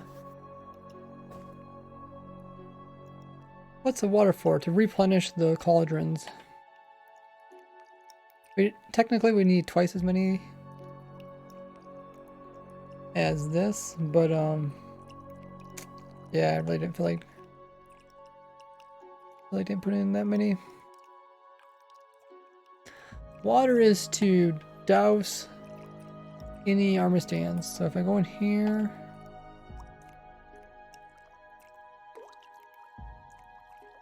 if I try to hit him with fire, you see the fire goes out.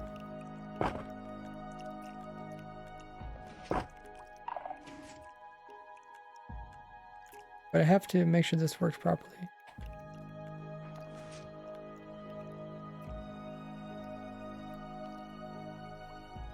Because I don't want it to pull it. Let's see. Well, that one didn't push. Probably because this one didn't push or something. I don't know. Maybe, do I have too many in there?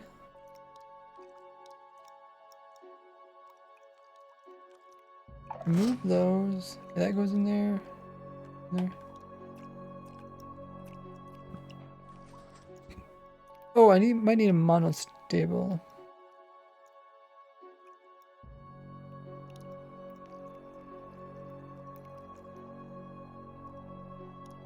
Yeah, that's kind of strange. Okay, so hit it again. Let's we'll put one in right here, I guess.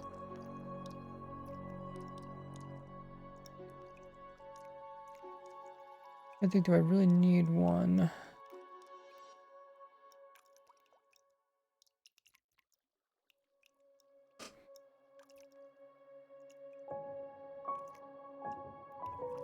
How many armor stands is it putting in?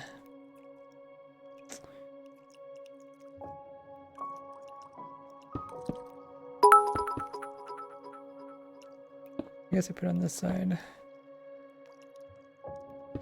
49 biddies come from sorcery. That's for all the biddies there. Pipe. Getting up in the biddies. Okay, so that should make it.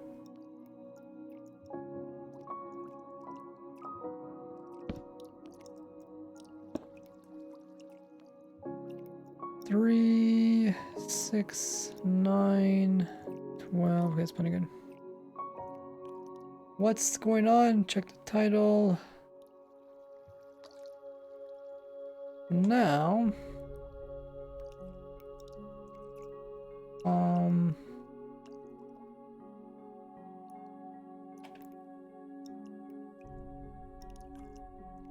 looks like we're missing armor. Oh, wait. Oh, there's a cauldron there. Okay, cool. Let's see if we break one of these.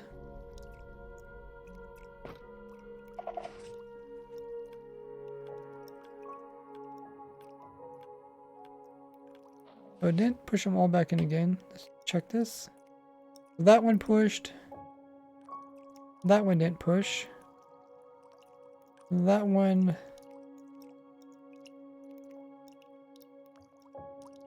This one didn't push. I wonder... Is there not enough delay? So that one should have pushed here. Let's add some delay there too. And then that one should have pushed their one over here. Ah.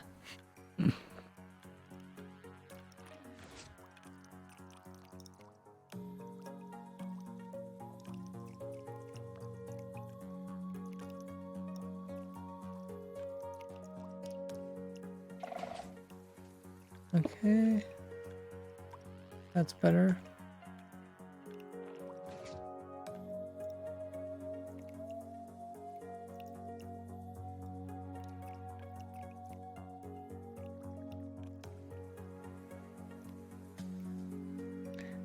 Because armor stands that die from fire, don't drop items.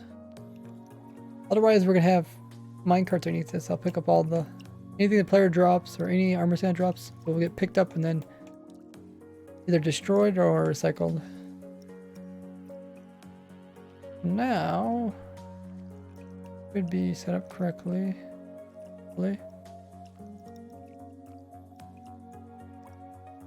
Double check these armor stands. They're starting nice and pretty.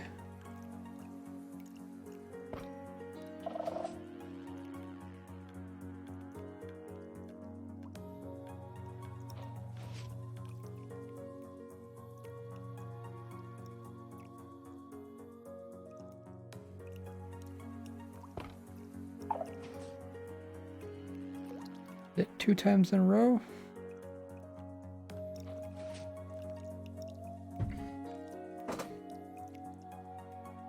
Can I do it 3 times in a row? Ah, well, I messed up there.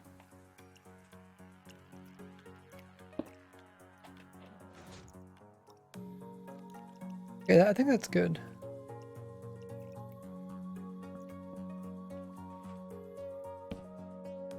How does single armor stand?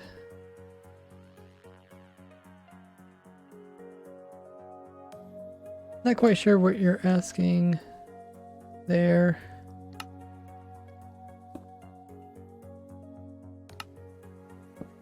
How does a prison behave if every single armor stand is dispensed? You will lag out and you'll get kicked from the server. Because you can put storage on top here for like 10,000 or 100,000 armor stands, whatever you want.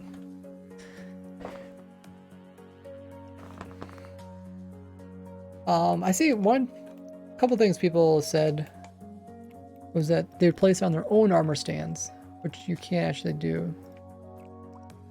There's no room for that. Plus you can't right click. I don't know, there's a lot of people that suggested things in my video that I didn't actually try. So far there was nobody that escaped it by following the rules.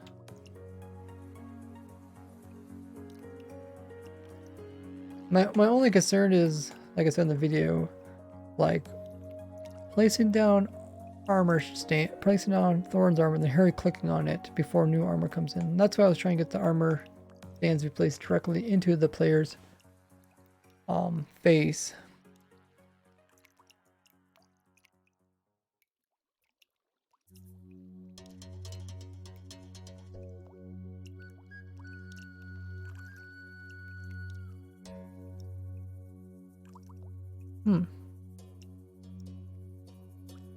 What if I place armor stands underneath?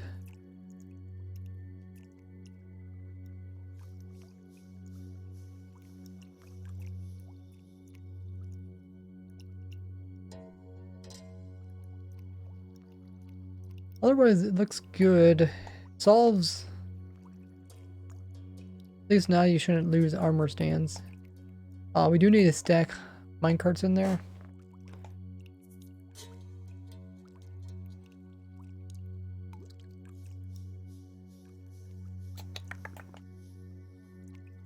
Trying to think.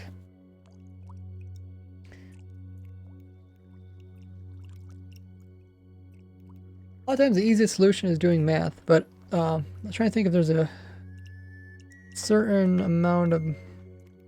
way I should stack the minecarts to make them fit in there. What I normally do is I would click on this entity and then I would do summon hopper minecart minus 1 block. And that puts that one...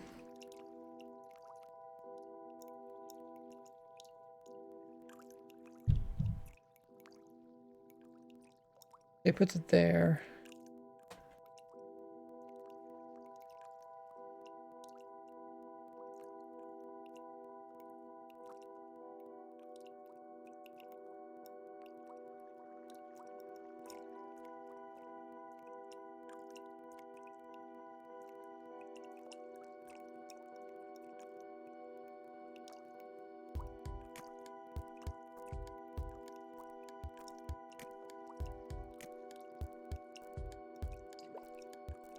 Let's do some math. I think math is going to be on our way of solving this problem.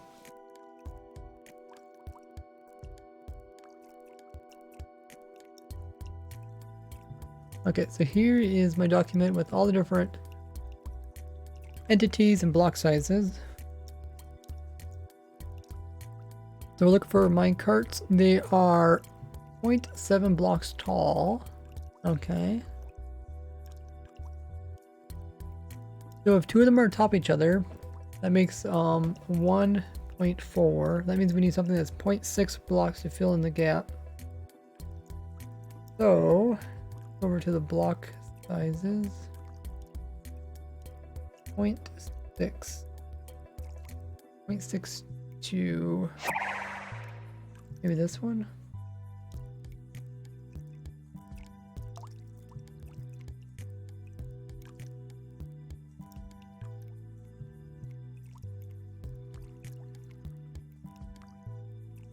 Let's try 6 layers of snow.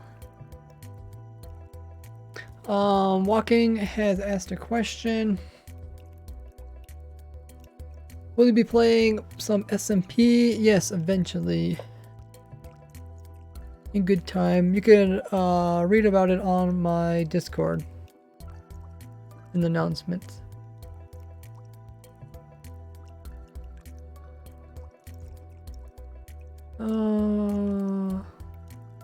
Yeah, I don't know if 0.6 is going to work. If it's too tall, what's going to happen is that...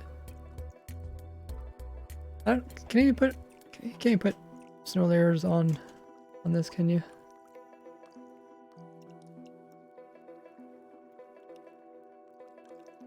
Point 0.62 end rod sideways. Okay, we'll just do end rod.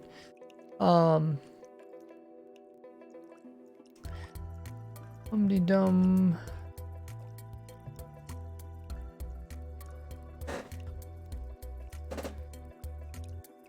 So that goes there.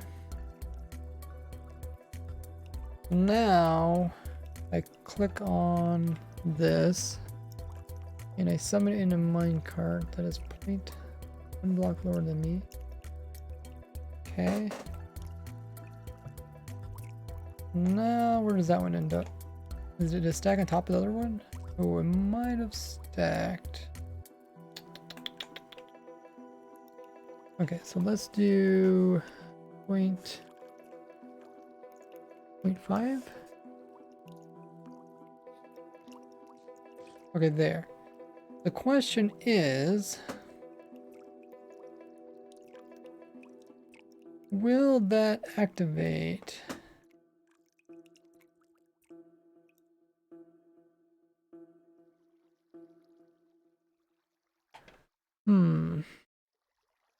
You know how they have like item frames?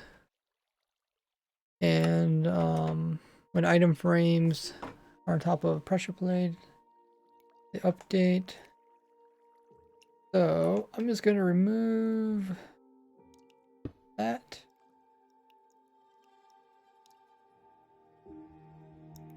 I will kill the armor stands.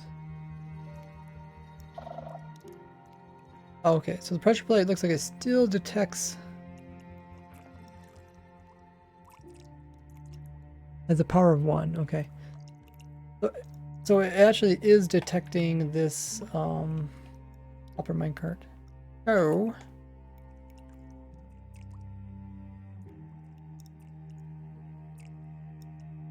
Let's use the next shorter block. Actually, wait. Does that actually hurt anything? Yeah.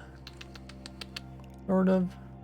Well, we'll try without it first.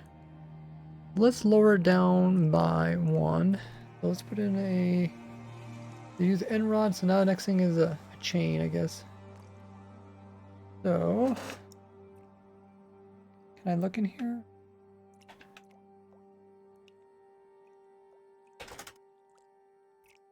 Chain. Axis. Okay, I guess we want X. There. Now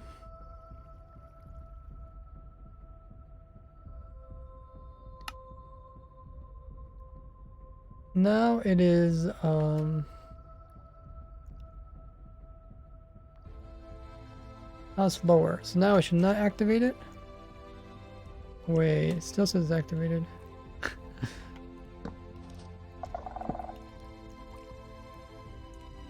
Where does this power come from? Oh, it comes from this. Okay. Let's remove that for now. Okay. Wonder if it's just buggy? Was it actually colliding with it, or was it just buggy?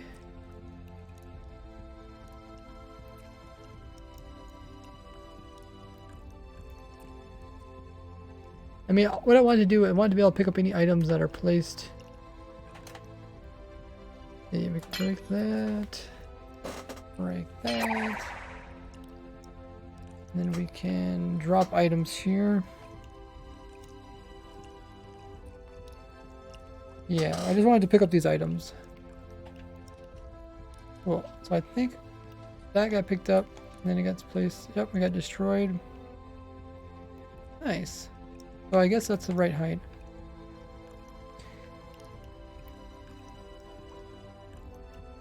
How do you give non-mobs item frames and stuff? I would go into that one website called MC Stacker. That will help you with all your command needs. That's where I go. I'm not very good with commands. What is this? Check the title.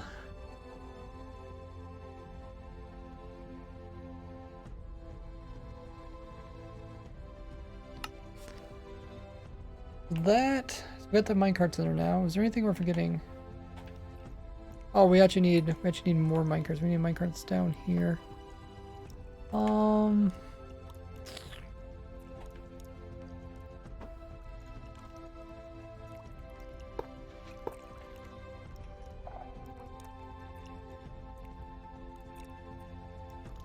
Let's put a minecart in. That is 2 blocks lower than us. There. And then this minecart we need to push over. Do not want to be pushed over.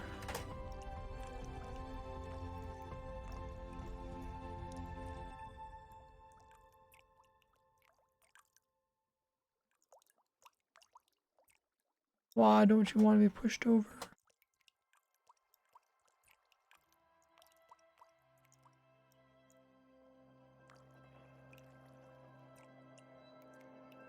That's strange how they don't want to get pushed over.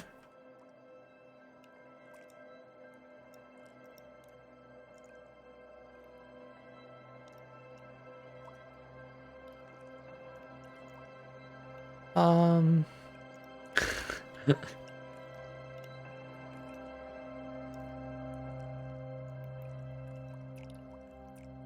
might be with me. I might be going into elytra mode or something weird.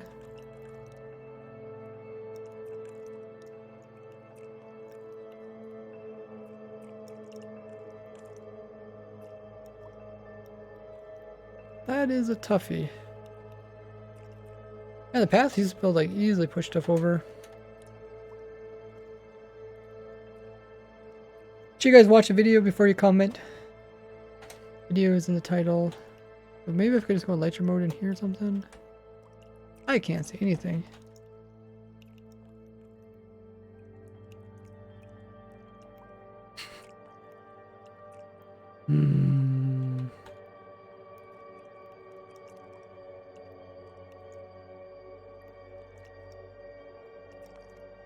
You can't move these guys with knockback, can you?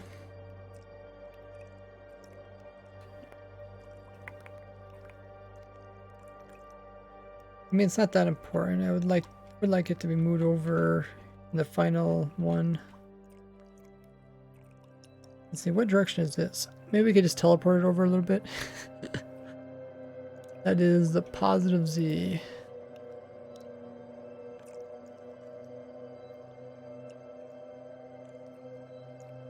TP.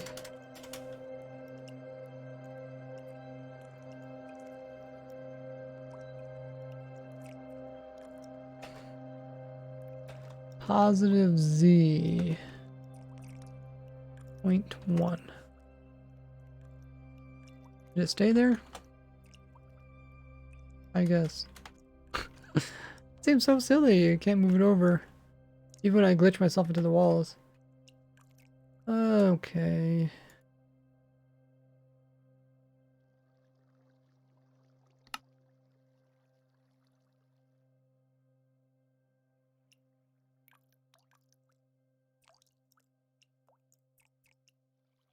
Good. At that. I guess the only thing we need left.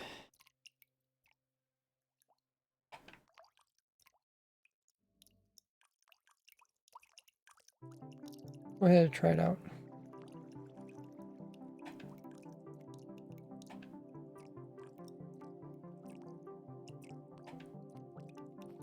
Okay. Oh, I'm supposed to stay in here.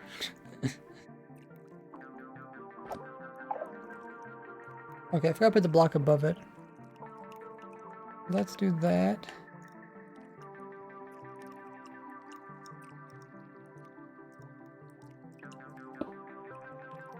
Those blocks do need to get pushed in too, so probably won't be able to have this there because we need to push that block in.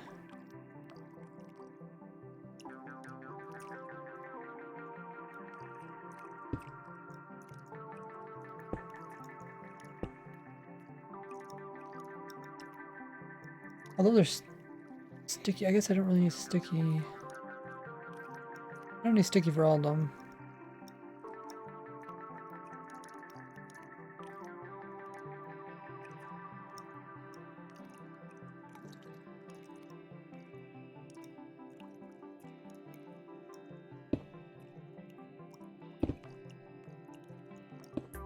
There.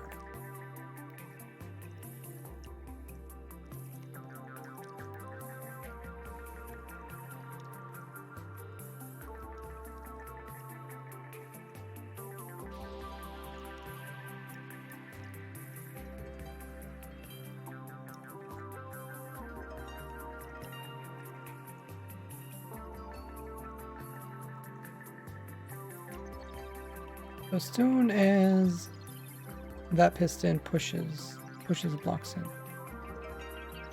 That's good.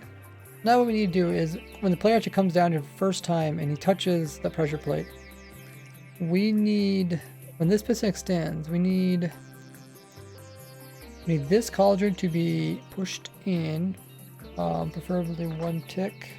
Probably want to use this and push that block in too. So yeah, we'll just hook it up to this thing somehow. What we need to do is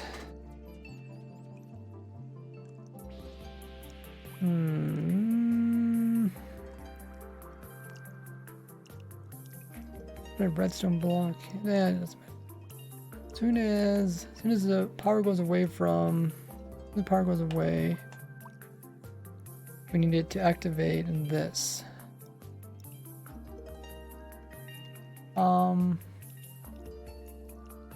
It's a very odd request. Power goes away there. Then we will... I just need an observer. I guess it doesn't have to be instant. This was instant, but if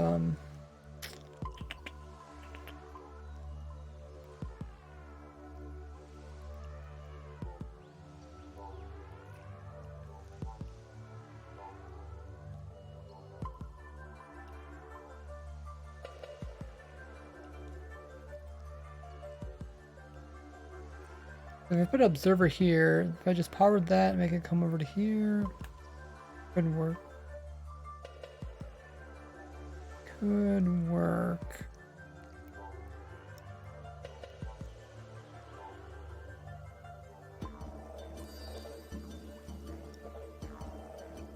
Probably the easiest.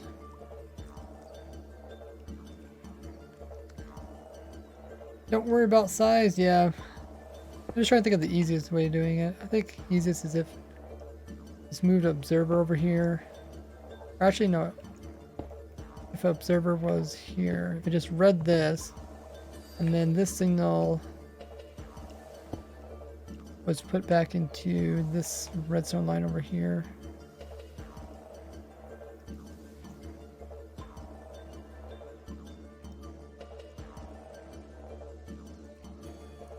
Yeah, I am trying to compact at the same time though. Unintentionally though. I think I get compacted if I do this. Don't want to bud that piston down there. Place it here. Be good. And then that goes there.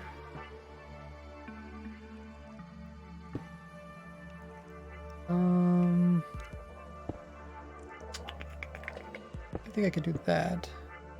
And bud it.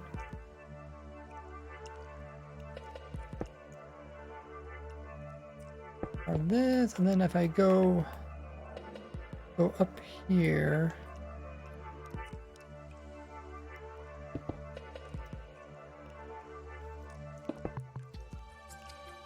Like so. And I think I can do like this. Might not be good. Might go into that. Is that gonna affect anything?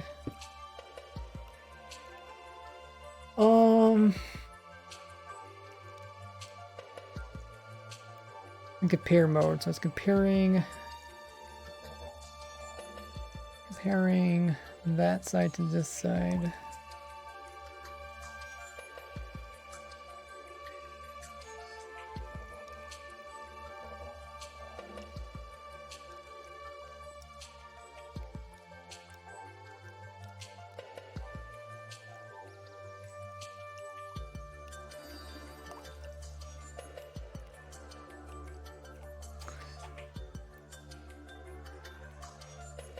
Okay, so we got 1, 2, 3, 4, 5, 6, 7, 8, 9, 10, 11, 12, 13, 14, 15. Might not reach. Let's try her out.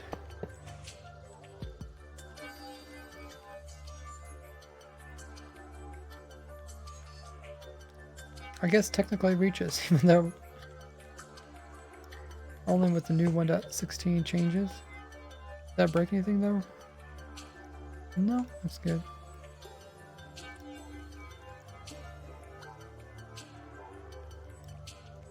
How long have we been doing this project? Few streams.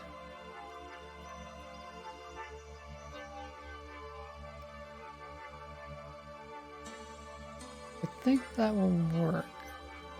I'm not sure. Well, I'm not sure about this. This empowers here. I think that will always be weaker than this side, so it should work. Yeah, when you compact, you kind of have to understand those weird side cases. You can end up doing some really weird stuff.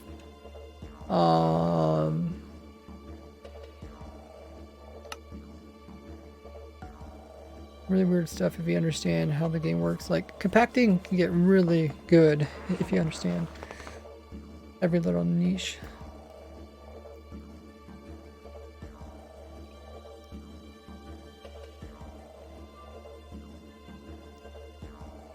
So, that should automatically start it. I kind of forget what else is. I guess this thing also starts it.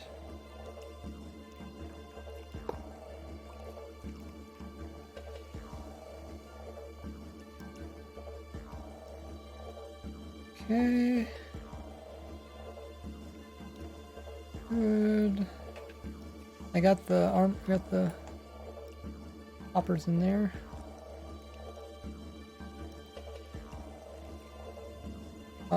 Let's check the filters. Looks good.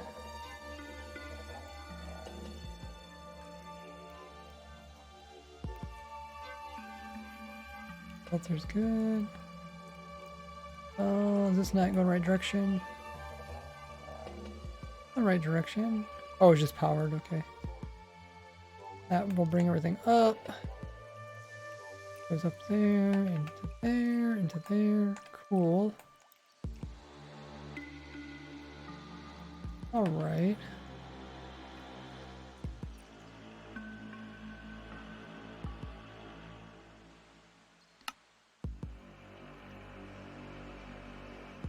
What did you miss? Not too sure.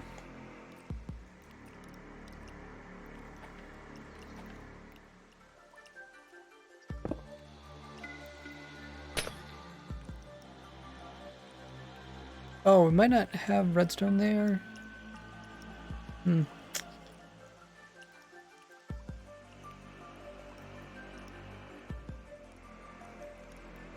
I could put that redstone somewhere else. How else could I do that? I don't really want to go under. I guess I'll go around more.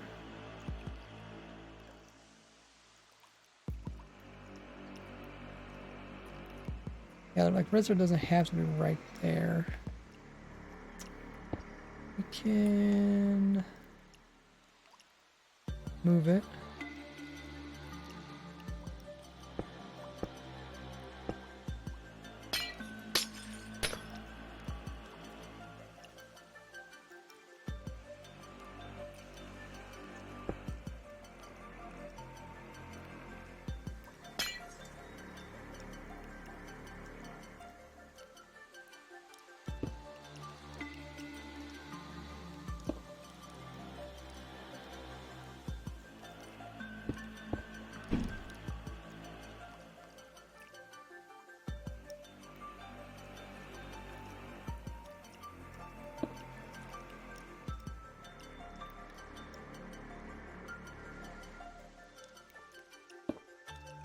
Nah, we just need this piston. Move it over.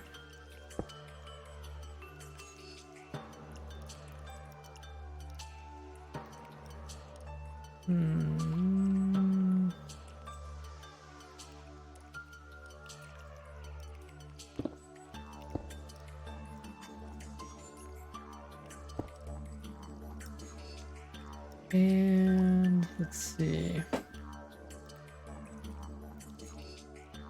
Actually, put this pretty much anywhere. If I remove that. Oh, I want to keep the cauldron.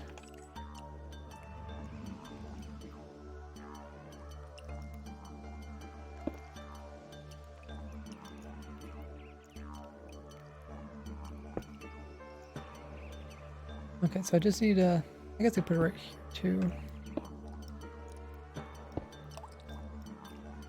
I don't want to affect this.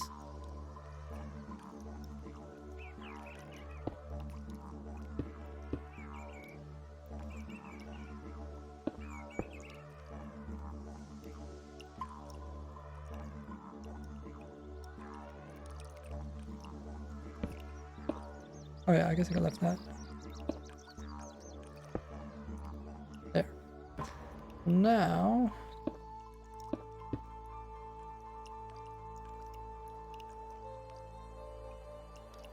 when these are back to back, that will make a pulse, which...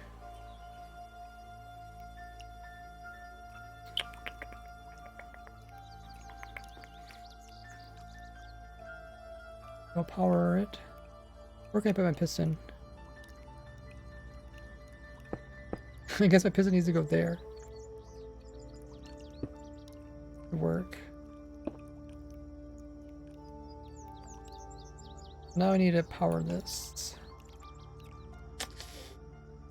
Ba-da-dum.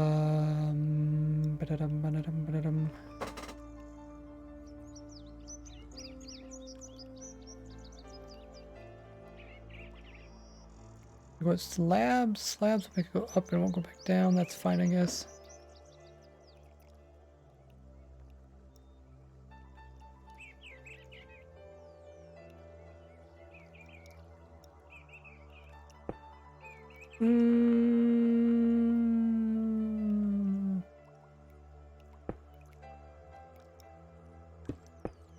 All the problems you run into when you try to compact stuff.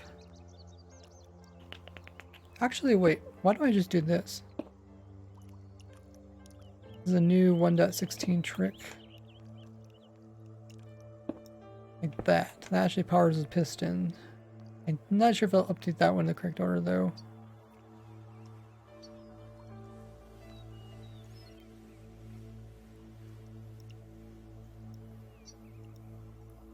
Why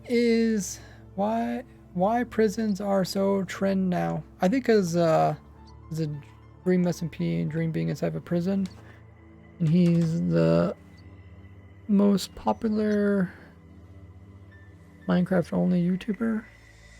Is he still a Minecraft only YouTuber? I don't like Mr. Beast as YouTube and PewDiePie, but I think he's the biggest Minecraft only YouTuber. Maybe there's someone else that's big that I don't know about.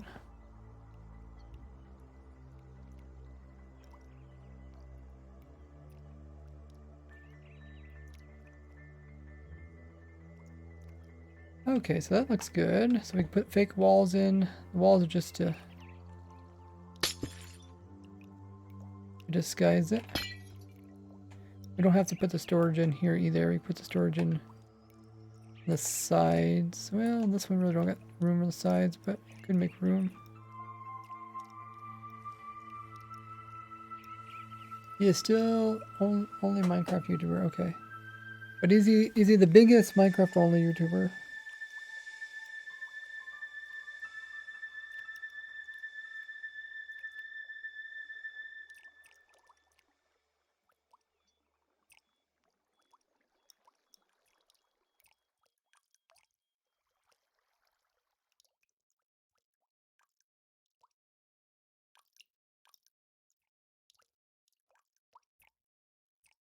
Just look up Dream SMP prison. Yeah.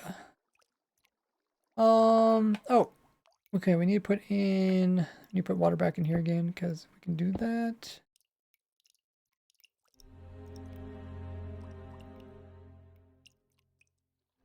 That. And then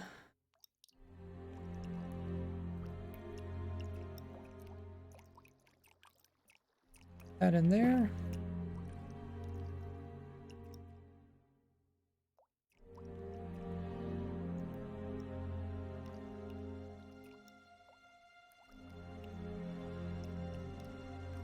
See.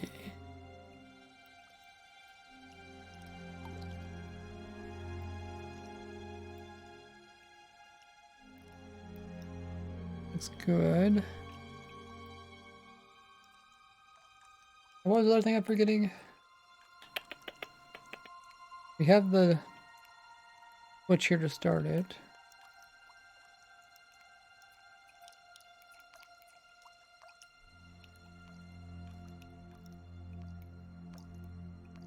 We also rerouted this. Oh yeah, I wanted to see if this would update properly. So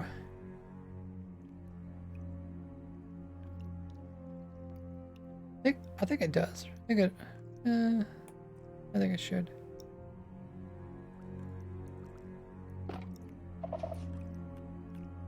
Yeah, it looks like it worked. Worked.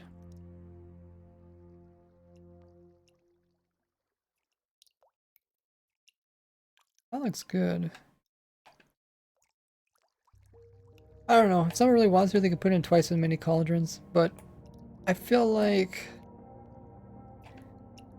the easiest way to break out of prisons is to understand how they work. Once you understand they work, you can escape them. So I don't think anybody would know to constantly use fire aspects. But even then, you would pretty much leg yourself out. So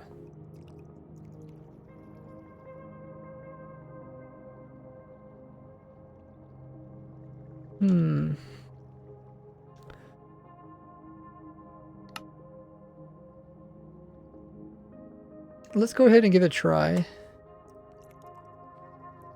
Oh, keep forgetting I did put it in a wall here.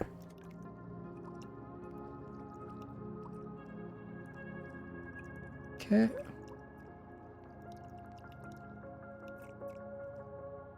So if I sweep... Oh, why did they go upwards?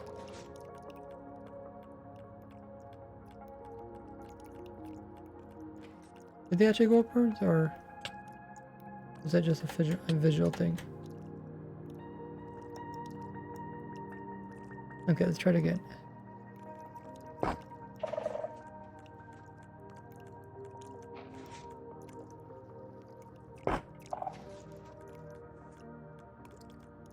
Okay, so that one didn't have any water in it. Oh, I think it's the entity counter. When there's too many armor stands, it kills them. So apparently that one, okay, maybe when that cauldron didn't have water in it.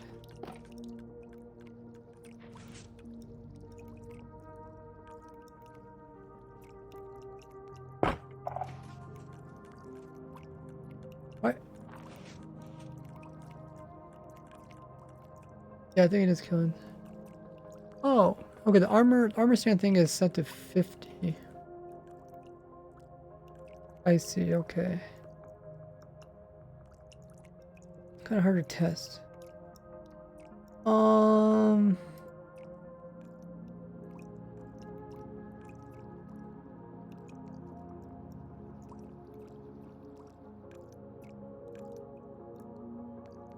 Are you still here?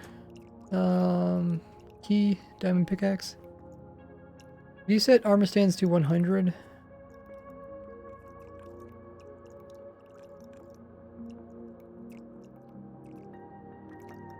Okay.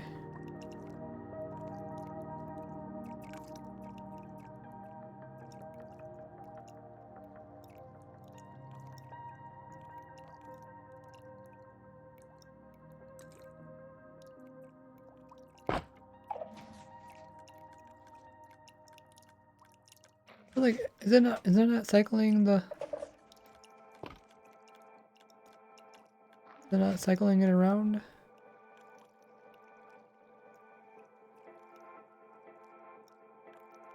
Or is there too many thingies in there?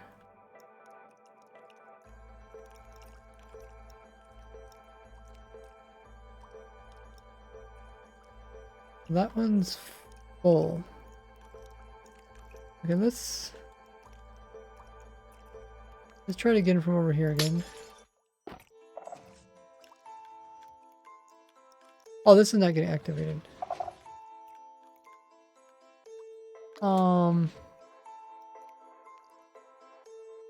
Why is this not getting activated? Did I change the update order?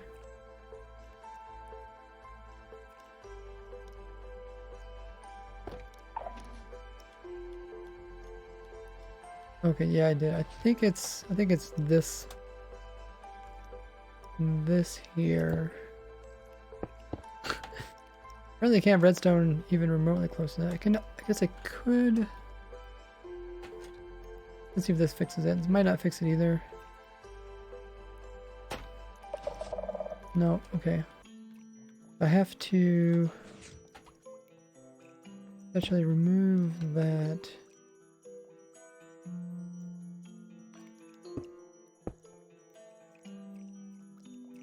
And do that. So that fixes it? Yeah, okay, that fixes it. Okay. Okie dokie.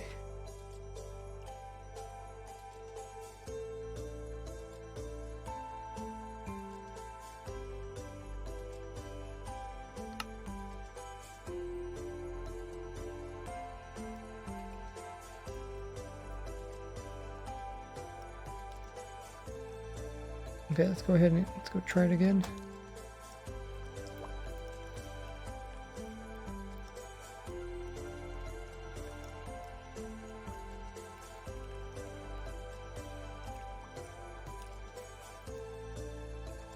Okay, so we need to fill that hole in, I guess.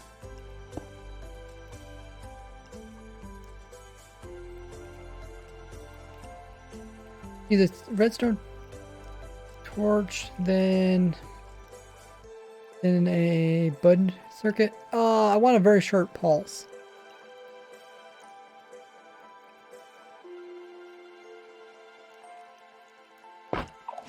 Okay, so that time it worked. Put in my armor stands.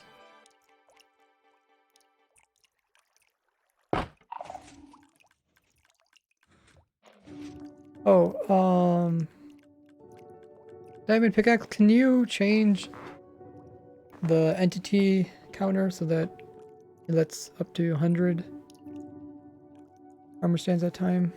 If you want to lower down like the mobs or something, you can. Kind of hard to test it, but it seems to be working.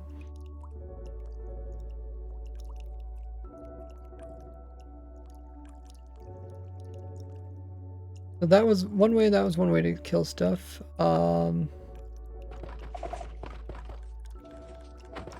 You try breaking really fast, it's just gonna keep placing in.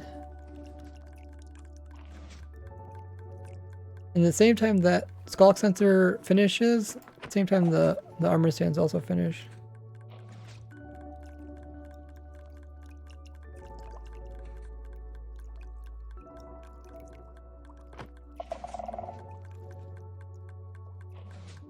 Oh yeah, well, it's pretty close. That ends a little bit sooner. That's fine. Gives it time to reset.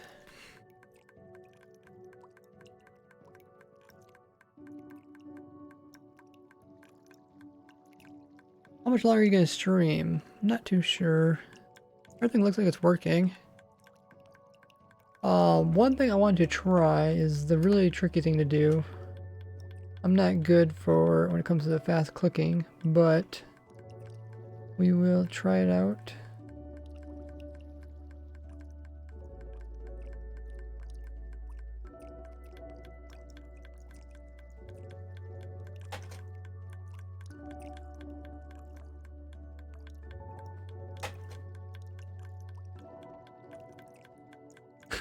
It's hard to even get into this trap. Okay, so it's a region beacon. What you can do is effective hunger for 99.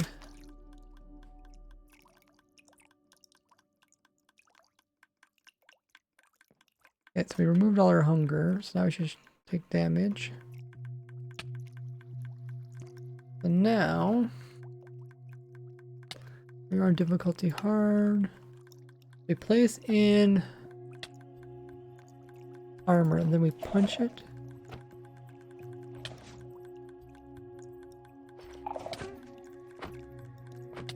The idea is to slowly lower your health. I notice how my health, I lowered it down by 1. The region beacon can't bring it back.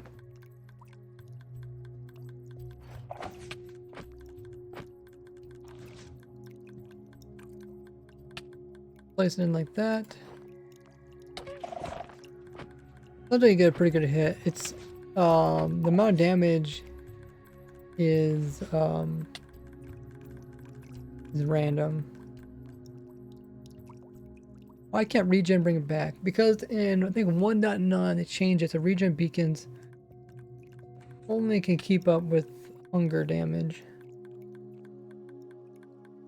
Yeah, before they used to be able to. One thing we could do is we could try to reset the hunger reset the beacon every 15 seconds, which will help just help a really small amount, but it might be enough to and we would actually create a regen in this case.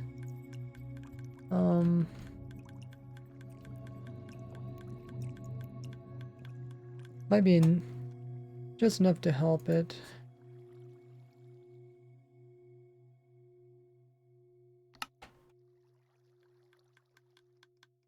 What do you think of the new mobs? I like them so far. They're not too interesting. I couldn't really make too many farms with them. This is Zio's book about you guys have Prime and to make sure to use your Prime up. So which one of these is regen? I think this one is. Okay. Now I need to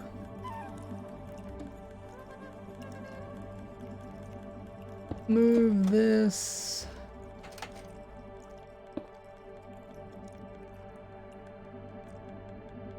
Pull that block, put it back in again.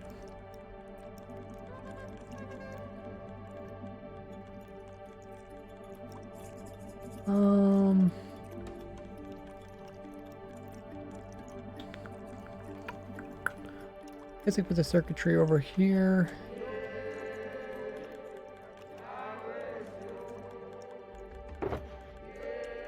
Oh, we actually got a song that has lyrics. I chose ambient sound, so most of them don't have lyrics. So let's see.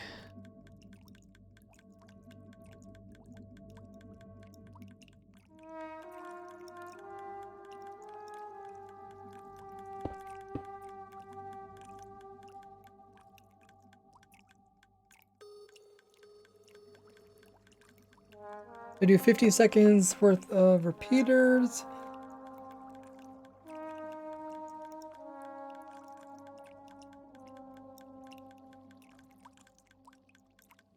I'm gonna do a comparator. Let's just do repeaters.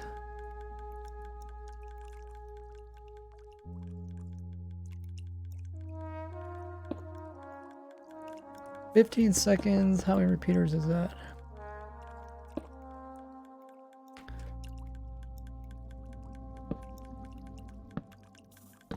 We can put a torch here, which will make it twice as long.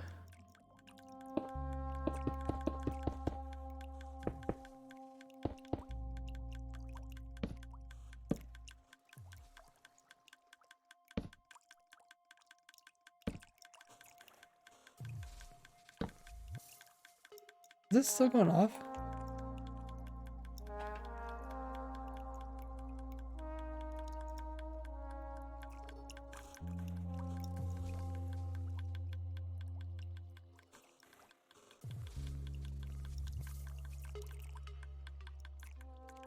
Oh.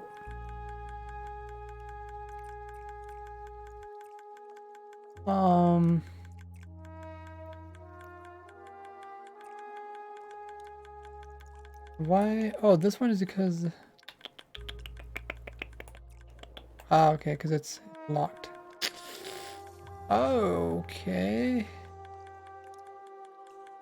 Okay, that means we do have to change that. Can I put it on this side? Potentially. It's still not a lot of room on that side either.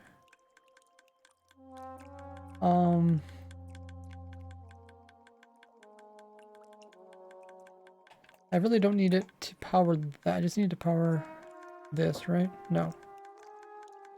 I just need to power that. No, I do need to power this. Okay. How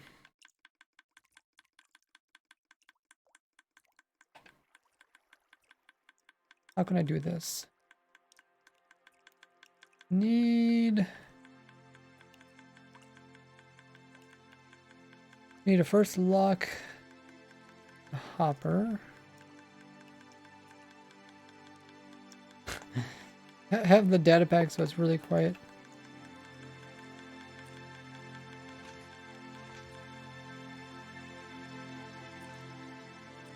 Can you use XLs for regen or witch slashing, healing potion at villagers, but instead it heals the players. Axolotl or regenning didn't seem very consistent when I tested unless they changed it. So only disabled one beacon. Do you need both disabled? No. Oh, I'll put a disabled system in too, but that's something else. Hey, Vanden. So if I remove this, I should be able to remove. Oh, actually, I could left that in. This in here, put that in like that. I think I could put a repeater in here. It should act the same. I'll put this in. I'm not gonna have the same type of wording thingies, majiggies, but that's fine.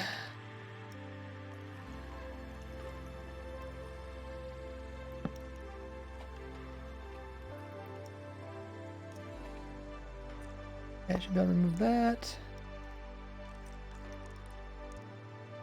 Okay, so we fixed that problem. What was the other problem we want to do? Oh yeah, putting our timer in. We got stuff pointing that direction. We get some stuff pointing this direction.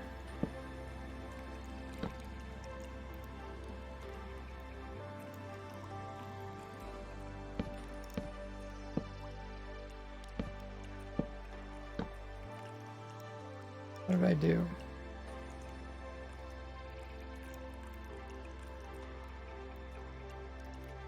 Okay, so how long is this? This is I'll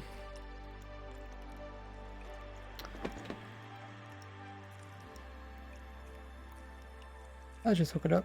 I was gonna count it, but might be just funner to watch it.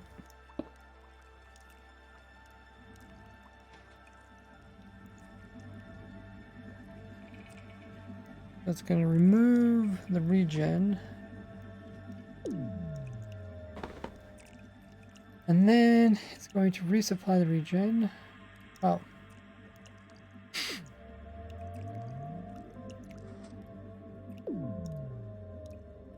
Right before it dies, it updates. Kinda cool.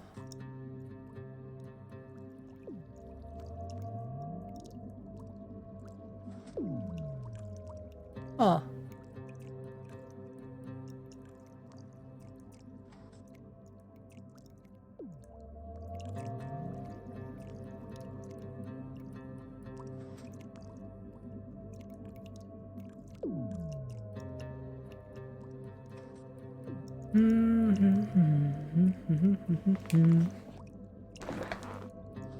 Intriguing. Let's go into survival.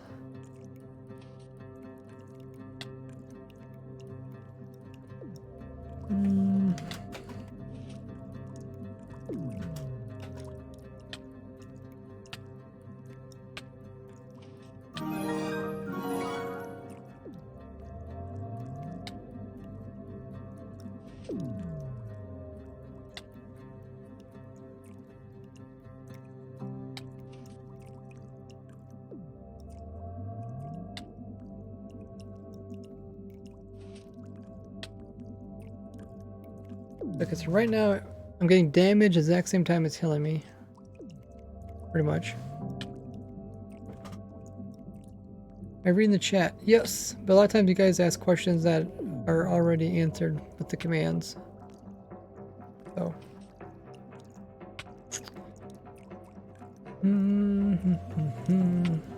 That's good.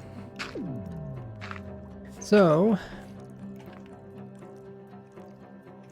let's go ahead and put more repeaters in here. So it takes 2.5 to make a second. We need...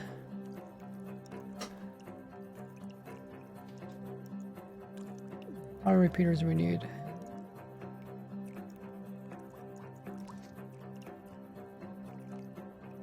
About 15 seconds, we need 30, then we also need half. Like 37 or something.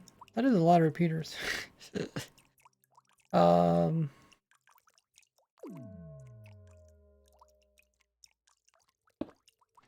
go ahead and put down some more.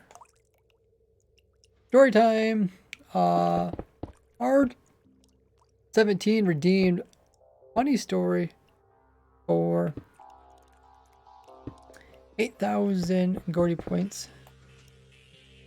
Okay, we'll do funny story.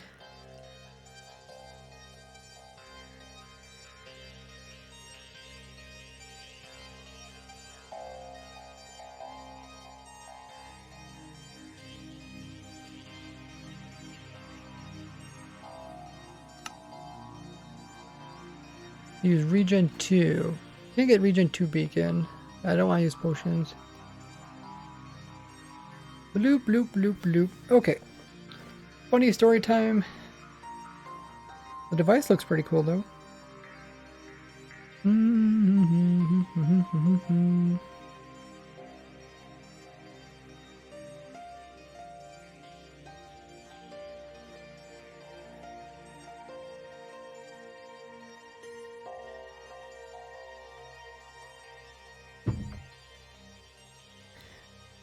Do.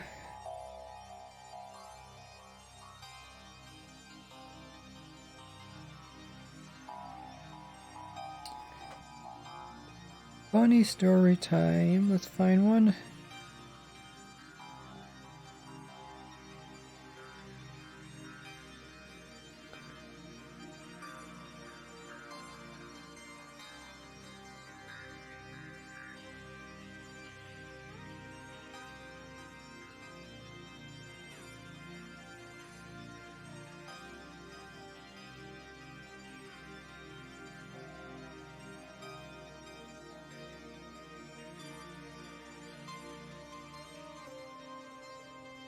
Okay, here's a funny story. So one time we went and visited this family, and they had quite a few kids. So we were in there, we're chatting with them, and one of the kids was running all around, and he was trying to explain to me about their family. I was like, oh, okay. So I started listening to him. He was talking about it, and I was like, oh. I was like, so who's all the kids? Like, what's their names or whatever? And then he's like, okay. He's like, well, there's this person, and then there's this person, this person, this kid, this kid, this kid, this kid, this kid, this kid. He names off like 10 different names. I was like, wow, that's a lot of people in the family. And he's like, yeah. And then there's all the little kids. I was like, wait, what? I was like, you just named out 10 people, but then now you're saying there's a whole other group of little kids. So pretty much everybody that was younger than him, he just called them all little kids. And I was like, wait, so how many is there in their family? And it turns out there was 15 in their family. I thought that was so funny that he named off all these names, and then he just goes, oh yeah, then there's all the little kids. Which was like, you know, a bunch of other, like 5 other kids that were younger than him. I thought that was so funny. Just all the blue, after naming off like 10 names, just like, oh yeah, then there's a bunch of other people, which you didn't even name them. There is your funny story.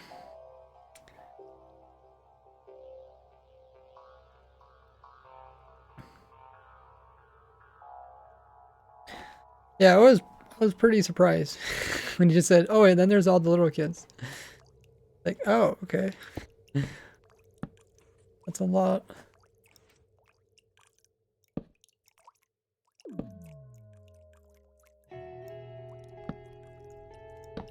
So let's put a, okay, get it. How many repeaters I said? Got a whole bunch today.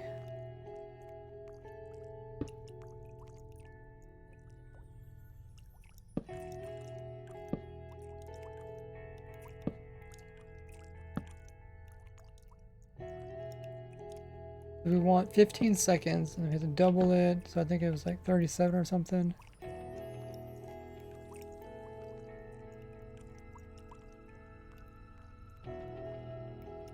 Yeah, it was just siblings. How many siblings this person had? It was a family of 15.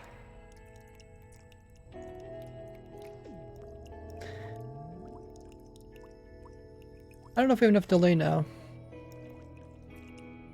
GFGG, thanks so much for hosting. Do you have glasses? I guess you'll have to wait and see. I guess if I put glasses on, then I'll have glasses. If I don't put glasses on, then I won't have glasses. Oh, I think I messed up there. Wait for that to remove itself. Hard says collecting up for Scary Story. Nice. Okay. So let's take a look at...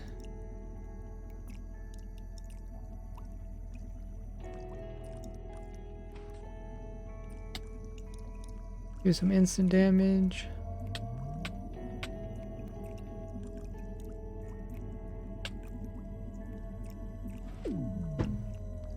We need it to be turned off.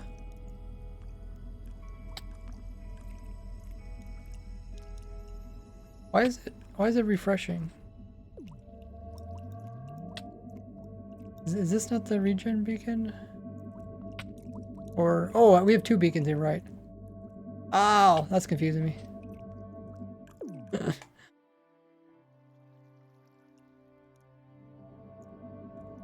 That didn't make sense there. So let me just remove that.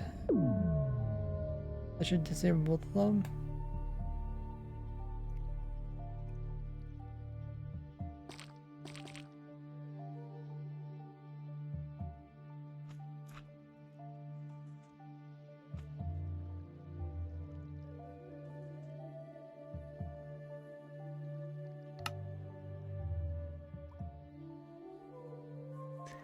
We'll see you in next stream, says Pard. Awesome. Thanks for coming and chilling out.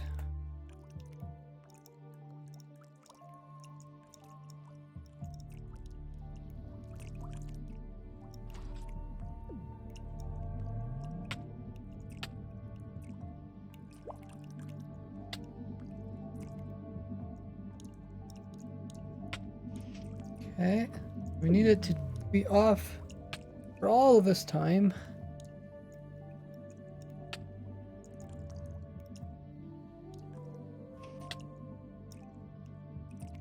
Close.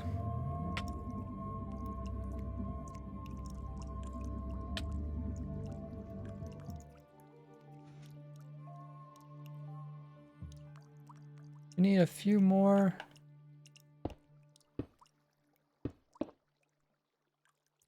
Few more delay.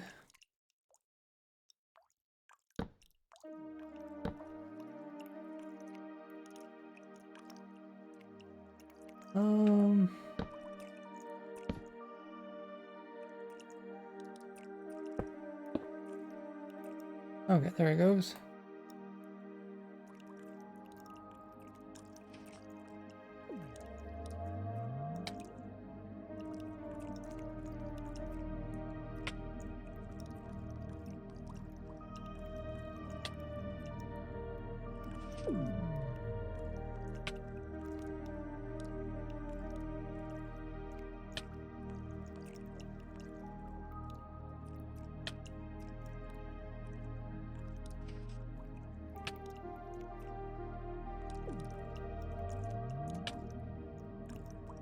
How much time is the hunger damage?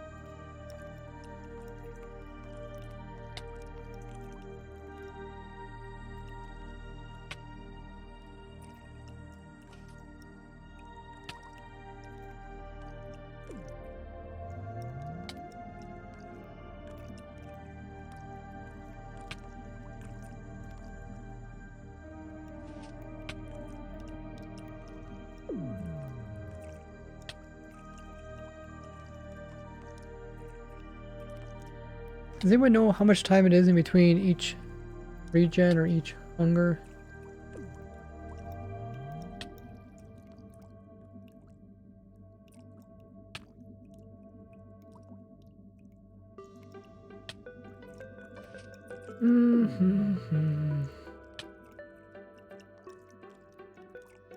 Looks like it's working. Could time it, but I wouldn't get too precise.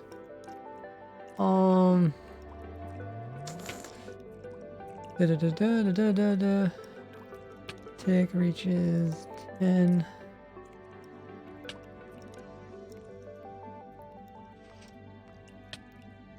Starve.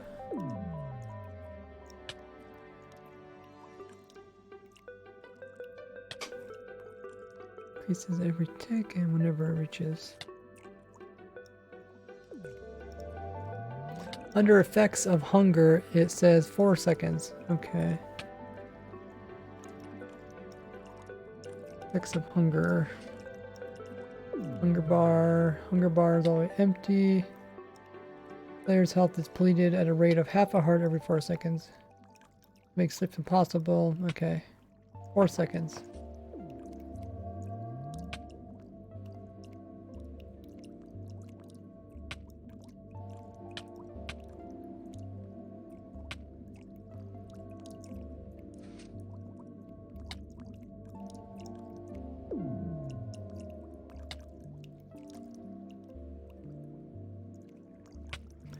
What we want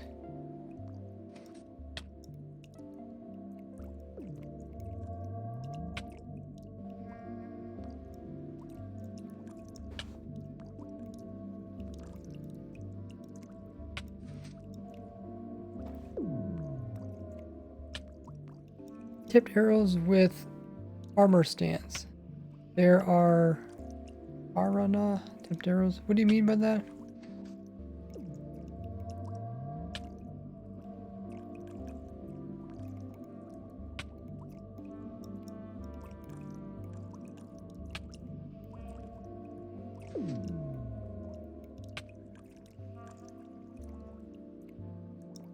We want this completely deplete.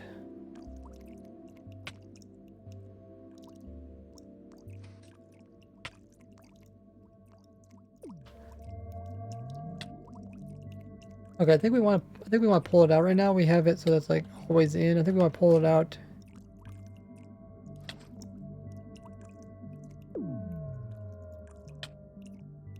I think we want to make it move this in and then bring him back over here.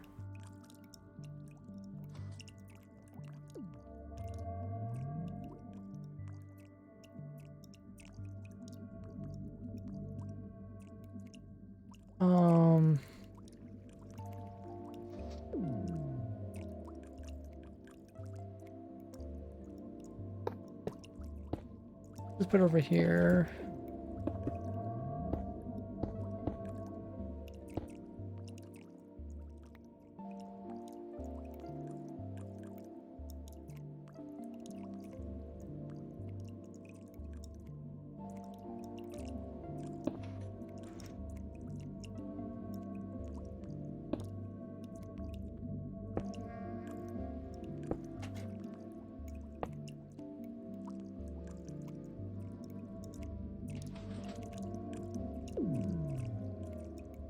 And then, let's see.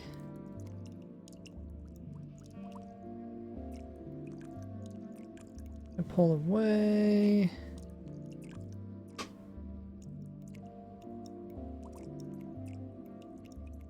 Guess we could shorten this up by a bunch.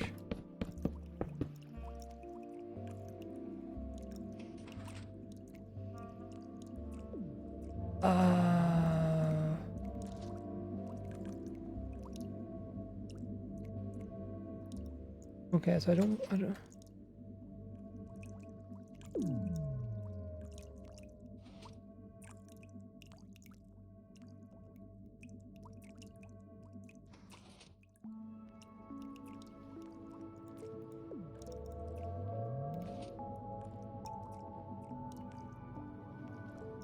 Yeah, I think I just want monostable here.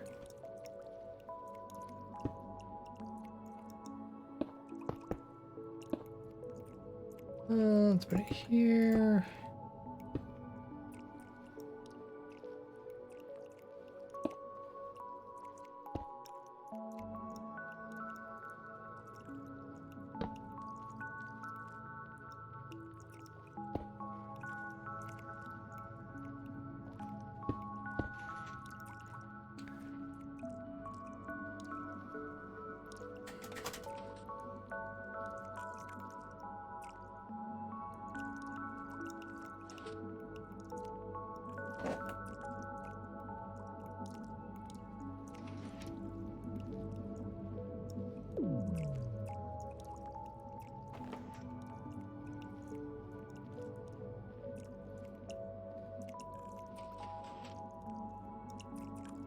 Okay, so I thought something like this might work.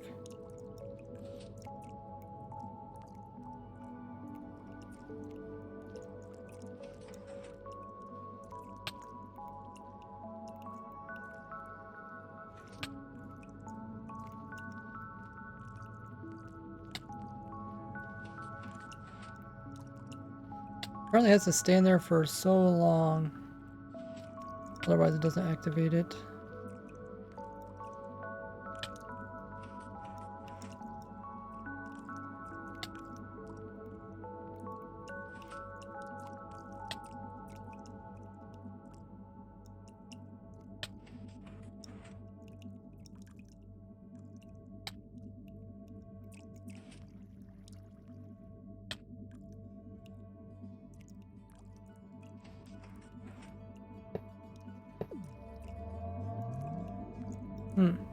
That seems like it's faster, but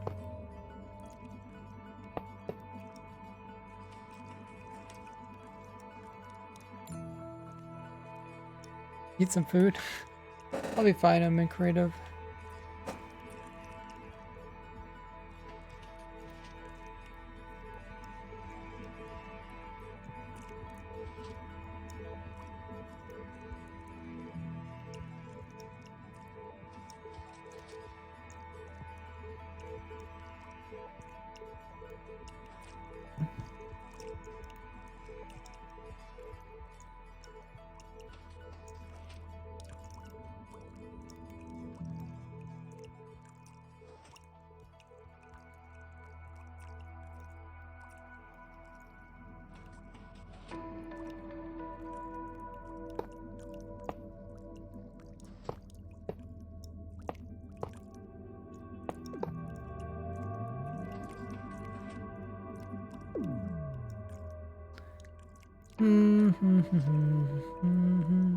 What exactly doing? Trying to time this with the regen.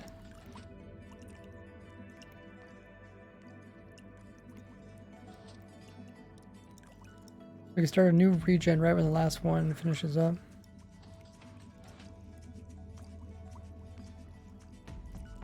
I think we need to make this longer.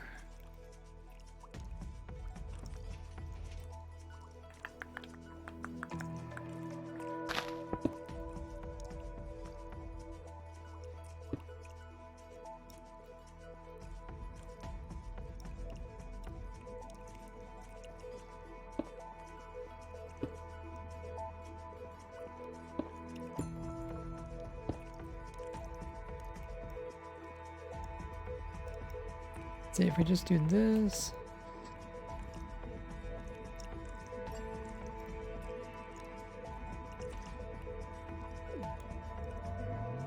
Yeah, it only checks every so often.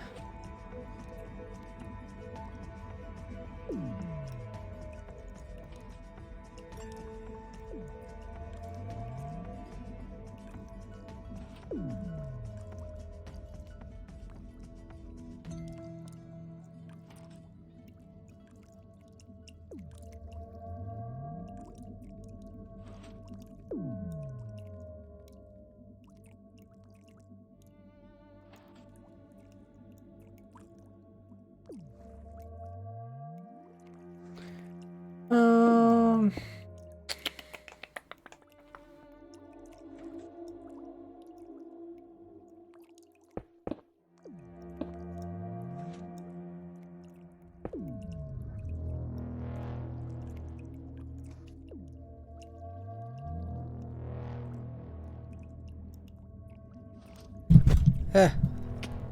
Bump my mic.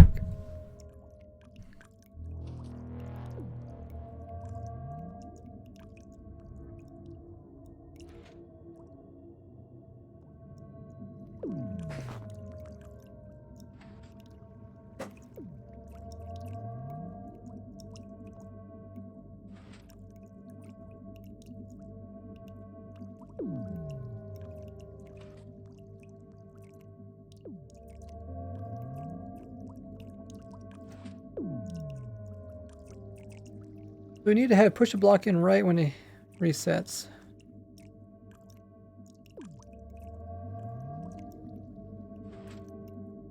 So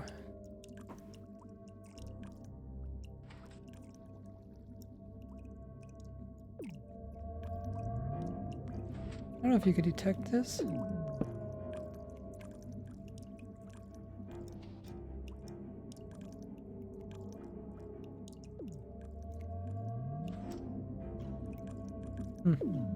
It's not.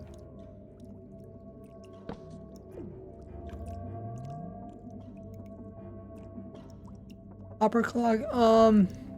If I want to compact it, I'll use a hopper clock.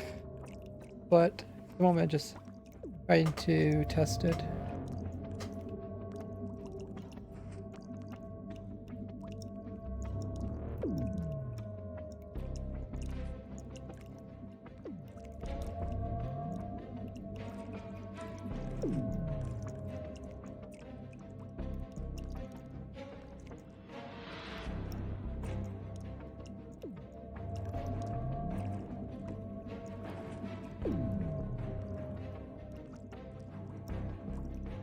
So you push a block in right there. We can kind of use this beacon to determine when to push that beacon in. But I don't know. Is there really a way to? Is there a way to detect when the cycle starts?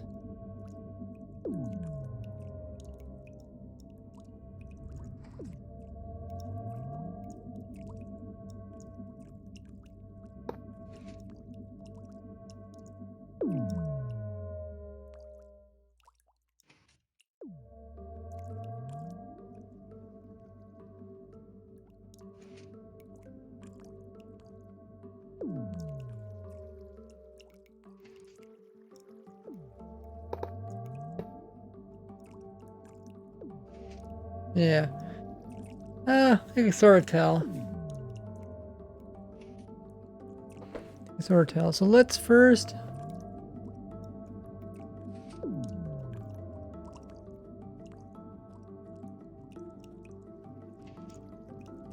observer. Okay, that's a good suggestion.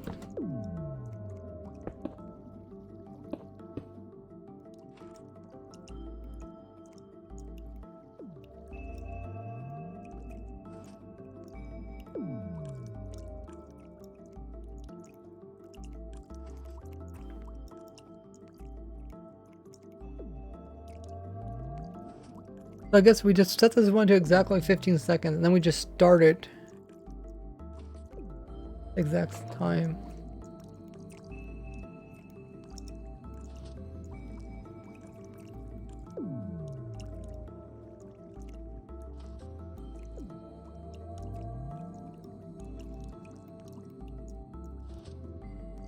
Okay, let's put all those back in again.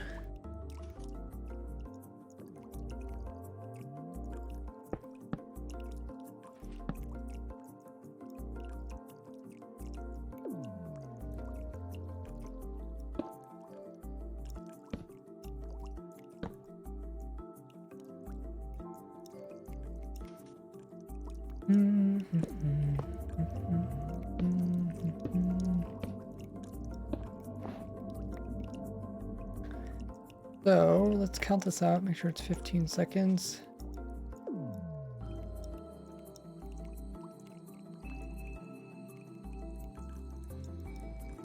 $15 times 2.5.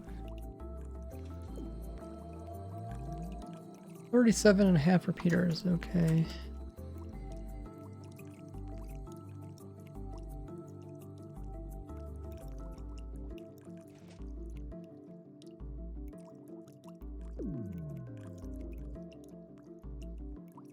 Guess we'll just count them out.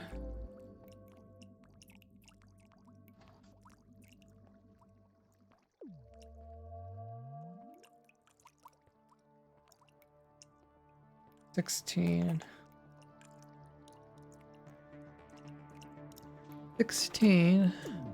And I wanted 37.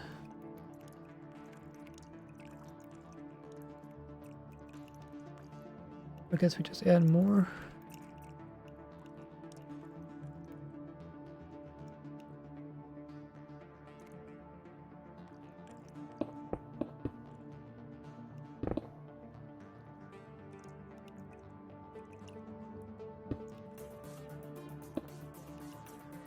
Okay, 33, 34, 35, 36, 37. And then, oh yeah, I forgot, actually it doubles. Oh yeah, I forgot, because I have the torch, it doubles actually.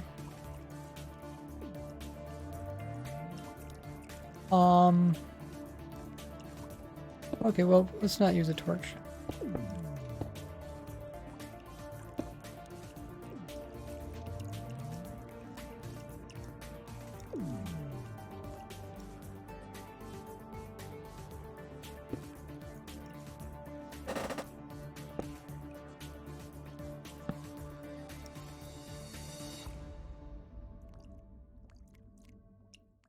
So let's remove that.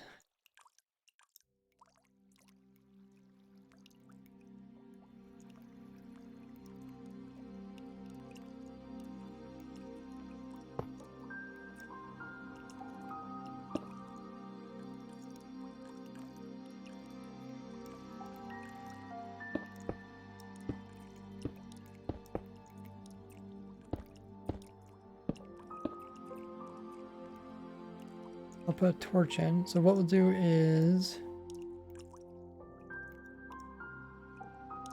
how should we do this?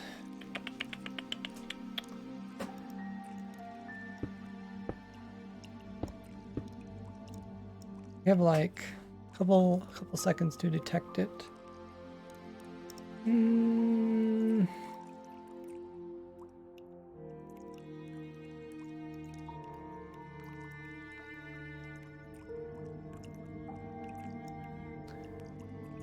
Once it gets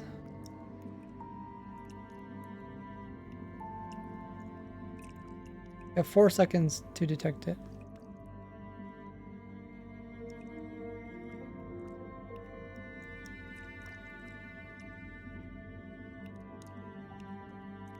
Four seconds detected.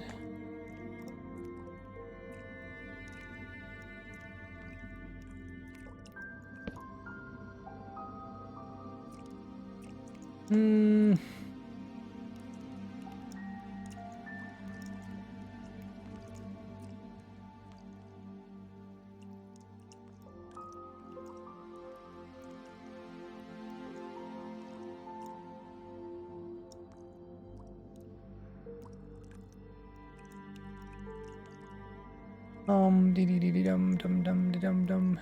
Okay, so I guess we remove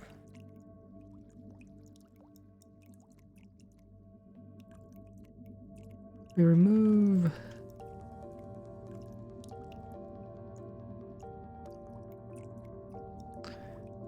this.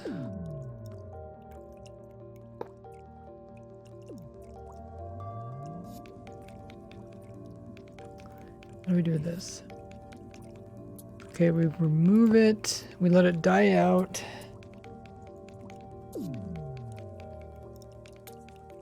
And then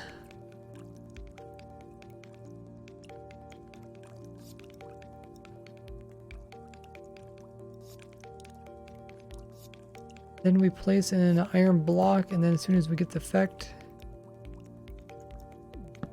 place that in. I think something like that.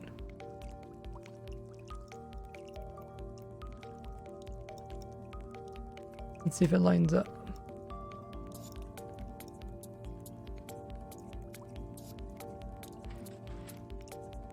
Oh, so close.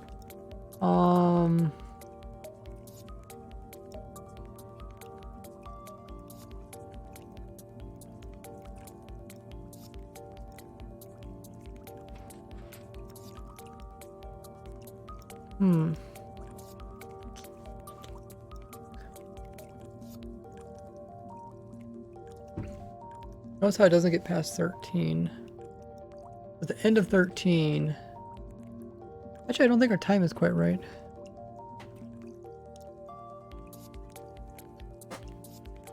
Count these again.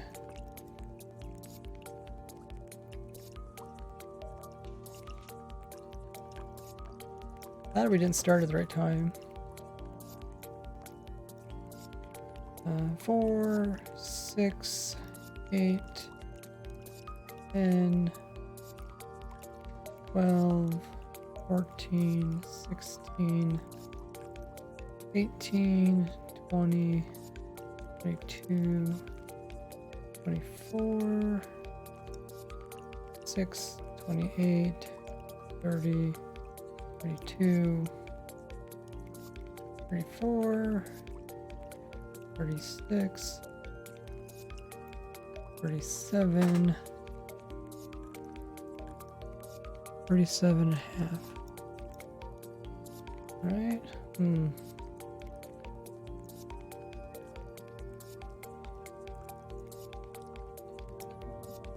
What was it? I was trying to time it with...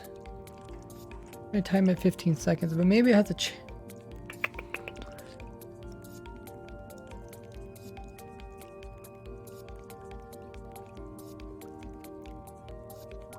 let's see if the piston does it in the exact same time each time.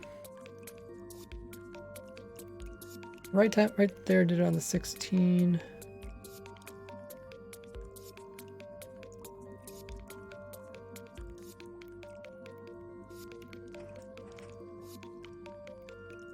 Yeah, it's I guess instead of synchronizing with the 15 seconds total time, or 16-second total time. Actually, what time was it even? Was I going after 15? Oh, I should go after 16, right? I think I need to go say 16. Yeah, I think I need to go after 16. So 16.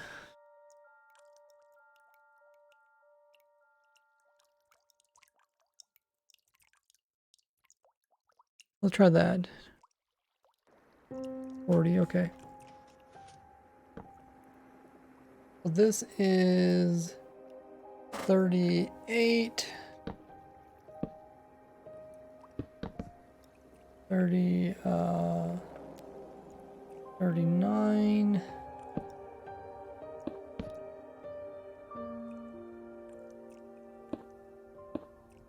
39, 40. Okay. 40 should line up with the 16.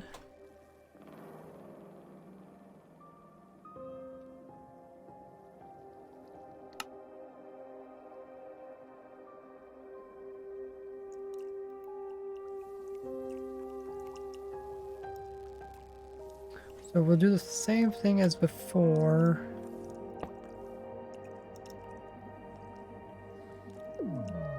Let it die out.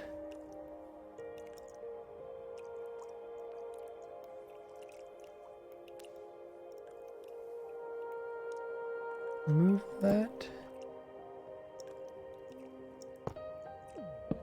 Oh, might not have been fast enough. Not fast enough. We can move these around a little bit. Server needs a restart. I don't think it needs a restart.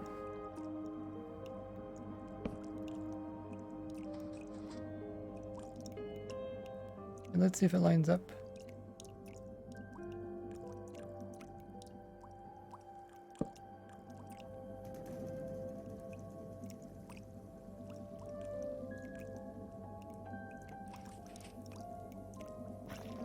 Did it line up?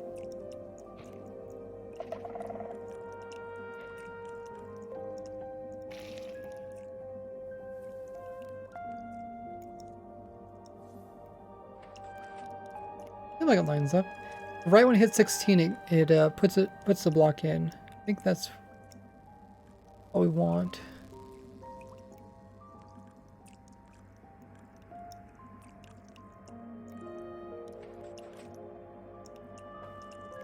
I think that's what we want. Okay, so now let's go into survival.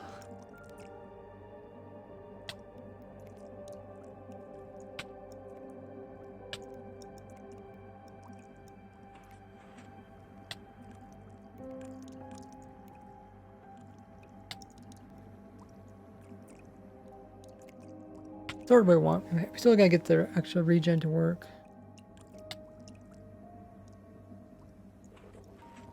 I think we need to start it maybe one game ticker earlier.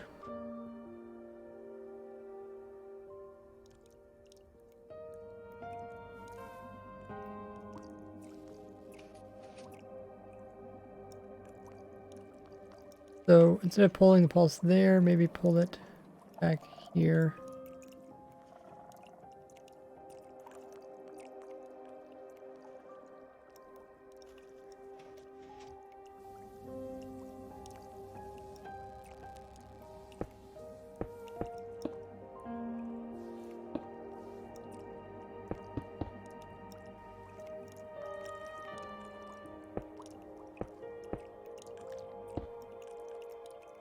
So make this a little bit longer.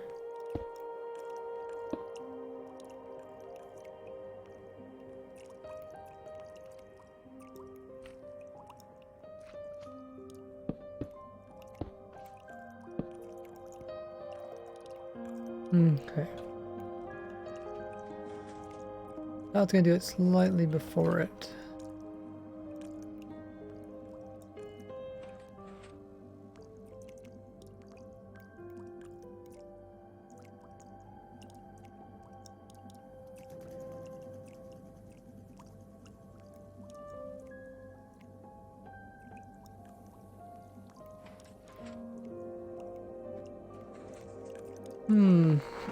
Maybe, oh, I could put some delay here. The hold's in there longer. Right when it goes, I guess right when it goes down bottom third. Okay, so we need to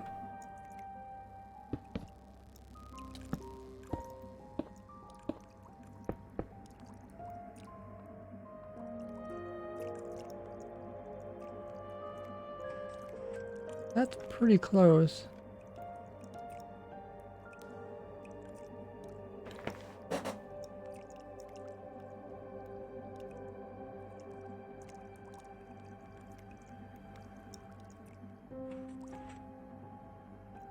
Maybe a little bit sooner. A little bit sooner.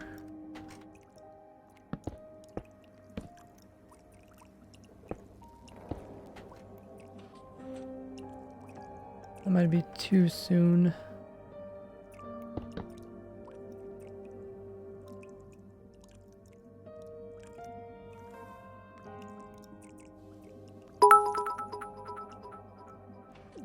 Oh, there it goes. Okay, cool. Cool. Looks good. 10 biddies coming in from Anouk Live. Thanks so much for the biddies.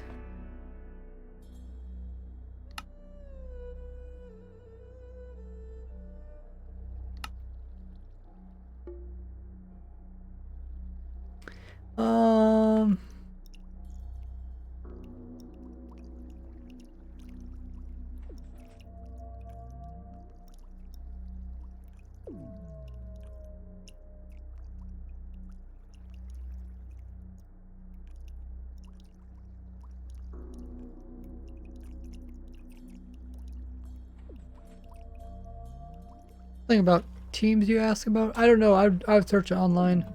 I really don't know that much about Twitch.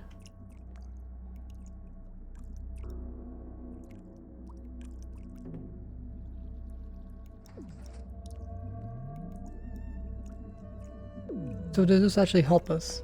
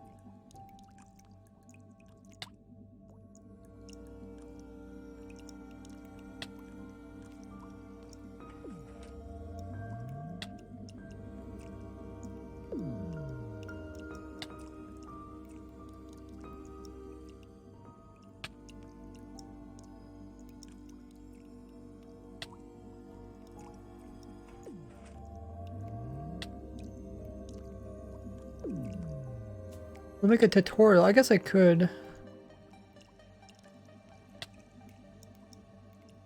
I don't want to give myself saturation. That's the whole purpose of this.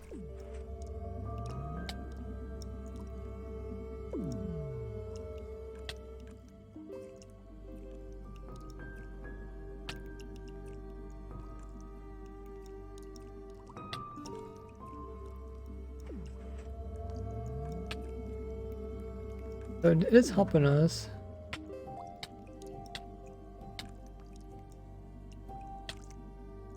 I'm watching my health and also when it regenerates. If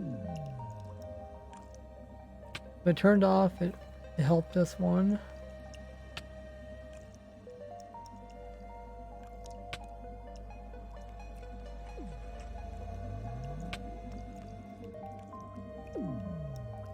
If I turned off, it helped us one. In the normal region.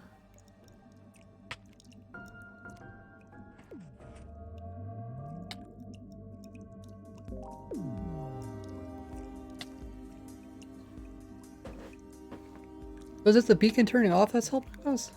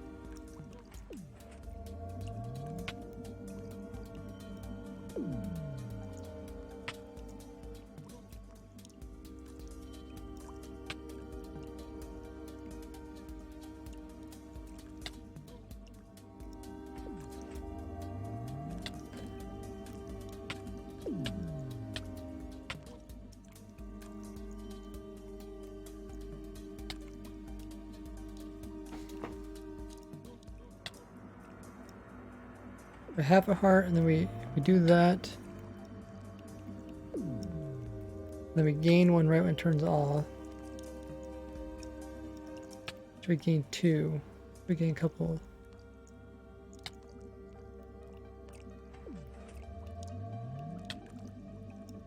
Every time I take damage, it normally heals you.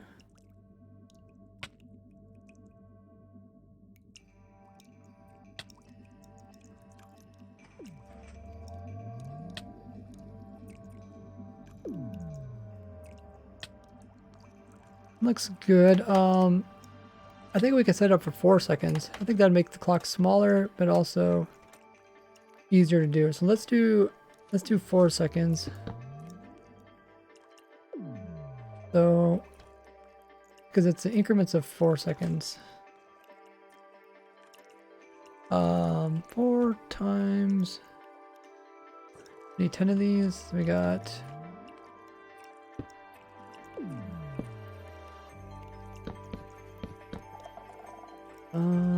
Three. Okay, we got 10 right there.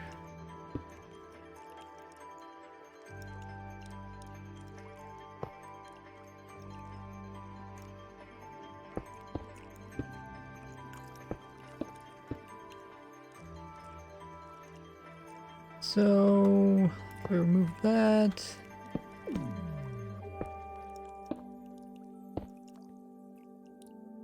Here that goes out. We'll place that in and then we'll place in the torch.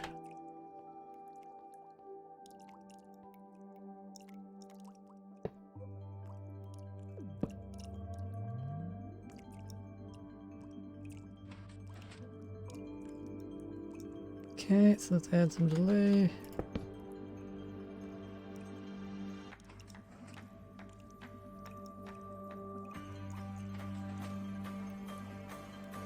More delay.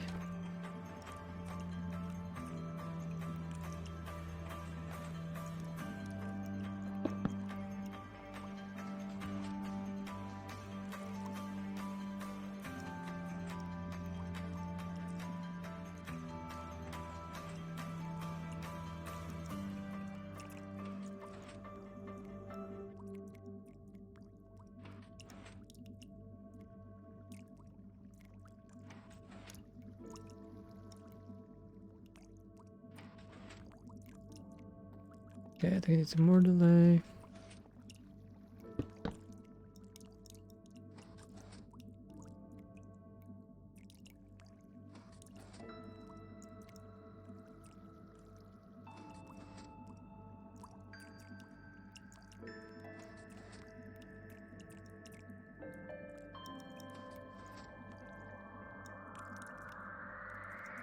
How much more delay do I need?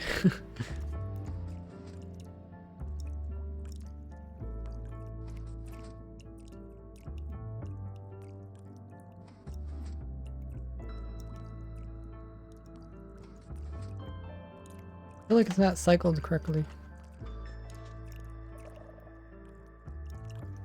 It's 4 seconds. I think I'm all there. Why do I have a book ahead? Because we were testing something. It's for creative only.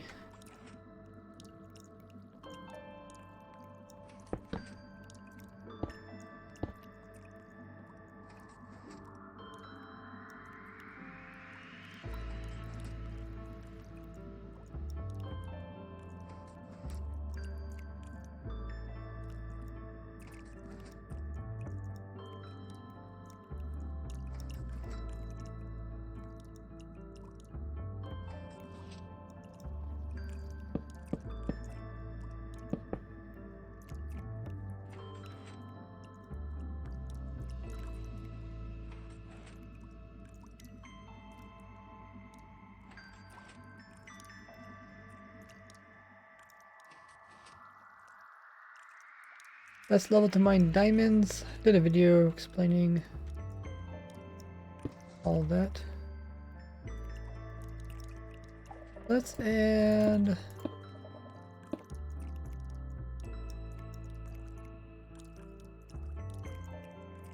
So what do I want to do? I want to add...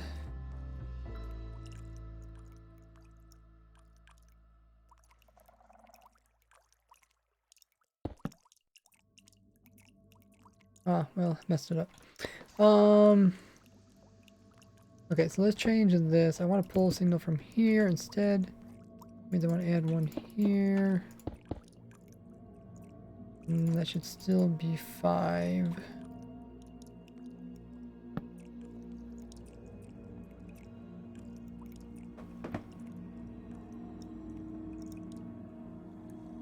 Let me break that.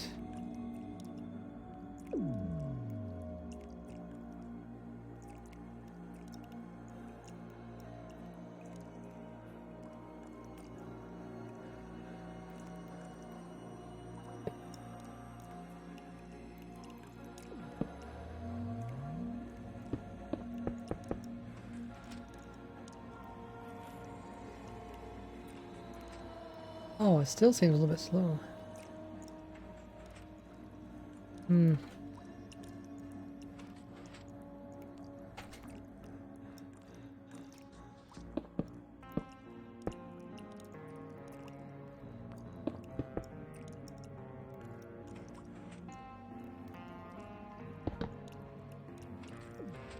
Okay, that worked.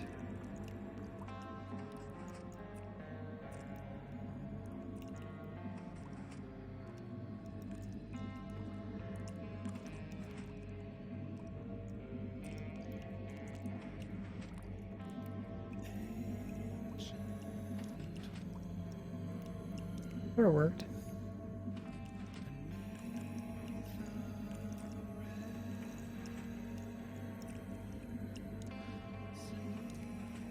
Worked one time.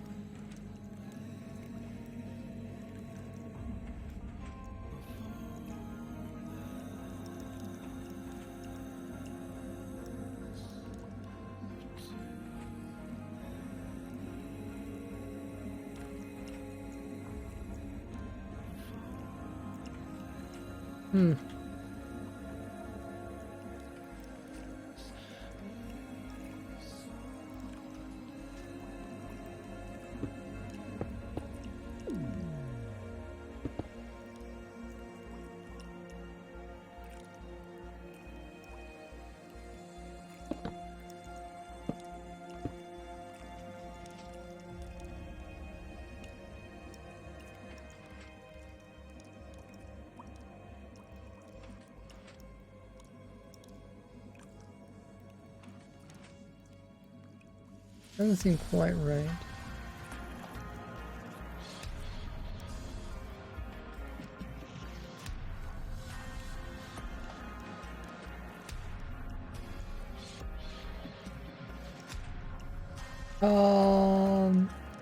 Two Stream says, "Hi Ray, love your videos. How are you? How good you are at redstone? Oh, and how good you are at redstone. Thanks. We're testing. I'm trying to get it so that this block only goes into the beacon. Exact same time it checks for all the blocks, and therefore it should give you regen."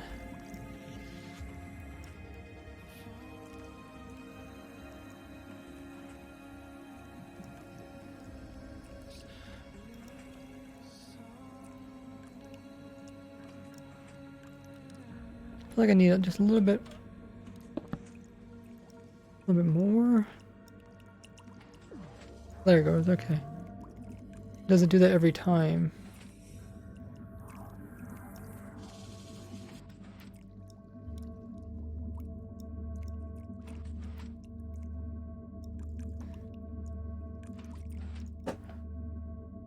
Is good.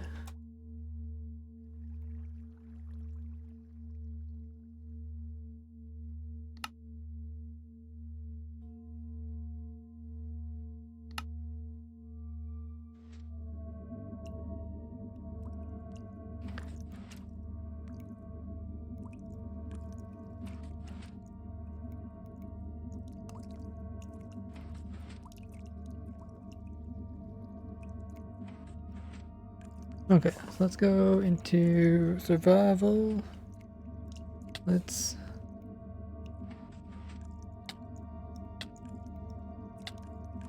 do that. Actually, let's do a few of them.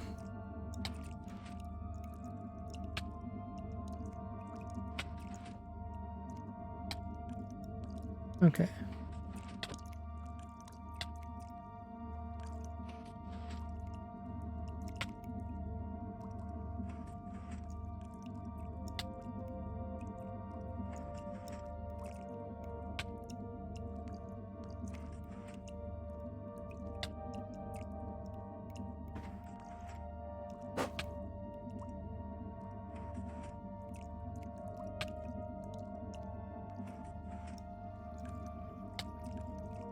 Right now we're sitting at 1.5.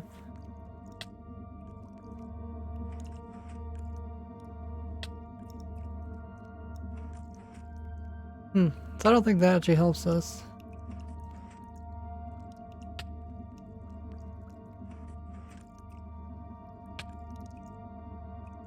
Okay, good thing we tried it.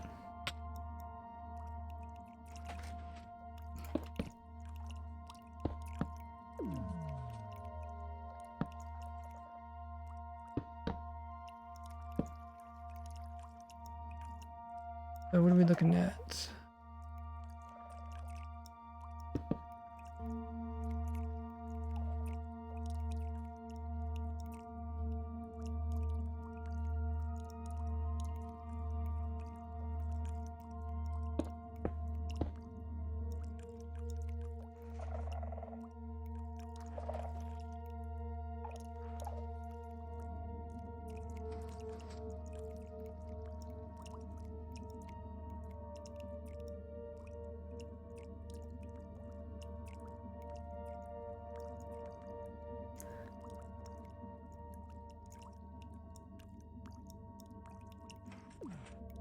Okay, that time it worked.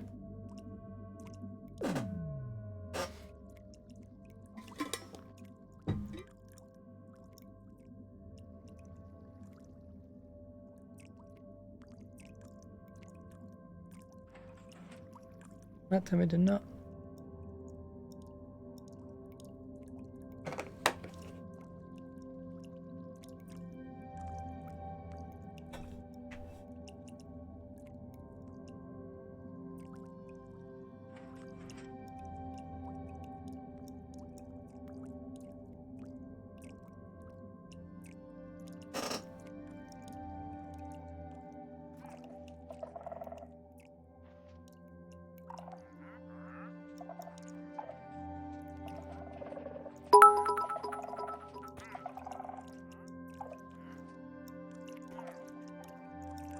On Oak Live. Coming in with 68 biddies. Thanks so much for all the biddies. This is the rest of the biddies. They say thank you very much. Left a message on Discord. Yeah, you can ask them to help. But like I said, I don't know much about how Twitch works.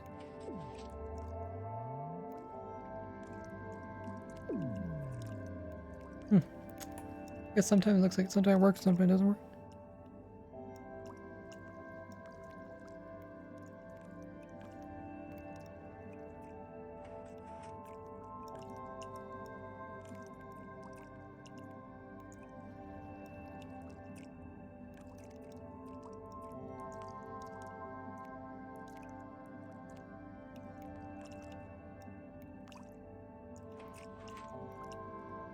It don't seem like it's timed quite right.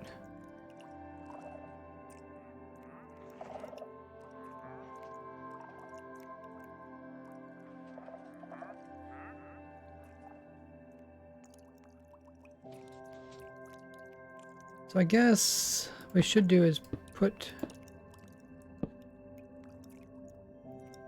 an extra repeater on here, and then we can adjust where we want to pull from. Put an extra repeater there, and then we can remove one here.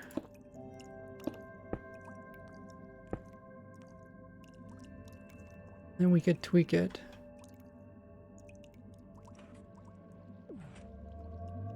Like that.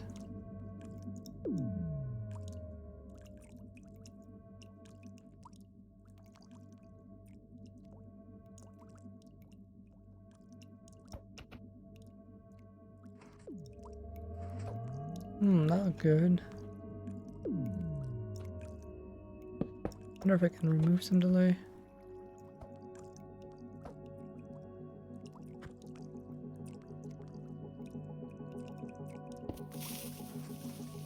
Oh, not too much. You guys go do TNT somewhere else.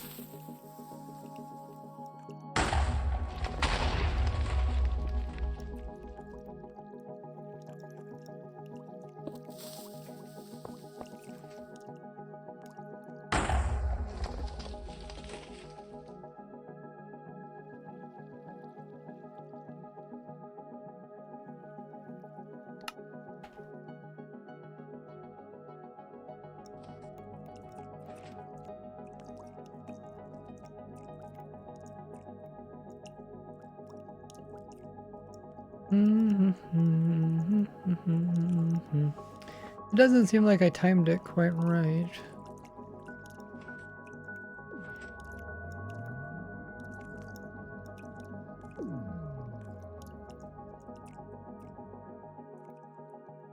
Oh, that one broke.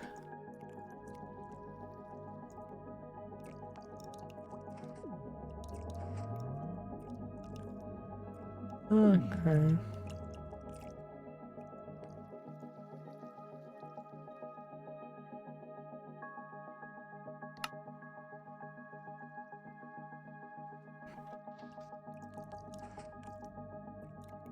Did not work that time.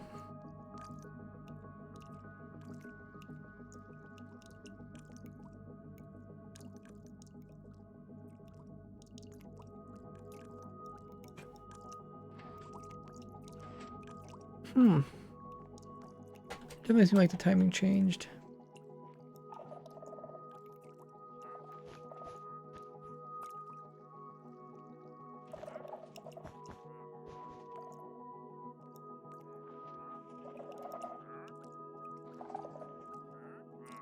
I have 32 of these.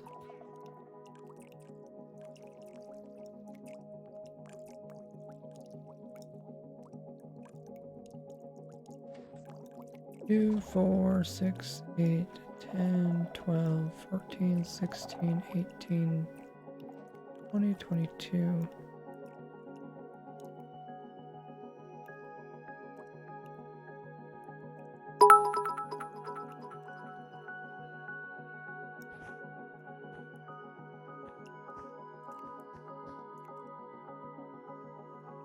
Oh, there was one that was wrong.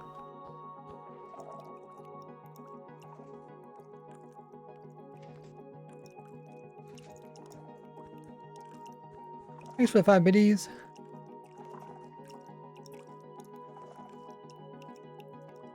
Yeah, maybe you can ask somebody that understands Twitch.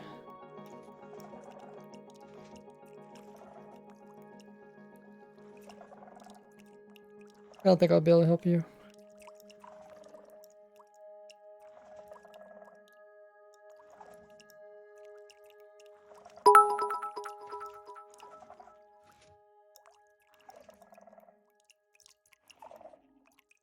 So I got, what was it? 22? If I had the 22 on the other side, did I even match up properly?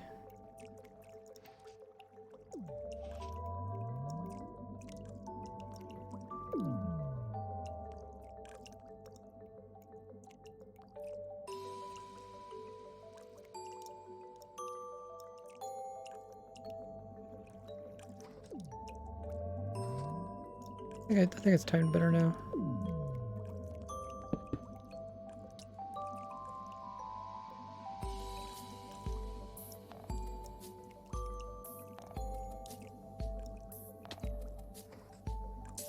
Okay, so I guess I did need that in there.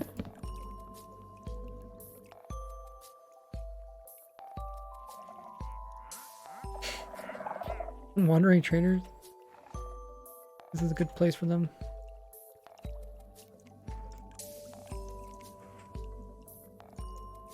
And that time it did not work.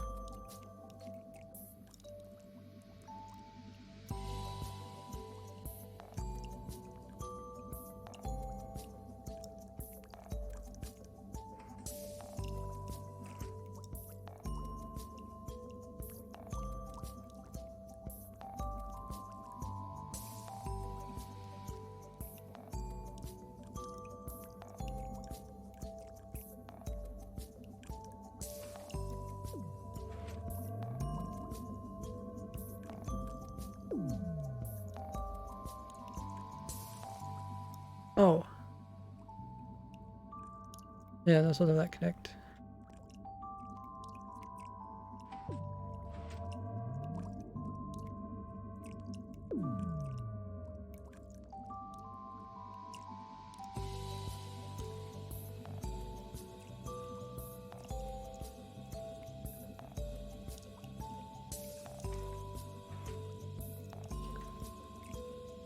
Hmm.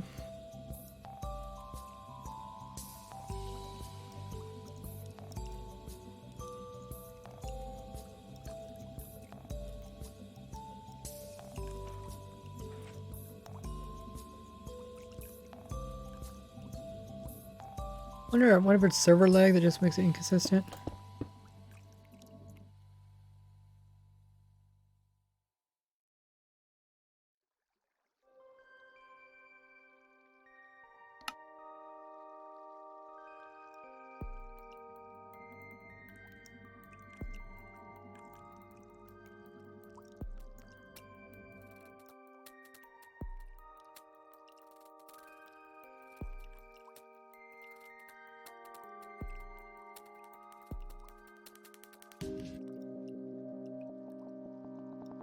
Oh wow, we've been streaming for 6 hours.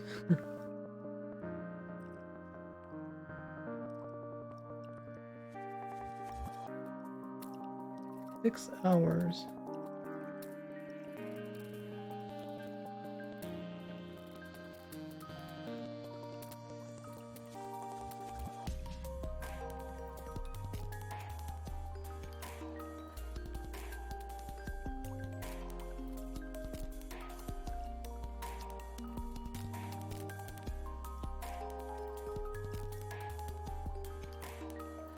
If you guys haven't already, make sure to check out my other social links. I do the majority of what I do on YouTube.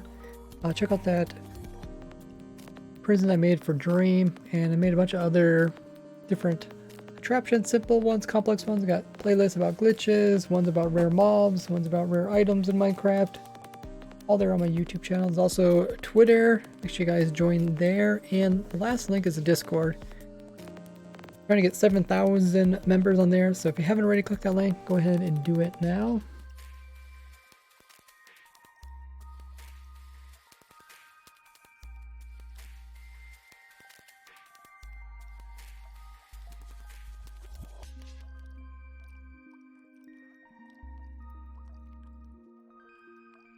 Who should we raid today?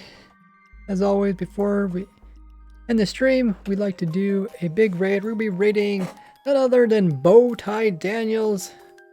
He's currently working, looks like he's working on his hardcore world. I think he might be making maybe a mob farm up in the air or something. We'll check it out, see what he's all up to. So stick around for the raid. Let's see if we get all 130 people to join in the raid. Next stream will be this Saturday. Probably won't be as long as today. Having a lot of fun getting close to this working. We'll head over there to Bowtie.